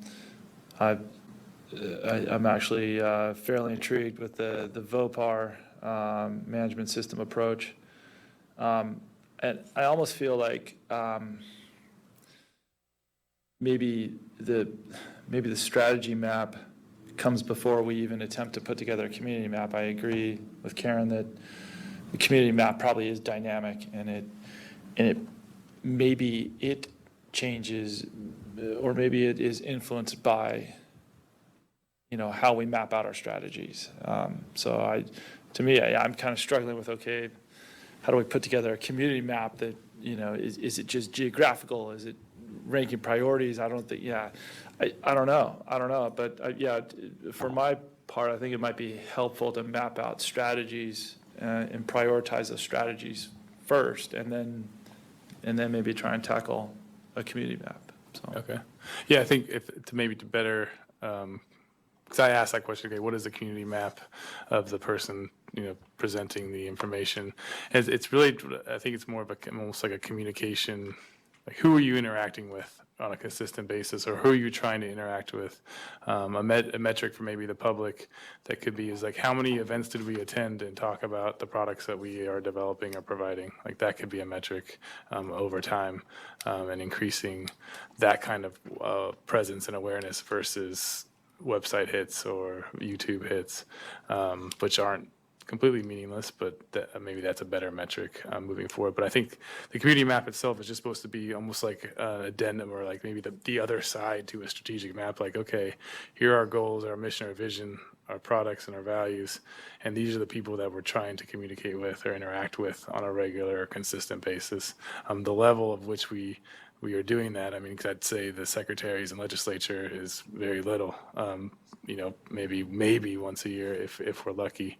But I feel like the other areas, just by virtue of you guys sitting here, is interaction with stormwater community, because you're going to go back and talk to CASPA, you're talking to CAS on a regular basis.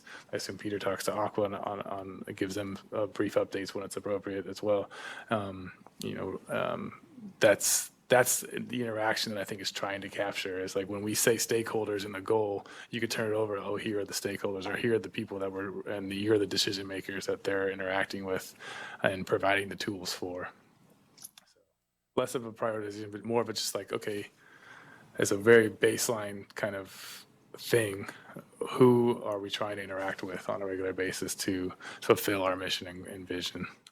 But I hear all of your points, and I think that it could be done in a much more valuable way. So, thanks.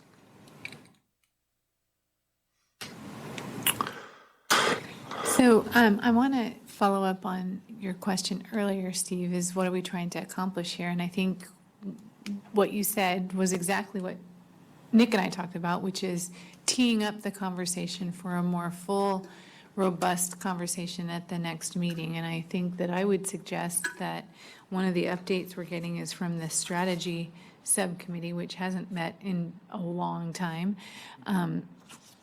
that we reinvigorate that group. We have members that have dropped off, so we'll probably need a couple of new members, and that we tackle the planning for that next conversation. So we tee up some examples of what we think these products ought to look like, or at least drafts to spur conversation. I also think that we need a facilitator. We need somebody to help us guide the conversation, and so we can work on that, see if we can tee somebody up to help us with that. I see this as a dedicated meeting, potentially take up the entirety of our next council meeting, but want to get some feedback from you all. What do you think the next steps are? How would you like to see us move forward, and are you interested in participating in the planning in the interim? I'd be very interested in participating in the subcommittee to help with the strategy. And yeah, I do see it as at least a half day, if not a full day meeting after that to come back to the council. Just a logistical, I know the 5th is, I think there's a PFAS workshop, a 2-day PFAS workshop here on the 4th and the 5th. And I know that Shelly and I are both unable to attend on the 5th. And I think maybe the alternate for Aqua was unable to, there's a water quality meeting, I think is what he told me. So just from a participation standpoint, we'd like to participate, but I think on the 5th, it would be a problem for us. And so that's just a logistical concern. But I think aside from that, I definitely think it would be great for the council to have a real session planning-wise. So I guess we know where your priorities are. I'm just kidding. No, that's fine. And we can certainly adjust the schedule to make sure we have, I think, robust participation will be needed. Maybe even some sort of a retreat type spot, someplace where we're all away and just working on this, so.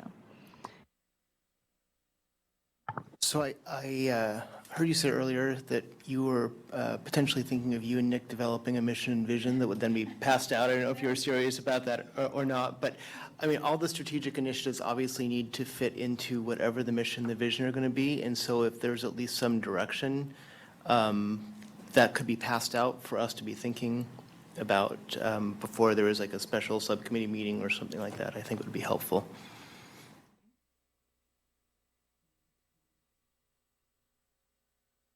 Also, what's your philosophy on a vision? Well, I mean, I just helped develop a vision statement, and one of the things that we were told is that it should be a very realistic goal that you're going to achieve in 3 to 5 years, with the purpose of it then changing after 3 to 5 years. Because if it takes more than 5 years to accomplish your vision, it's probably never going to happen. that was just the guidance that I was given. I don't know, that's why I was just curious what the philosophy of the council will be on the vision. Should it be an attainable goal within 5 years, or is it a 20-year long-term goal? Yeah, it's interesting. I've heard the opposite where the vision is maybe never attainable. Yeah, it's like the pie in the sky. Yeah. And then the mission is more of that realistic kind of hit. It kind of winnows down from the pie in the sky downward, but I'd be more open to exploring that idea. It seems even more in line with the dynamic tool set, so it's something worth discussing. Out of curiosity, was that discussed as part of your education program? No, it wasn't. It was really just as part of a business operations kind of full day thing. This was just one tool set that just caught my eye, and they just really kind of went through even more briefly than this, just kind of what VOPAR meant, and then went through those initial. I was going to say, what did the other ones, go to the mock-ups from the other ones on the strategic map. What did they say? Access to safe, quality healthcare environments that meet California's dynamic and diverse needs. Like more than 3 to 5 years. Yeah, I mean, I think these visions are more of the pie in the sky. You know, EDD strengthens the economic vitality of Californians and their communities. I mean, what?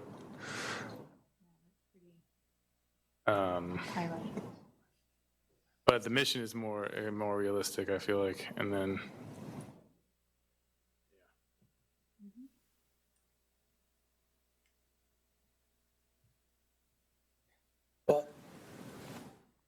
I just want to say my experience with strategic planning is that it's everything that you guys have all said about the horizon, but you do need to agree upon the horizon. And then the other sort of real value of doing any of this is to have the words in a document that reflect everyone's common agreement or understanding of where they're headed or what they want to think of the mission to be or whatever, right? And so I think if you go too light on the touch, on the mission and vision, you risk never getting that sort of common vision or consensus, which then shows up later in your efforts to try to get strategies that achieve things. So it doesn't have to be fun. It doesn't have to be not fun, but I think it's really important work to kind of do that and to sort of set, a 3-year, a 5-year, a 7-year, whatever the right horizon is, and then do it. So, and I do agree that somebody should help us.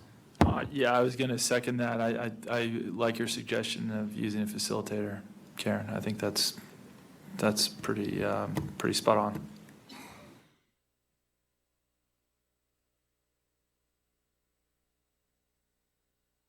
Okay, so I heard 1 volunteer, 2 volunteers, 3, well, you were already on the committee, so you're already there. I'll just delegate it back to Nick. Steve, you were on the committee before. Do you want to continue to serve? I'd be willing if you feel I'd be helpful, but I also think it'd be great to have this new blood. I think a lot of my imprint is already there in a lot of the goals and strategies we put forward. I'd actually like to see what others come up with. Oh. Taking it. I will volunteer.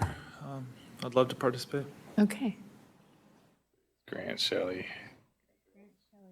Oh, Peter too, great. Peter, Greg. Careful, we have a quorum. Uh-oh. That's okay. I don't think anybody's. All right, so hopefully we can get that meeting scheduled quickly, like within the next month, like maybe early October.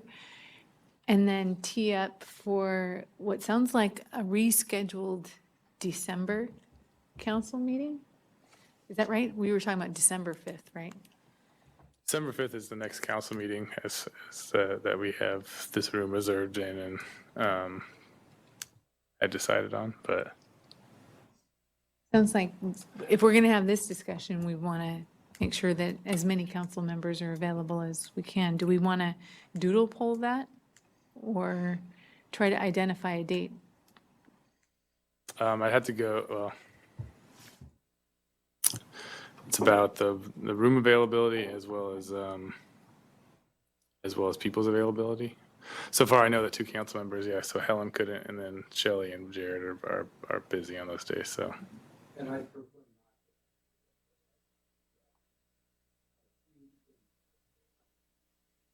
So don't do it on the 6th either. I wonder with the MOU, if, in trying to get that wrapped up soon, if this meeting could take place before then, or maybe in parallel with that, just kind of thinking out loud. I don't know, Parallel with the MOU, the conversation we were having earlier with getting that. I don't know how this would fall sequentially into that, but just thinking these things are kind of running parallel or side by side right now.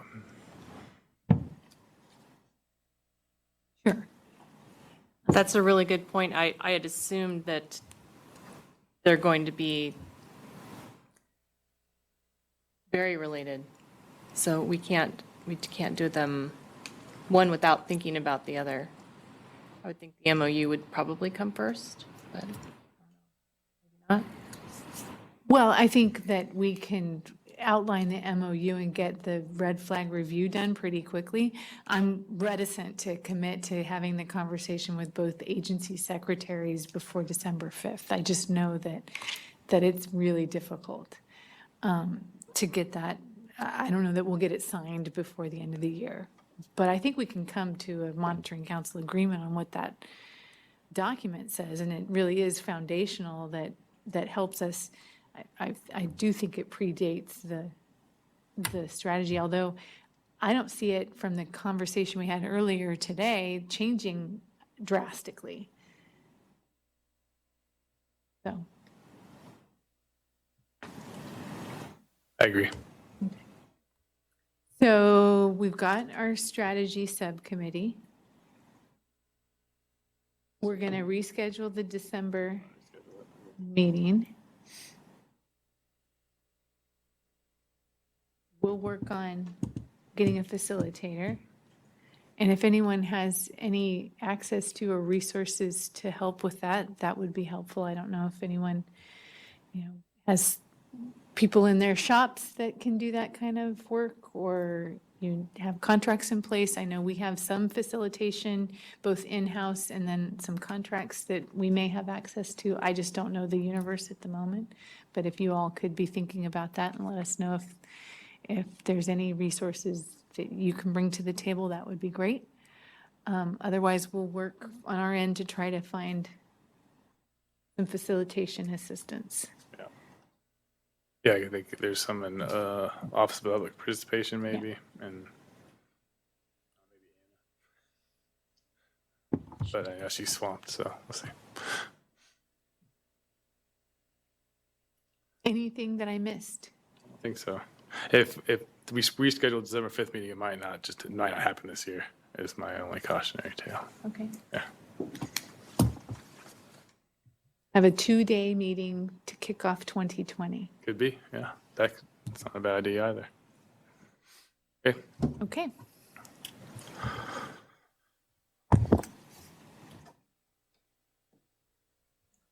Then with that, let's move on to our next item, which is the subcommittee updates. I think we can check off the strategy one. We Yeah, you pretty now much hit know on where that, we yeah. are with that. We're going to have a meeting soon. Nick, did you want to take point on this one? So this is kind of an update on the subcommittees is for a few things.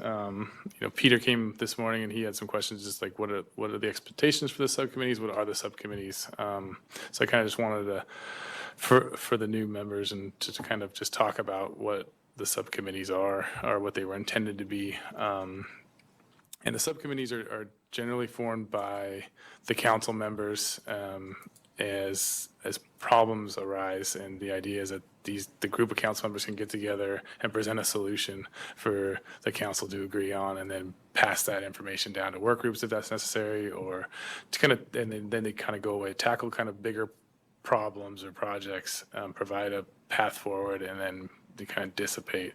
A couple of the first initial subcommittees that were thrown out there back when the first strategy was met was, okay, how do we address funding? So like a funding subcommittee, or like the strategic subcommittee, that's kind of a longer term with a goal. And some of these other subcommittees, as I'll hit on, the ones that I see as active-ish are ones that kind of pop up, kind of have a few meetings maybe, and then set a path forward and hopefully kind of maybe revisit each other, revisits itself if necessary. They can come and go at the council's discretion. And again, they are made up primarily of council members. We can pull in work group co-chairs or other staff as we see fit, but they're designed to kind of address issues that can't be addressed at a council meeting or otherwise at a work group meeting or something like that. So these are the subcommittees that I've been doing a lot of work on. A lot of the subcommittees haven't formally met in a while. This first one, the Civic Engagement Subcommittee, really started off as the Communication Subcommittee, which was made up of Karen and Greg and Steve to a certain extent and myself, and we were trying to figure out a way to develop a communication plan. And that'll be a key component of the tool set as we move forward.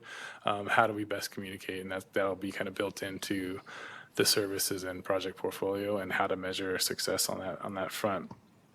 That kind of grew into a community science outreach subcommittee, which how do we better engage and communicate with specific groups? But that was, we focused primarily on the community science piece, as well as it's starting to kind of form into, okay, how do we better engage with specific less supported communities? And really what we're trying to do is, or the strategies that we're implementing is trying to create events of our own. So the Data Science Symposium was a great first step. Was why we designed the Community Science Workshop on day 2 was specifically for, came out of this subcommittee as a way to provide value to the people to get these groups to come by providing a service, providing them information and guidance. We're also planning a trash hackathon and a plan a trash hackathon, a couple of events where we're trying to engage on topics where we know are important to specific groups. Harmful algal blooms would be another great one where we could try to create an event or attach ourselves to an event and kind of provide outreach in that method. We are constantly looking for other events. We kind of talked about this earlier. The idea is that if we can find other events that are happening either on the small or local or community level, we can insert ourselves, whether that be me or if there's a council member that's close by and interested, they can provide a partnership, whether that be, okay, we can be a judge for a certain thing or provide some other support where we're a partner and we're helping with the meeting. We are advertising ourselves, but also being an active partner with them on their events, and that we can build a relationship so that when we actually do hold those events, we have contacts, we have groups that we can reach out to spread the word on our events and kind of build that moving forward. We also created some social media accounts, so we now have, in addition to the YouTube page, Facebook account, a Twitter account, and an Instagram account. Thanks to some of the work that Zoe, our now gone intern, helped me with, so that we can help advertise events and kind of co-publicize things. Don't have a tremendous amount of followers yet, but I put out the blast on the CCHAB stuff before Labor Day and that kind of information where we can actually spread the word to different communities that we don't engage with. Right now, again, the members that last met was Greg, Grant, and Helen, in addition to myself. But that's just kind of a thing that just is not necessarily actively meeting as much, but we're just kind of building that strategy. And I'd ask that if you notice events or you see something that come across your email that could be a good event for us to partner in, or just send it to me and I can reach out or find a way to reach out. That would help us kind of grow that engagement piece, just because we all are part of different listservs and other things that I try to share as much as I can, but I'm still not seeing as much as I'm sure you guys all on the boots on the ground with specific sectors. So if you can share those, that'll help us a lot, and hopefully build our engagement, at least through that mechanism. Any questions on that subcommittee? Yeah. Next one that was kind of brought up and newer was the Drinking Water Subcommittee. That came out as an outgrowth of a discussion a few meetings ago about what to do with the Safe to Drink portal and the quote unquote work group, being that it just really diverts people to the Human Right to Water portal, which is which is what it is. So and how best to update that portal to provide more information at that point to the public or for other stakeholders. We met, it ended up being just Karen and a few other staff members from DWQ and Division Drinking Water on how to kind of move forward. And, the idea that we settled on was, okay, we should keep it, but it should change from what it is now to better describing what is safe to drink. Where is the information that's available for specific people? Where are the gaps? If you're not on a public distribution system and you're on a smaller well or a smaller system, data is not being collected and distributed by the Human Right to Water portal. So providing that information is that's an information or a data gap is important to highlight and daylight. I've had some meetings with the staff since then as a follow-up, but we're always looking for other and new staff resources to help with this effort. I got Evelyn Wendell from U.S.EPA to kind of step up as a lead for this effort. Also a couple of Division of Drinking Water staff, although they've been pulled away with some of the harmful algal bloom stuff, to help kind of redesign how the navigation of the Safe to Drink portal is now to kind of help make it more user-friendly. The primary, I do get contacted by the public on a daily basis, and it's always about either drinking water, is my water safe to drink, is the question, or is there harmful algal blooms in this lake or this water body, and trying to provide that information, or to be honest, that information doesn't exist. So that's kind of where we are with that subcommittee. Right now, the members were Karen and Betsy Lichty as the alternate for Division Drinking Water. If there's any other people that want input on how the portal ends up kind of taking form, I reached out to the staff that are taking a first stab at it, and they're hoping within the next month or two to have a framework. And if what I would do is take that framework and share it with the subcommittee and get feedback before kind of moving forward. So if there's anybody interested with any of these subcommittees, just feel free to. I have a quick question about that one. Has that subcommittee reached out to the work group, the associated work group? Yeah, for I mean, that's additional kind of what I feedback on the did. portal and- So we had the initial subcommittee meeting was really just talk about, okay, what's the future of this page and portal? When it was, again, Karen was really the only council member there. She made it clear that it does have value and here's where a possible direction to go with. So after that, I sent out a call for interested parties for helping to the work group listserv and to the Safe to Drink listserv. And I got a dozen people that kind of responded back. So that was the second group meeting was of that smaller staff and other stakeholder level to kind of develop a path forward. And where we left off was, okay, we'll come back with a mock-up of a framework for better navigating. And some people stepped up with, I'll take the charge on the CCR part or the consumer confidence reports, because we had a guy from Southern California who had some expertise in that area. And again, Evelyn Wendell is a person of the public that has an interest in tap water information, and she was stepped up to the plate to kind of better daylight the value of tap water, because there's sometimes a stigma associated with, or some misinformation there. So it definitely. Next strategy subcommittee we talked about, so no need to talk about that one. The last one that has been pretty active lately has been the web page. Shelly talked about it was a portal subcommittee. Previously, it was started by Chris Jones and a few worker leaves, as well as Shelly, and I think Terry would sit on that one and provide feedback on ways to basically increase the usability of our web pages. That hasn't met because it kept on kind of got kicked down the road. Okay, well, CCHAB's going to implement some changes, and they actually do actively request the metrics on their web page hits to see how things are trending when they put out blasts for Labor Day or Memorial Day, to see how the hits are going up. But again, it's only so valuable of information because it just shows you how long people stay on a page and how many people actually go to that page. It doesn't tell you who, if it's the same person or not. But they are measuring that. The other hiccup was that with the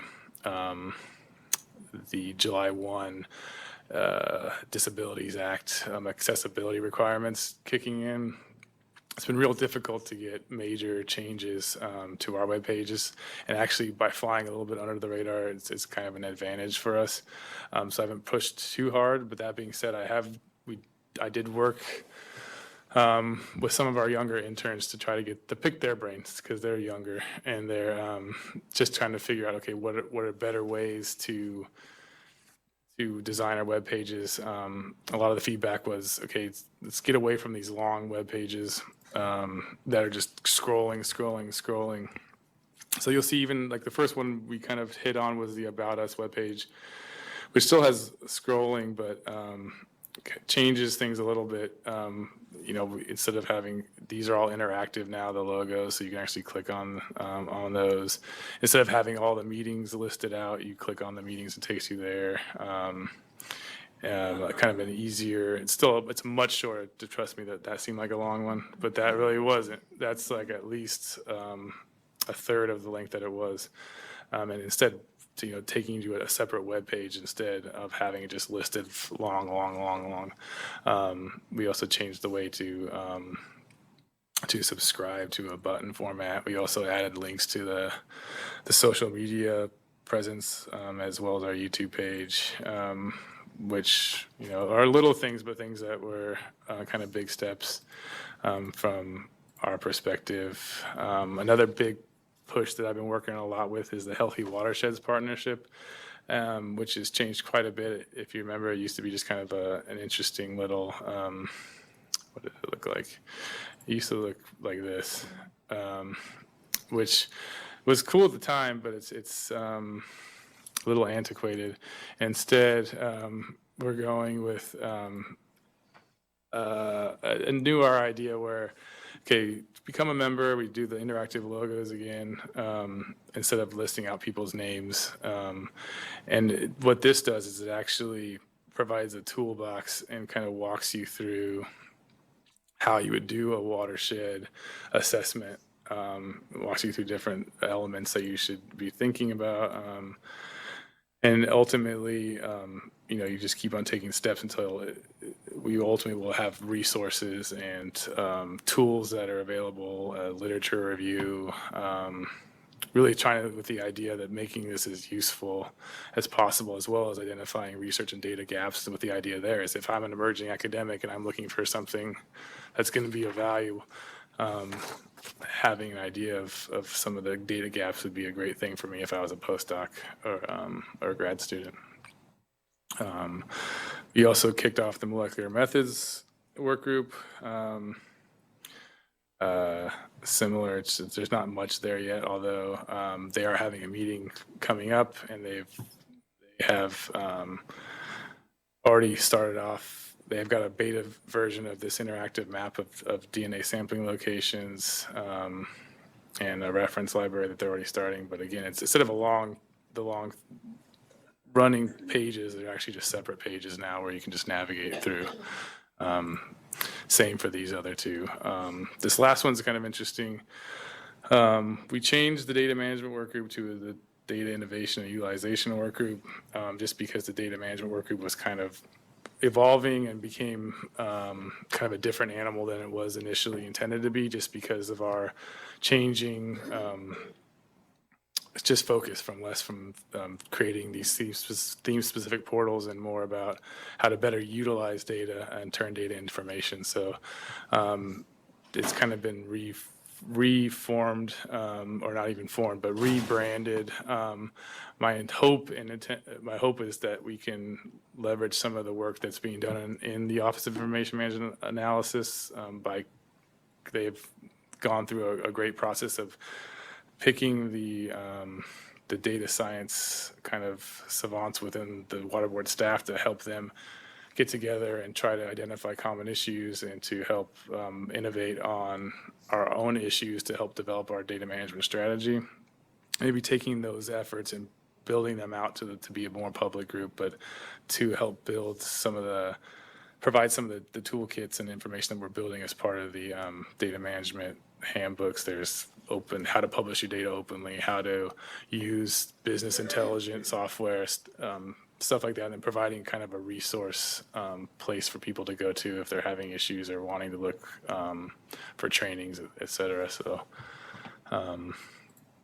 those are kind of the web pages that I've been working on and gotten up and running. Trash mining work group looks the same. And that's kind of where we are with the web page subcommittees. Any questions on those? And if there's any other subcommittees that people think that are needed, they're always available to be created. Just need to kind of say, this is an area where I'd like to set up a subcommittee and address a problem, and then that's that. So any questions or feedback?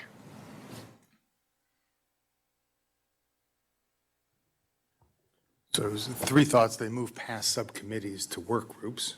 Thought number 1 is we haven't got it in the agenda so much today, but there are a number of the work groups that I think are just doing outstanding, and we need to find a way to keep up on those. In particular, we're obviously hear about the CCHAB one, and that's one that's filling a nice little niche. I've seen where the molecular... CCHAB next? Yeah, so that's a good one. The molecular work group, on the other hand, we don't have a report out on, but they have been doing a lot. And I think that was a newer one that we created. It's kind of a newer niche for us of essentially getting ahead of people,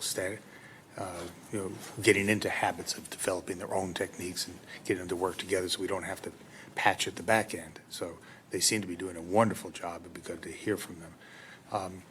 Second thought is I'd like to have some discussion about how we can help you, Nick, because there are so many committees. You can't be in charge of all of them. You sent an email out to us asking us to serve as liaisons.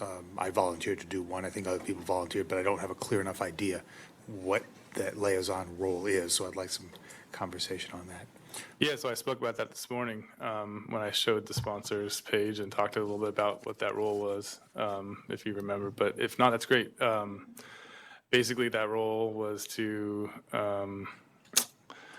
again help divide to start that feedback loop between council members and the work groups, because that was a desire from both sides, and also again to help, like you said, help me where I can't be at 2 places at once. I can't be at, the work groups are expanding and growing, and they're oftentimes being scheduled on the same day at the same time. And rather than keep on asking them to shift, I thought, okay, well, maybe the responsibility really would be to attend the work group meetings when you can and keep track of some of the major issues that you see coming, or if you see something that's of particular interest to you, that would be a good report back to the council to let me know, and then I can reach out to create items. But nothing really more than that, just really to pay attention to something of interest. I have you down at the Molecular Methods Work Group and talked about how Shelly and the others that have volunteered. Some of these are inactive, so you could filter out the inactive ones. But I'd be more than happy to fill this list up with multiple ambassadors for each one of the work groups. Right, so maybe that's a good lead-in into my third point, because I think that to me is vague enough that I'm not sure what I'm supposed to be doing, just attending their meetings. I think we want to get more specific. And I'll go one step further. I think that my third point is, at one point, we had talked about holding one of our annual meetings which is focused on all the leads of the work groups coming to us with their 3 highest priorities of what needs to be fixed. And then us using our meeting to not only hear those, but then to have some prioritization that we as a group react to and say, okay, that may be highest within your group, but here's what elevates to us across all these groups as essentially the information we would ultimately be providing to the secretaries or to whoever else we'd be reporting to. I actually think that I'd like to make sure that that concept doesn't get lost, that I think we had originally talked about doing that at a December meeting, or the end of year meeting. Doesn't have to be, but I think we should set that up. And I think that should be the primary role of the ambassador, is to make sure that the work groups are not just focused on the weeds of things. And a lot of the weeds things that they're doing are very good things, and not just on the webpage. And the webpage is good, but making sure that they realize that we got to work towards our meeting, and then we as the ambassadors help them in formulating what are those priorities. I think we as us, again, this is maybe part of that strategic planning thing. But in some of our earlier incarnations, at least among the subgroup, we had decided that's a good thing because it leads to a set of action items, and we as a council can make defined recommendations, and they can bubble up. I think the ambassadors would be a good group to help make sure it does bubble effectively. Great, yeah, I will, maybe I'll write up something more specific on the roles and responsibility of an ambassador. I have reached out to, obviously, CCHAB stepped up for this time. I didn't want to have just a meeting of every single work group coming through with their top 3. I didn't think that would be as valuable. We've tried that in the past where every work group gave a presentation, and it didn't seem as valuable, but I have talked to the wetland work group, and they're going through some strategic planning and have some questions for the council to get feedback that I think would be of value. But yeah, noted. I think that if the council members are willing to take on a larger role with the work groups, I think that's a great thing. I agree with that. I think that's a great idea to help bring the council's vision to the work groups as well. Sometimes it's not very clear, and Yeah, and I think the trash one, I think, is the one that you're liaisoning with, and they surely have things that they could bring to this group Right. as recommendations. and the first meeting, they didn't know what the council was. And so, and I brought that observation back, and I think Greg helped with their next meeting. That I wasn't able to attend, but I heard it helped, but I don't know. yeah, no.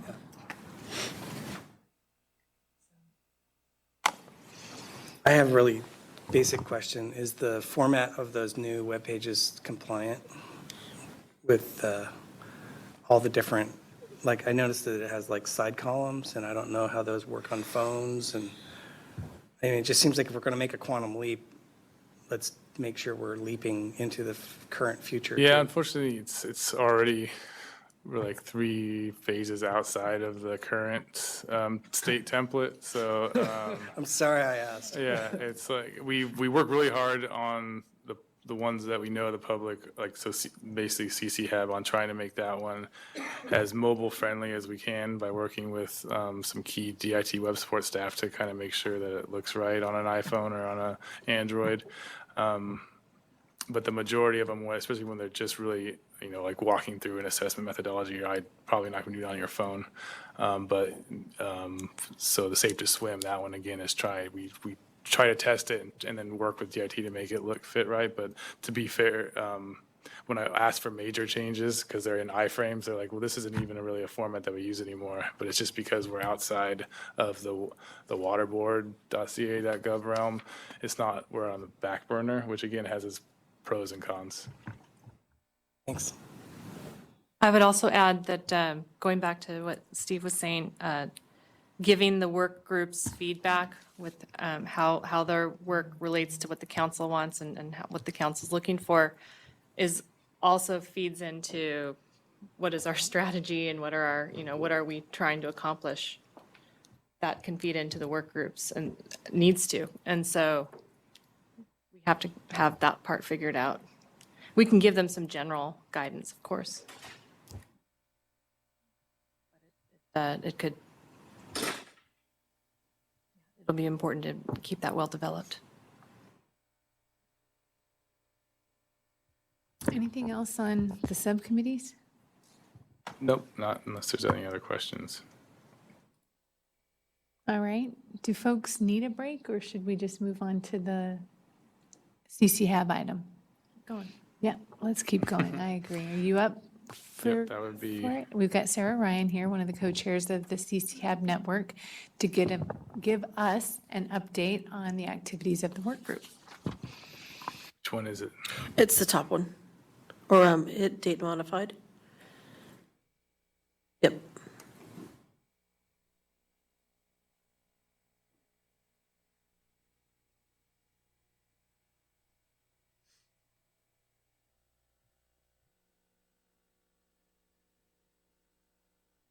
So hello, everybody. My name is Sarah Ryan. I'm the Deputy Tribal Administrator and Environmental Director for the Big Valley Band of Pomo Indians. I've been working for them for getting on 19 years now.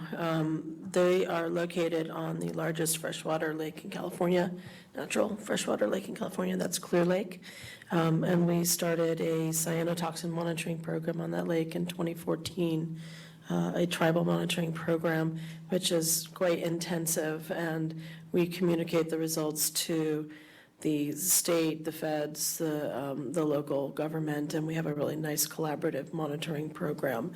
Because of all of that work on cyanotoxins and doing outreach to the public and really finding a method that was going to work for us in terms of fitting within our grants and our capabilities, and to get the information that we really wanted to know to protect tribal uses. We have, been engaged in bigger picture issues like CCHAB. I do want to point out, I would definitely not call it a citizens monitoring group. We're a government, and it's a government agency, and it's our monitoring program. So it's, we have people on staff. We have a PhD on staff, an aquatic ecologist. We have federally approved quality assurance plans and, very into data management. So it's a little, it's at the same level as what the state is doing in terms of monitoring. But in any case, as being, I became co-chair of HAB. We have three co-chair of CCHAB. We have three co-chairs, and this is our report we wanted to provide you for what we've been working on this year. And it's really just an overview, so if you have any questions and guidance, please provide it. And I'm really happy to have been at today's meeting. It was an eye-opener for me. There's a lot of things that you guys are working on, and they're all extremely important. And I know I personally want to support it, any of your efforts as much as possible. And I will definitely be taking back today's meeting to the other co-chairs and just seeing how best we can fit in with the things that you need. So I appreciate being able to learn that sort of hierarchy that's happening and the efforts that are being made by all of you. So I've also in this presentation have put some pictures of Clear Lake in it. So from my own personal presentations I've given.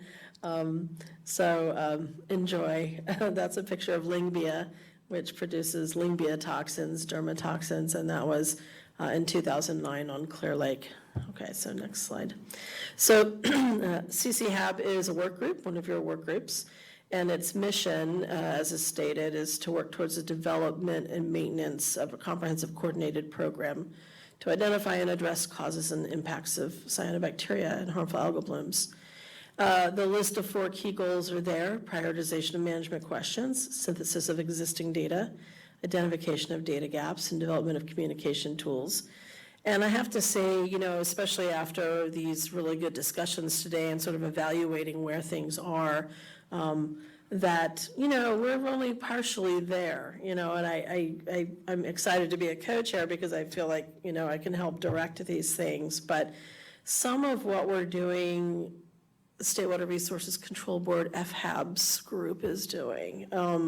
Some of what we're doing is outside of those 4 key goals. So, but in terms of this, of CCHAB being, a place where a lot of stakeholders can come together and discuss harmful algal bloom occurrences in California, and then coordinate with the state on these issues. I think we're an extremely important group.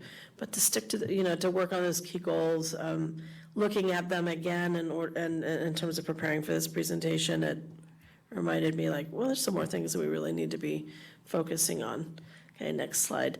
The membership, we do have 3 co-chairs, and it's split based on our charter. We're trying to get a diverse group. So this time around, we have Rebecca Stanton, or Becky Stanton from OEHA, representing the agency. I'm representing a tribe, and we have someone from academia, Dave Karen from University of Southern California. It's a great group of, my co-chairs are really helpful and full of information about HABs. We're in the midst of our term. We do monthly conference calls to stay on track in terms of setting the agenda, getting good presenters to the meetings so that we have, relevant information. And our particular co-chair goals were we really wanted to have a better handle on the HAB data that was being generated by the different entities that were doing monitoring out there. Working for a tribe, of course, I really want to see a better connection and collaboration with tribes. We have done maybe 1% of that and have 99% more to go. And then also just what's happening with the subcommittees, and I'll talk about that in a little bit. There's a lot of subcommittees listed in CCHAB, and there's really just a couple that are active. So we wanted to get a handle on that and see who was really out there and what were they working on. So next slide. In terms of current membership, we also did a survey late last year and asked people to respond to a series of questions about what CCHAB, how they were involved in it. And so you can see, and they could submit their logos, and basically people self-identified as being part of CCHAB. So we have logos from different agencies and whatnot, governments. So you can see the list of, we have state agencies, federal, tribes, and a lot of participating organizations, including local governments, but also vendors, and districts, utility districts, and things like that. So we've had 3 meetings so far this year. October 4th is going to be in Sacramento. They're all at CalEPA this year. We did last year have one down in Costa Mesa. And we do, and actually one of in the survey, the membership, a good portion of them wanted to travel to other locations for our meetings, but we do want them to host the meetings, and this year we just have been in Sacramento. The next slide. So I wanted to do highlights of each of the meetings. These are on the website. We put the agenda and the presentations. Of course, we're also challenged by these somewhat new requirements to make them all compatible. So we're going to have to go back and change what we can. But I wanted to point out a little bit about the survey that we had in January. We had 30 respondees, 43% of them were from state government. The area of interest most people wanted, the reason why they were involved in CCHAB was about water quality issues. What I thought was interesting was it was followed by recreational water use, fish and wildlife, and drinking water issues were kind of a little bit down on the list. I thought that was interesting. About 77% of wanted the content of the meetings to include water quality monitoring updates, and that is what we do. We have coordinators that are discussing what the toxin levels are and the signage levels are. I'll go into that in a bit. Many of them, more than half of them, were involved in other subcommittees of CCHAB. And then also at the January meeting, I happened to give a presentation on tribal water programs in California because I wanted to keep and will always want to make that connection of here's the tribes that are out there monitoring. Hey, they're on Facebook, they have websites, look them up. We have their phone numbers, and really the HAB coordinators and other people within the State Water Resources Control Board and the regional boards need to really reach out to them. We're trying to make that go both ways, but let's not reinvent the wheel. There are water monitoring programs that are going on and data that's being collected that should be part of any of our efforts. Next slide. The April meeting, we had some really good presentations about mitigation measures that Pinto Lake is doing. They report to us periodically because the mitigation component for water bodies is really is one of the main work products that's being developed in CCHAB because of the mitigation subcommittee is so active. So Pinto Lake did a presentation update on that.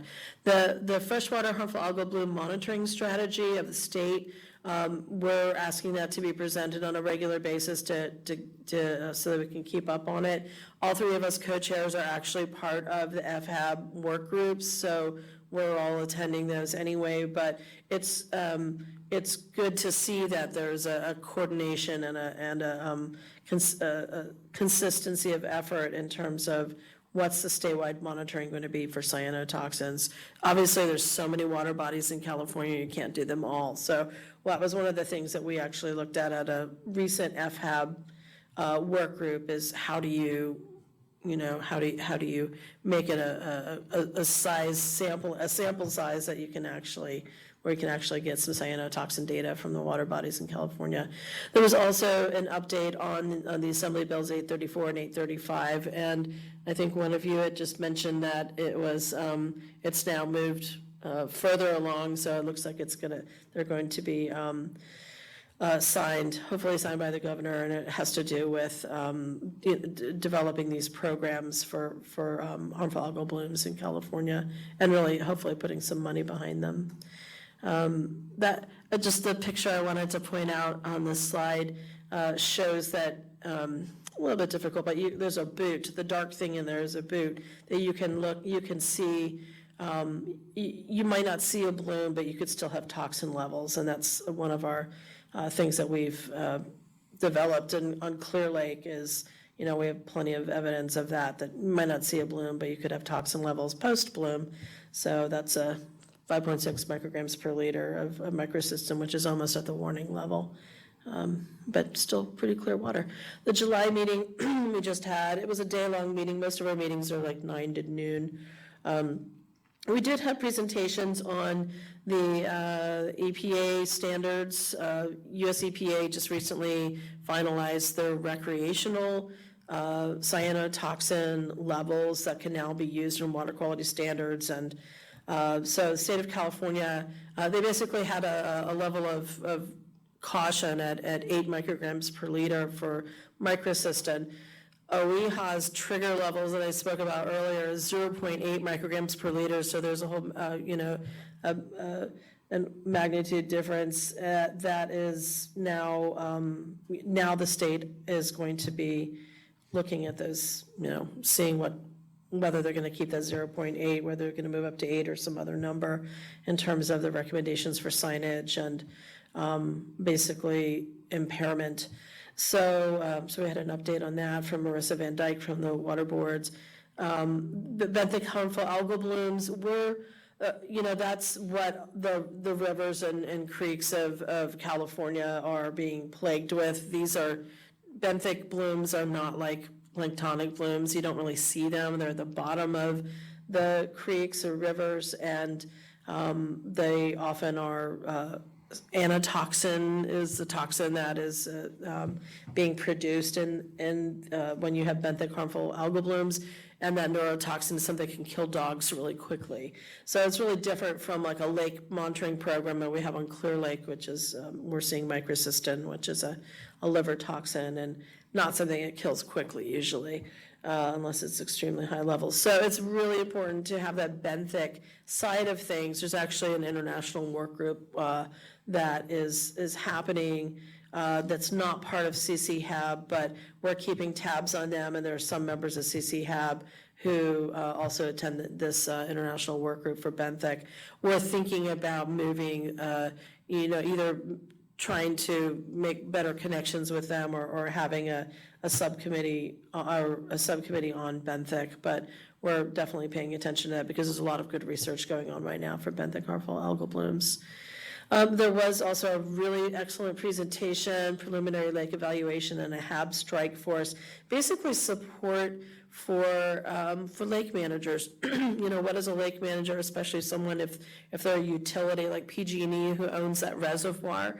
You know, they're not in the science of things. They don't really necessarily have all the tools they need to stay on top of that information. And so I think the regional boards and the HAB coordinators and you, Nick, and everybody who's answering phones going, what do I do next? There's a lot of effort toward that.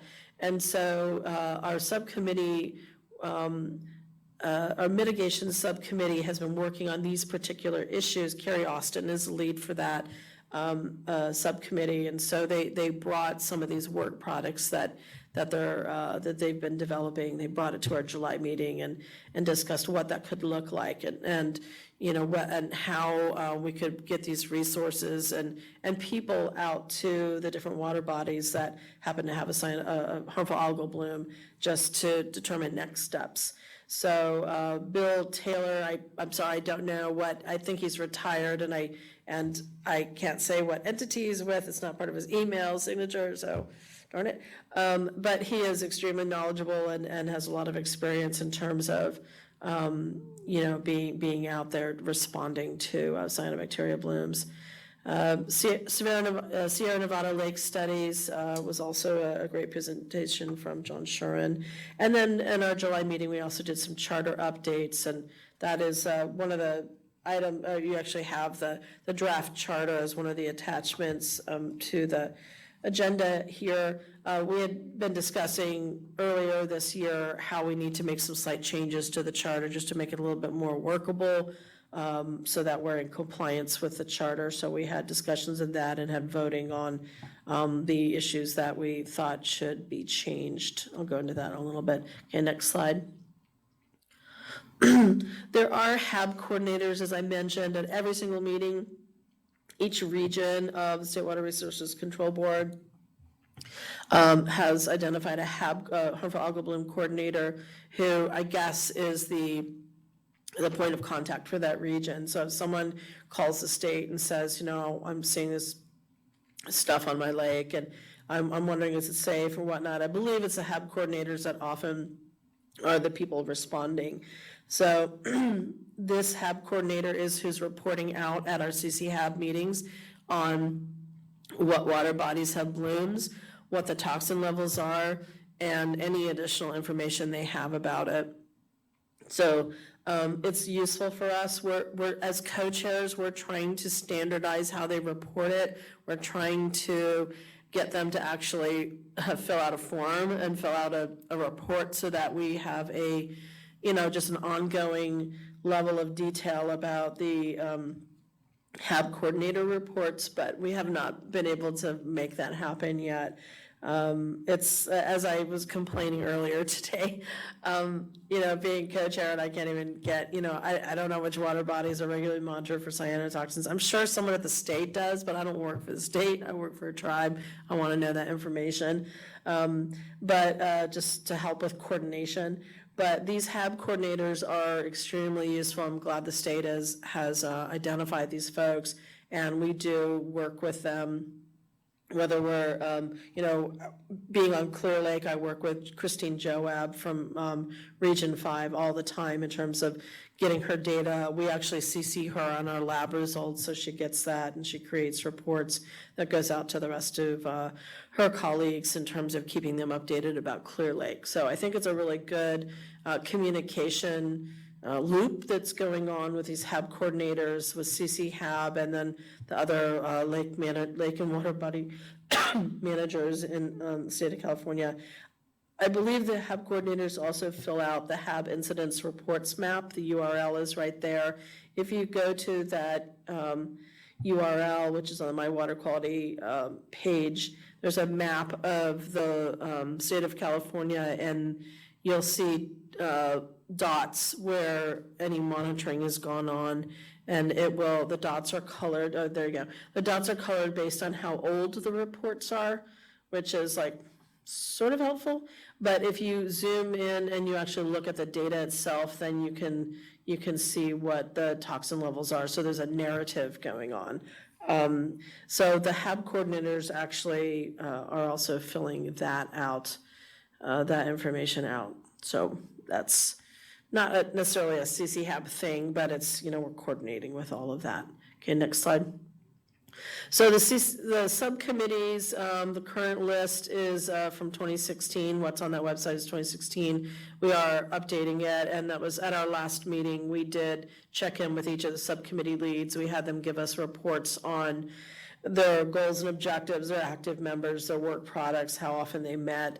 And that was one of our charter changes, just to make it more workable, is to get that information on an annual basis. Of course, we kind of know what's going on already, but it just makes it more useful when you're managing it, to get it in a report form. So really the active subcommittees that we have right now are the mitigation subcommittee, which has quite a few members, some not active, but many of them active. And then and as I mentioned, they're looking at the mitigation measures for cyanotoxins. So whether they're talking to vendors, they're getting presentations on what's working in various water bodies, they're looking at, biological and chemical and other controls, and also developing outreach and information for water body managers. The statewide guidance update has been reinvigorated because that's who's handling and addressing the new EPA standards for cyanotoxins. So they are meeting, a small group of them are meeting, and they're going to bring it forward to CCHAB shortly. But they are looking at, the state's trigger levels versus the new EPA standards and the order of magnitude differences I mentioned. What are the recommendations going to be for the state in terms of moving forward with this? The subcommittees, as I mentioned, we're asking more from them now just to keep it better organized. We want to have, documentation of what they've been working on. So, and we are, of course, open to new subcommittees as needed. Next slide. The charter update, by the way, I have some pictures that are on the My Water Quality portal that is out there for water body managers to use in terms of, depending on the toxin level, these are the activities, and they're icons, picture icons of which activities are not recommended to do at that level toxin. So on Clear Lake, we have signs like that are posted depending on the toxin level for a certain amount of time. So it's a tool that is being used more and more on water bodies in California, depending on the toxin level.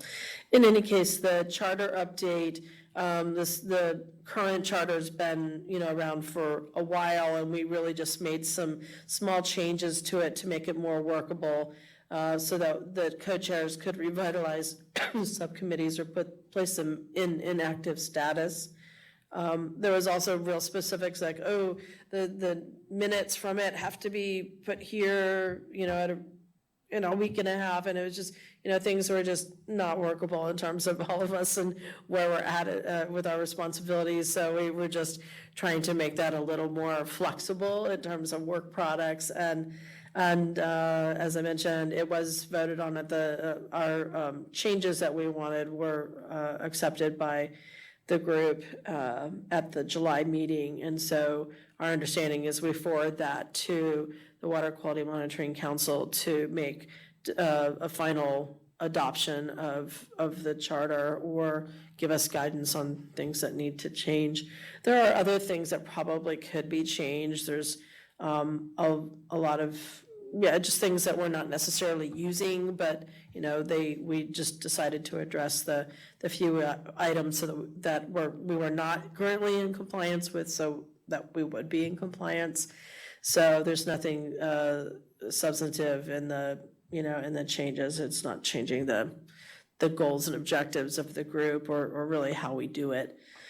So that's basically the charter update. I think I have one more slide. Yeah, that's our contact info.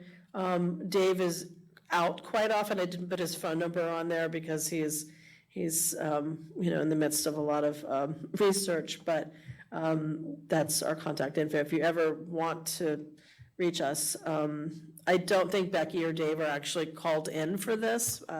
They were both busy, but if there's anything that any questions you have or any guidance that you have for us, be happy to take it back to them and talk to them. We have a conference call actually at 8 a.m. tomorrow morning.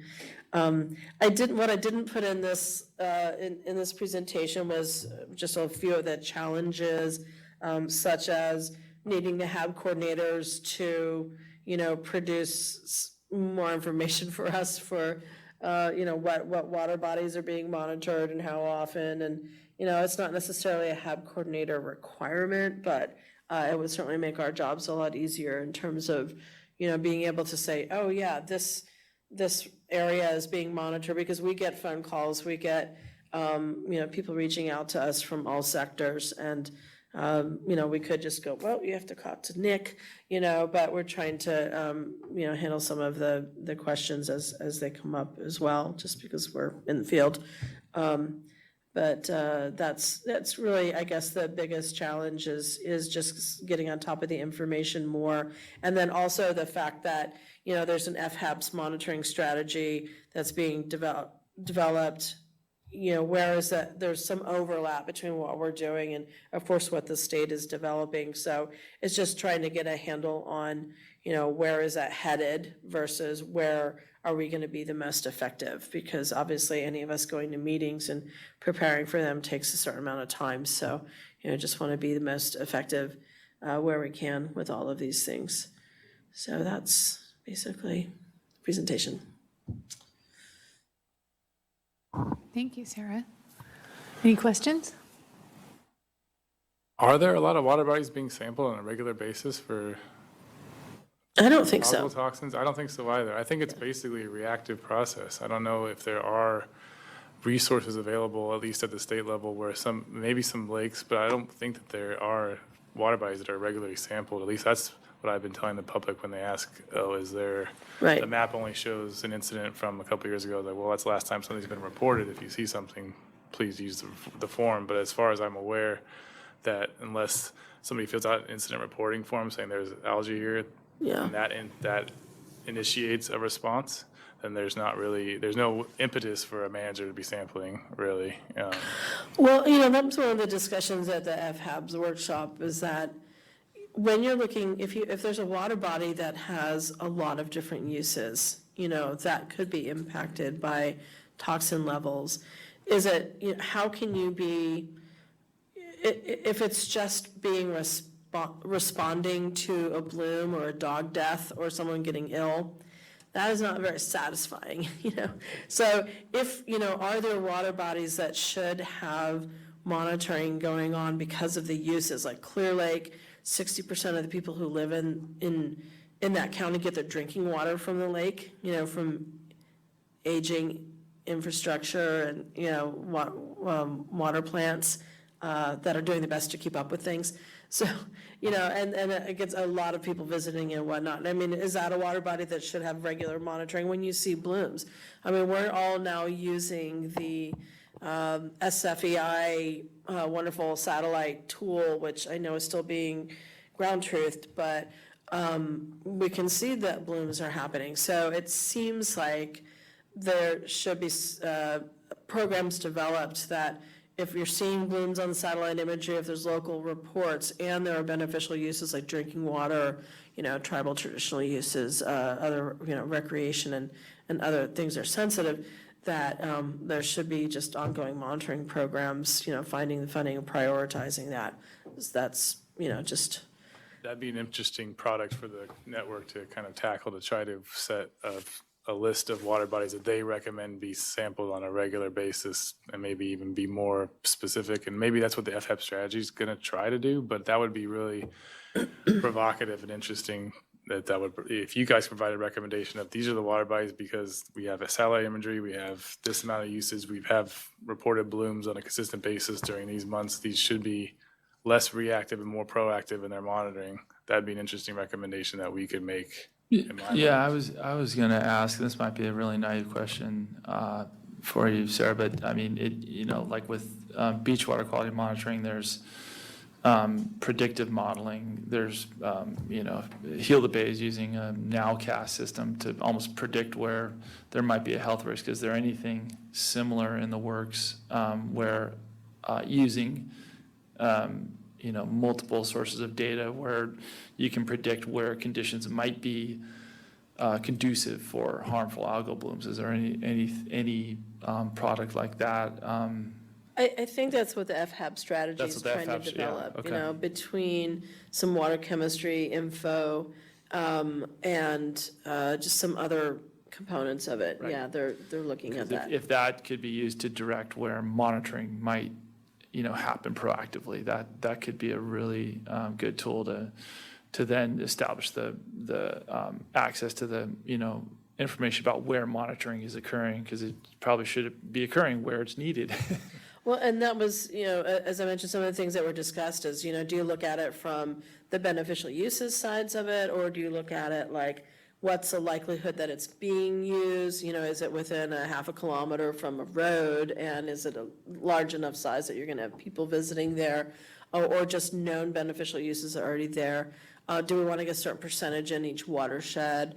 Or certainly ones with nutrient TMDLs, there's like a wide range of ways that you could do it. And, if there's 10,000 water bodies to, potentially monitor that have been winnowed down by some of that that filtering already, then that's still like way more than can be done on a regular basis to really give information. But the bacterial isn't, at least in some areas, it seems like there are, fecal coliform E. coli being monitored before the big weekends, 4th of July and the Labor Day, Memorial Day, at the beaches. That's more of a, getting information ahead of time. But I probably not all water bodies do that.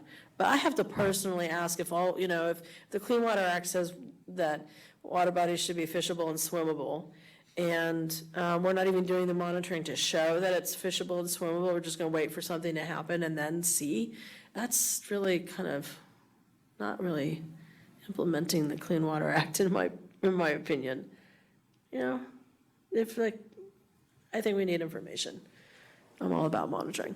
So just on how the dots get on the map. So you mentioned there's satellite monitoring, there's citizen reporting, and there's the regional coordinators. Who actually, when a dot ends up on the map, is that verified by the? These are all inputted, I believe, by the HAB coordinators or by the water boards. But there's information being collected by, people calling in. There's a Bloom map, Bloom Watch app. There's monitoring that's being submitted by, by various ongoing monitoring, such as on Clear Lake or on the Klamath. And so there's data being collected from multiple sources. Okay, that's kind of QC'd by the coordinators or whatever. Oh, yeah. Yeah. Certainly, yeah. They want to see, they have the QAPs. I'm assuming they've got the QAPs from each program, although, there's probably some entities out there that don't have QAPs. I'm thinking maybe like some of the utility districts or something. So I think that whenever a bloom, I've heard this, that whenever a bloom is happening, the HAB coordinator will be reaching out to the people that are out there that are active on HAB coordinating, and they will either send there'll either be regional staff actually being, sent out to do the monitoring, or such as there was a dog death near Lake Berryessa about a week and a half ago, and so I believe it was regional board staff that went out to actually do water samples. So I think it's what makes it challenging is the information is coming in from a variety of sources. But also there's a wide variety, that's more information. Yeah. Absolutely. Yeah. It sounds like the satellite monitoring is something that's being developed, perfected still, or? Well, can you go to that page? So it's FHAB, it might even be on there, but it's fhab.sfei.org.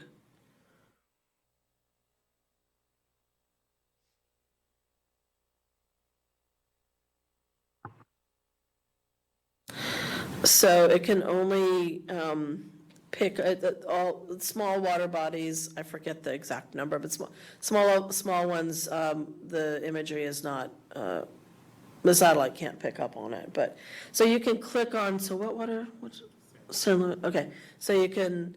The color is based on basically the phycocyanin levels. Phycocyanin is a pigment that's produced by cyanobacteria, not green algae. So if you click on satellite data, it is linked to CEDN, which there's not a lot of cyanotoxin info in there, like none of ours is in there, but ours is all in WQX. But in any case, it's looking at it's basically giving a cyano index, and this is what's being ground truthed right now. But and this is also a 10-day max, so or composite, so it's not telling you exactly what's going on that particular day. But we found it useful on Clear Lake to watch it and make observations and look at the cyano index and see if it's the trend of it. So for a remote place, would something like this be used just to put it on the map, or does it somebody that has to go out there? No, it has to. What is on that map is actually toxin levels. Okay. Yeah. Because you can have a cyanobacteria bloom that doesn't, you can have a strain of cyanobacteria that doesn't produce toxins. Like zoom into, so that's Clear Lake right now. And even with, there's a pretty thick bloom in the Oaks Arm, that's a orange area of the upper right-hand side of the lake. It's most of it's Dolichospermum, and the Dolichospermum that we have there doesn't seem to be a toxin producer. So it looks bad. There might be some allergic reactions happening to, contact with cyanobacteria, of that particular cyanobacteria, but it doesn't have a neurotoxin, dermatoxin, or hepatotoxin. So, yeah, bloom isn't indicative of toxins. That's a nice tool. Yeah, it's a great tool. Yes. I have a question for you. You had mentioned that a lot of the tribal data is fairly high quality, but that it's in a different format, so you can't put it into CEDN. Have you explored automating, like developing a program to automate a transition so that it could be put into CEDN? Not as employee of a government. My understanding is that there were, that I think the water board's got an exchange network grant to be able to get their stuff in CEDN over to the water quality exchange. It's just that whole thing of moving it back is something that maybe that would do in the future. I've been talking to everybody about this for 7 years. But it's a big deal because there's so much data that's being collected, it's not going into CEDN. Mm-hmm. So, It's not just your data. I mean, Yeah. EPA data. Right, it's USGS. Superfund. That's right. This was a big discussion last year with bioaccumulation data. There's a ton that's not in CEDN. So should that be one of our strategic initiatives? Yes, please. Department of Water Resources, all of the monitoring goes into their own little database. So yeah, it does. I think the regional boards are now pulling from the Water Quality Exchange, at least this year, to do their integrated reports. But the data is, actually CEDN is a lot more strenuous than WQX. There's a lot more metadata collected. We actually did a fish cyanotoxin study on Clear Lake, and we put the data into CEDN. We went ahead and did it like that, and there was a lot more information that it needed that we don't capture for WQX purposes. So there are going to be some fields that would be left out, and whether that's allowable or not with the level of detail that CEDN needs, I don't know if it would work. But I know that they don't want us to put it in both, because ultimately CEDN goes into WQX and they go to the National Water Quality Portal. So really, if you want to see information from any of the monitoring entities, you really should just go to the National Water Quality Monitoring Portal. It's easy to access. It's a federal database, and ultimately, but I don't know how long things take to get over there. So it could take long. But yeah, I've gone in there to look at irrigated lands reports, and Superfund and tribes and, and swamp data, it's all in there, but it takes a little while to get there. But yes, if there's a project or funding or somebody wants a partner, I mean, there's at least 50 tribes in California that are putting their data into WQX. I already looked it up. So that's quite a bit of information. Are tribes on the user group for Seton?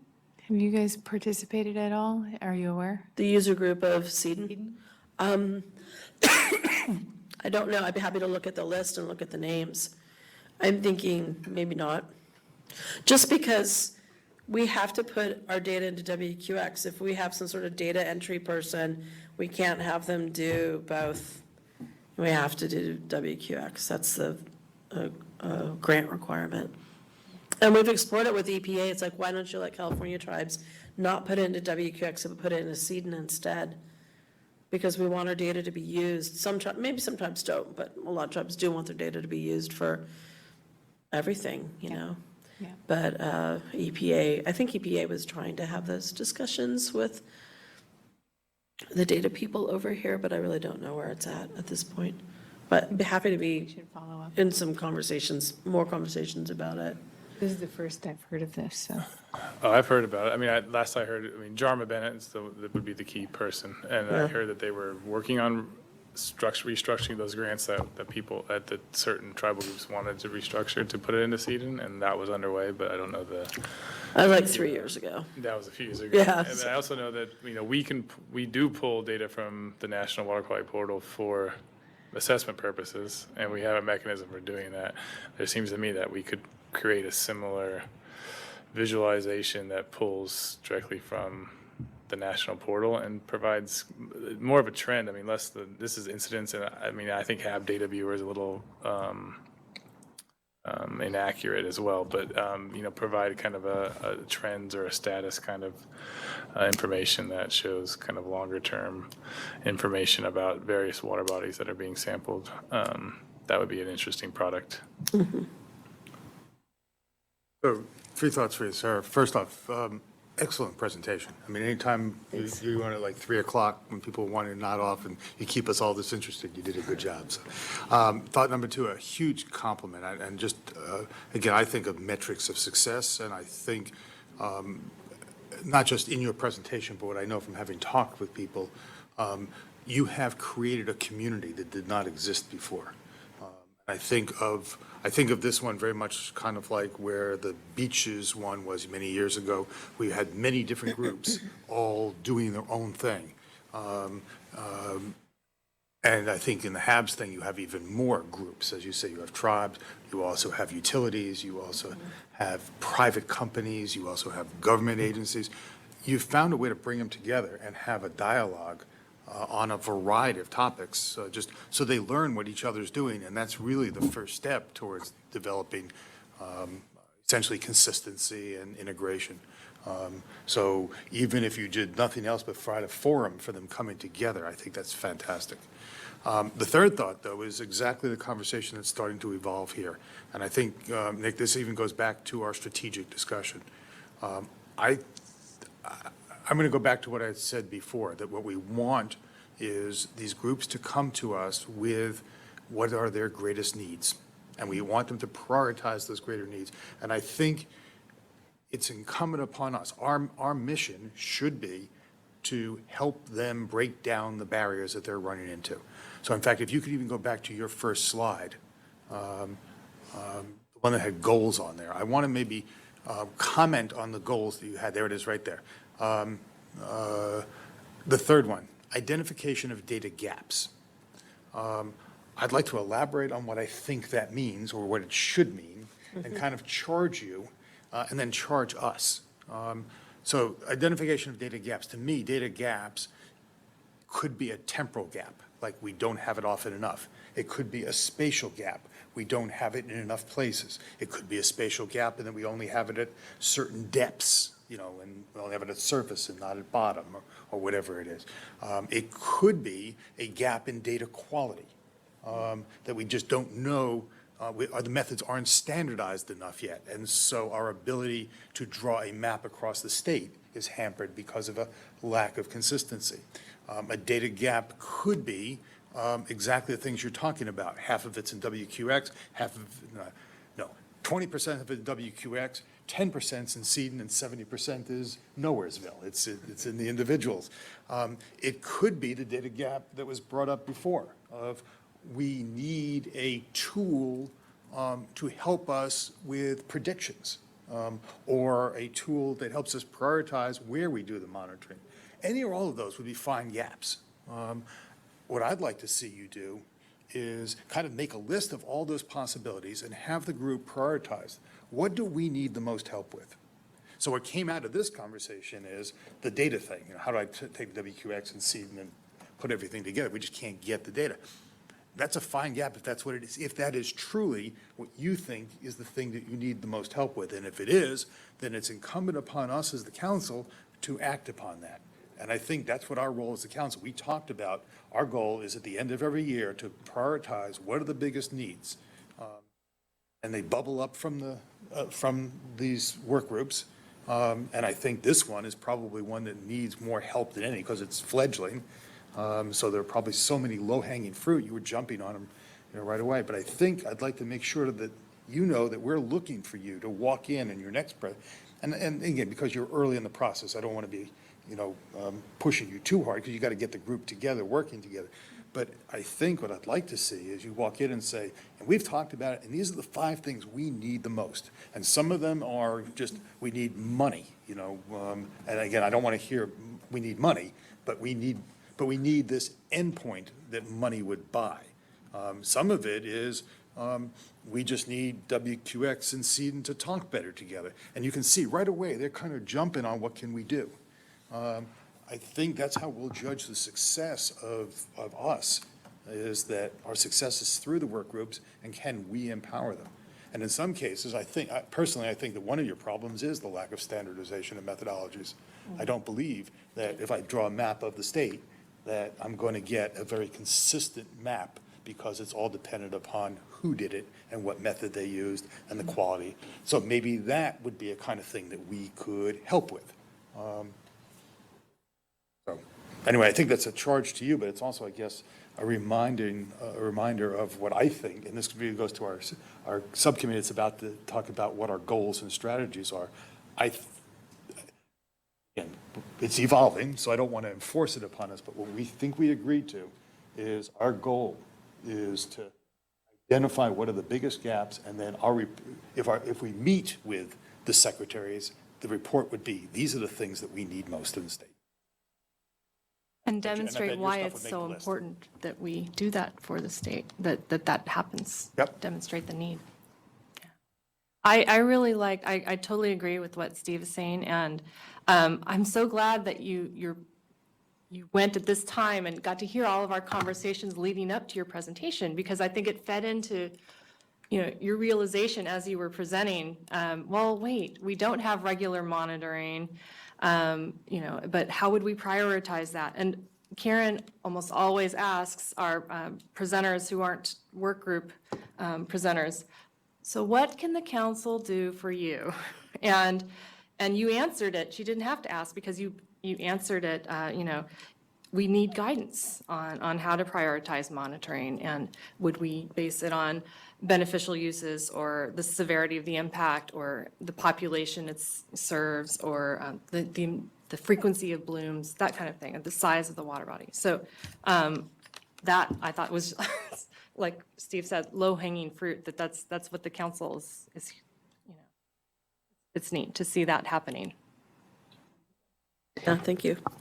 So after hearing this conversation, I'm going to propose that we keep the December 5th meeting for the purposes of bringing the work groups in with their issues, because I do think it will be informative for our discussion of strategy moving forward, and that we have either a special strategy meeting at the beginning of 2020. I think that would be my recommendation. Or our first meeting of 2020 be our strategy meeting. I'm obviously whatever you guys want to do. But that's what I would propose, is we keep the December 5th and bring our working groups in with their top 3 problems. Right.